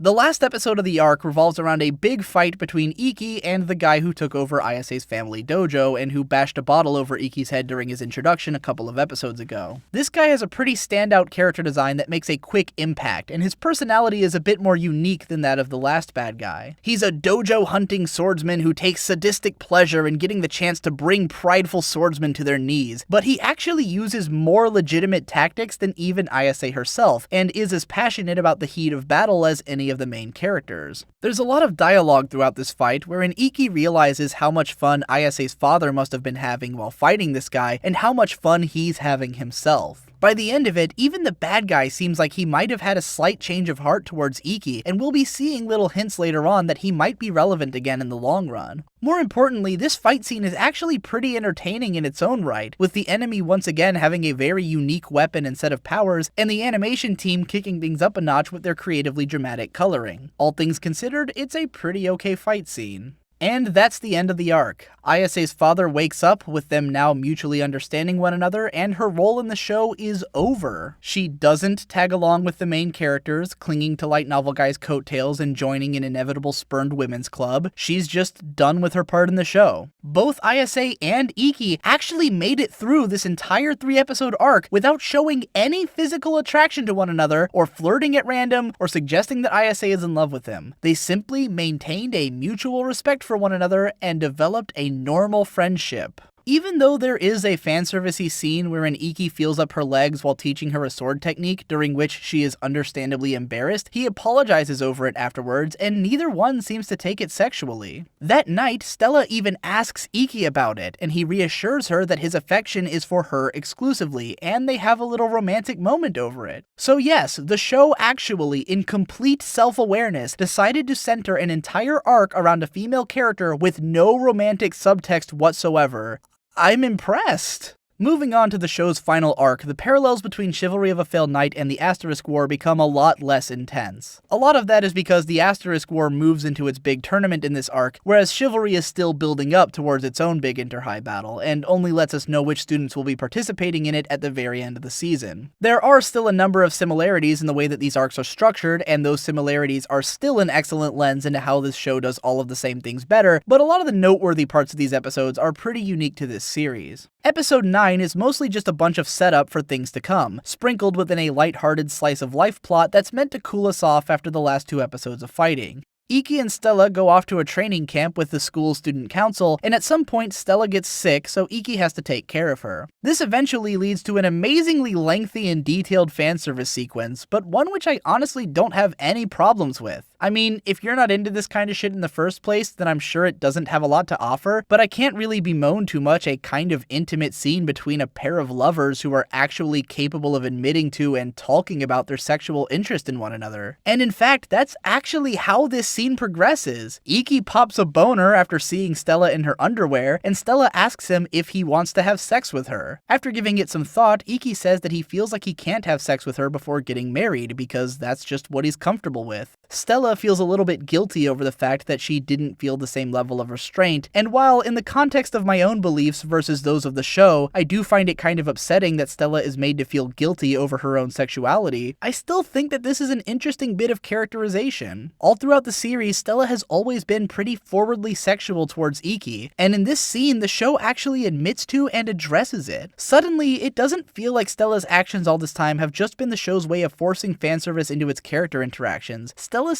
sexuality is actually an important aspect of her character and the cause of one of her inner conflicts. Now, I would be hard-pressed to say that this show doesn't use fanservice in some pretty disagreeable ways. There's plenty of panty shots, that opening scene, the part where Stella was forced to undress, and a scene in episode 10 where Saikyo Nene just grabs Stella's tits at random. I also think that the show itself promotes a pretty traditionalist mindset when it comes to sex, as one of its main characters wants to wait for marriage and the other one feels guilty over the fact that she doesn't. And while I'm going to address the resolution of this conflict at the end of a later episode, I'll just say for now that traditionalism wins out in the end. Nonetheless, I think that in this scene, Chivalry of a Failed Knight at least starts to ride the line between being a show which features sexuality and being a show which comments on sexuality. In this scene, the sexuality becomes more than a way to entice the audience, and becomes a way for the audience to connect with the characters on sexuality as a topic. And you know, considering how this show is clearly meant for teenagers and is loaded to the brim with moralizing, it's hardly surprising that its characters are going to have a fairly milquetoast and juvenile relationship. The stuff I said about how Ayato's sexuality was governed by what works for the audience could still be applied here, but at least in this case, they made it work for the characters as well. So while this is all happening, the B part of this episode has Shizuku taking a trip back to her family's house, which mostly seems like it was meant to jog our memories about what a bunch of assholes they all are, since one of their underlings is going to be the villain of this arc. The episode ends with Iki and company getting attacked by a bunch of golem puppets and the introduction of the student body president, a lightning user so powerful that she can break the show's aspect ratio.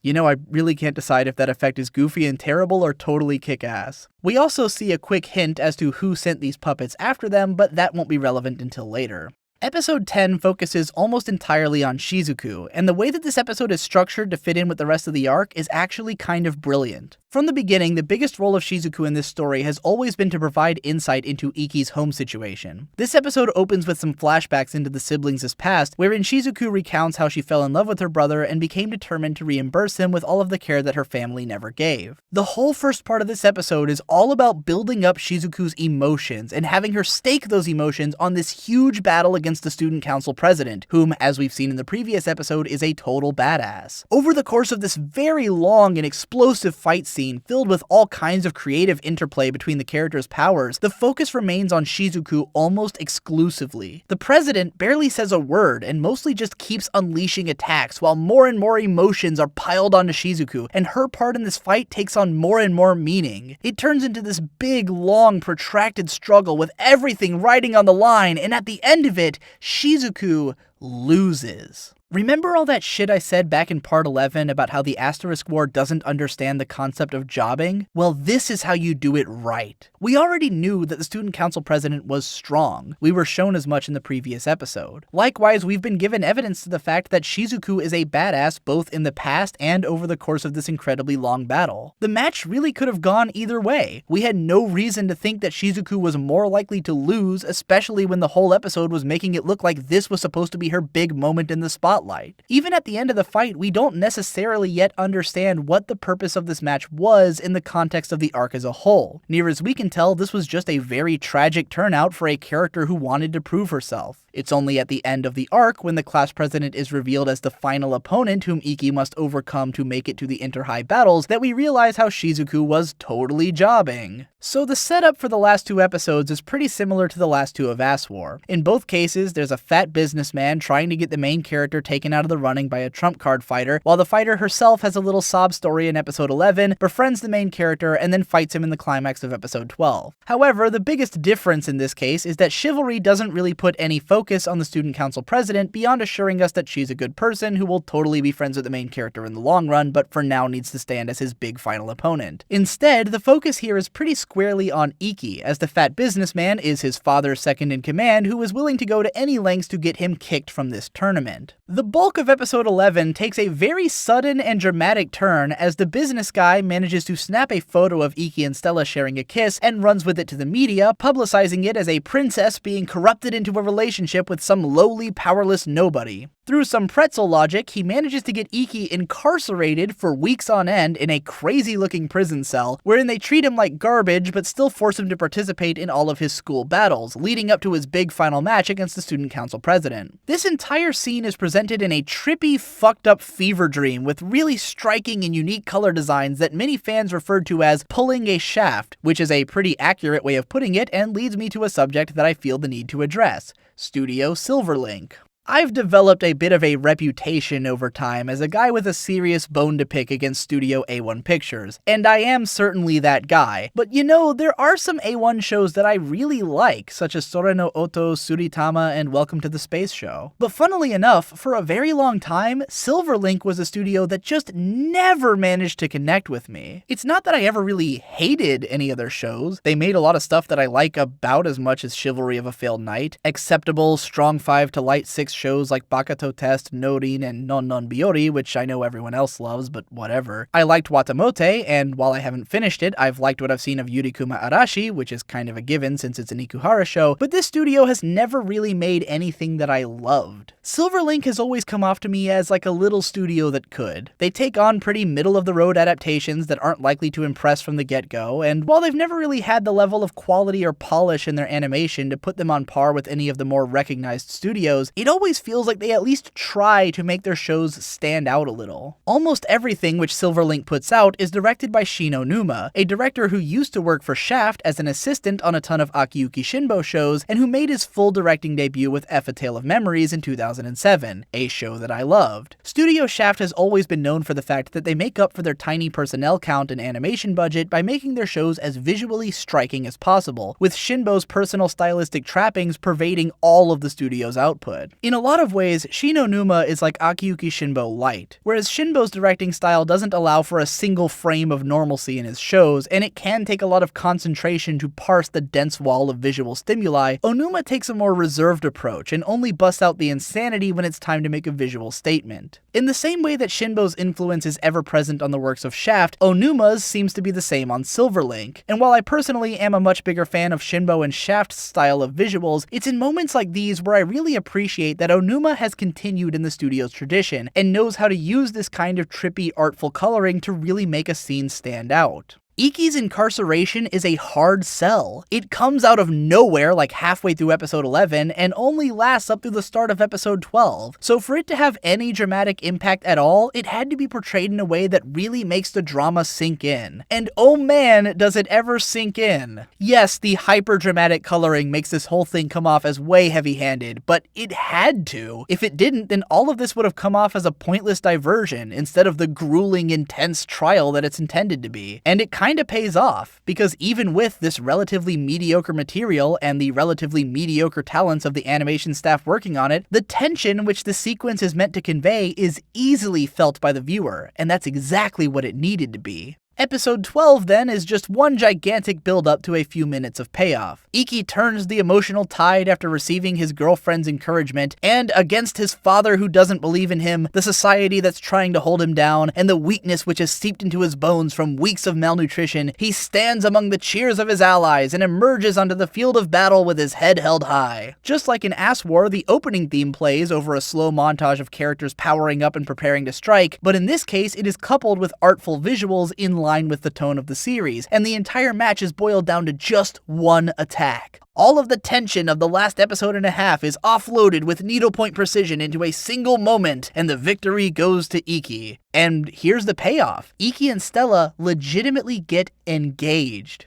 Yep, that's what I meant, that tradition would win out in the end. But since we've already established marriage as the win state of this relationship, I'm okay with this as the finale. Whenever I think about the positive aspects of Chivalry of a Failed Knight, I end up remembering myself at age 13, the age when I first got really seriously into anime and was watching everything I could get my hands on. 13-year-old Digi was not a very critical viewer. He would watch just about anything as long as it had cool action scenes, especially if it involved swords. But while young Digi wouldn't have been able to explain what made certain shows his favorites outside of how cool the fights were, he nonetheless did have favorite shows. Out of all the things that he watched and that he thought that he liked, there were certain ones that stood out in his mind, in which he continually remembered for years to come, whereas other stuff that he read and watched and had no complaints about very quickly disappeared from his mind over the years. I try to imagine my 13-year-old self watching both the Asterisk War and Chivalry of a Failed Knight. I'm certain that he would have said that he liked both. I'm sure he'd remember all the parts of episodes where there were fights in the Asterisk War, and that he would have thought that the swords were pretty cool, but I'm willing to bet he would have forgotten the names and faces of all of the characters like a week after finishing the show, and resold all of his DVDs by the time he was 15. But when I picture my younger self watching Chivalry of a Failed Knight, I think he really would have loved it. I think he would have loved how all of the characters had really unique and interesting weapons and powers, and he would have spent all of his time in math class drawing pictures of swords for the characters to use and coming up with all of their abilities. I think he really would have looked up to Iki for his intelligent strategies and for researching his enemies, and that he would have had a huge crush on Stella and hoped to one day have a relationship just like that of his own. Maybe he even would have learned something about sexuality from listening to them talk about it. He would have thought that the 15-minute fight between Shizuku and the student council president was the coolest fucking thing that ever happened, and the trippy visuals of Iki's incarceration scene would have blown his mind to shit and convinced him that the series was a masterpiece, at least until he was 18 and finally sold the DVDs. The appeal of shows like The Asterisk War and Chivalry of a Failed Knight is not difficult for me to understand. When I was growing up, my favorite characters were always the ones who reminded me of myself. I idolized child geniuses and anyone who was kicking ass while they were still a kid, because that's the way I saw myself. I thought swords were the coolest thing in the universe, and I wanted to own a katana so badly that it was tearing me apart. By the time I was 14 and ready to admit to myself that I was totally into girls, I'd be reading shit like Negima and Chobits and drooling over all the fanservice scenes. I get it. I was a 14-year-old boy once, and I still remember what it was like to be one, and I can still find it in me to connect with those emotions even now. The reason that I've chosen to break the Asterisk War down in such ridiculously extensive detail is because I want you to understand that being a show for 14-year-olds, being a dumb light novel adaptation, being a harem show, none of these are what makes this show bad. You can make a show with all of the same basic elements as this without insulting the viewer's intelligence in the process. You can pander to a demographic of preteen boys while still giving them a show that they'll actually give a shit about for 10 seconds after foolishly dropping all of their money on it.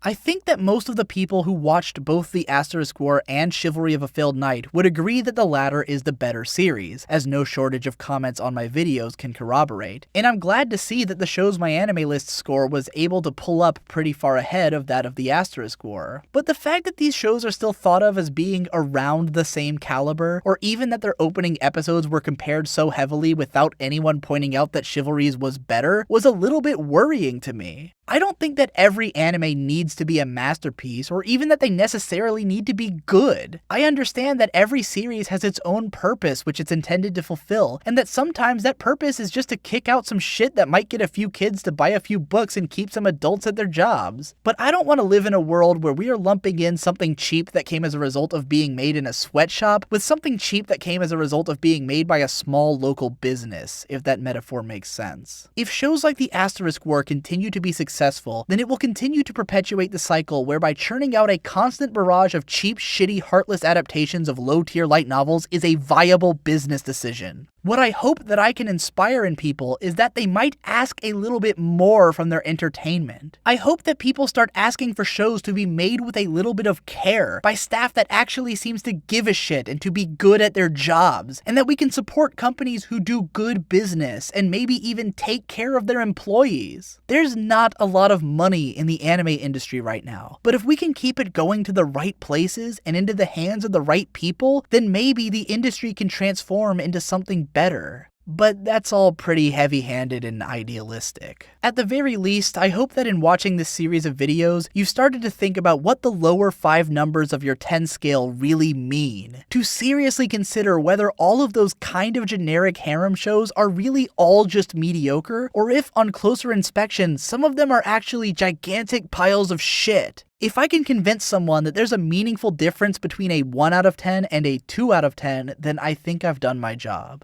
Thanks again for watching, everyone, and I really hope that you enjoyed this obscenely massive video series. I started writing this under the idea that it was going to be a video which is the size of a book, and at just over 50,000 words, I was right on the money. Thank you for all of the wonderful support in keeping these videos and my channel running, and for everyone who started donating to my Patreon or increased their pledges as a direct result of this video series. One last thanks for watching, and I'll see you in the next one.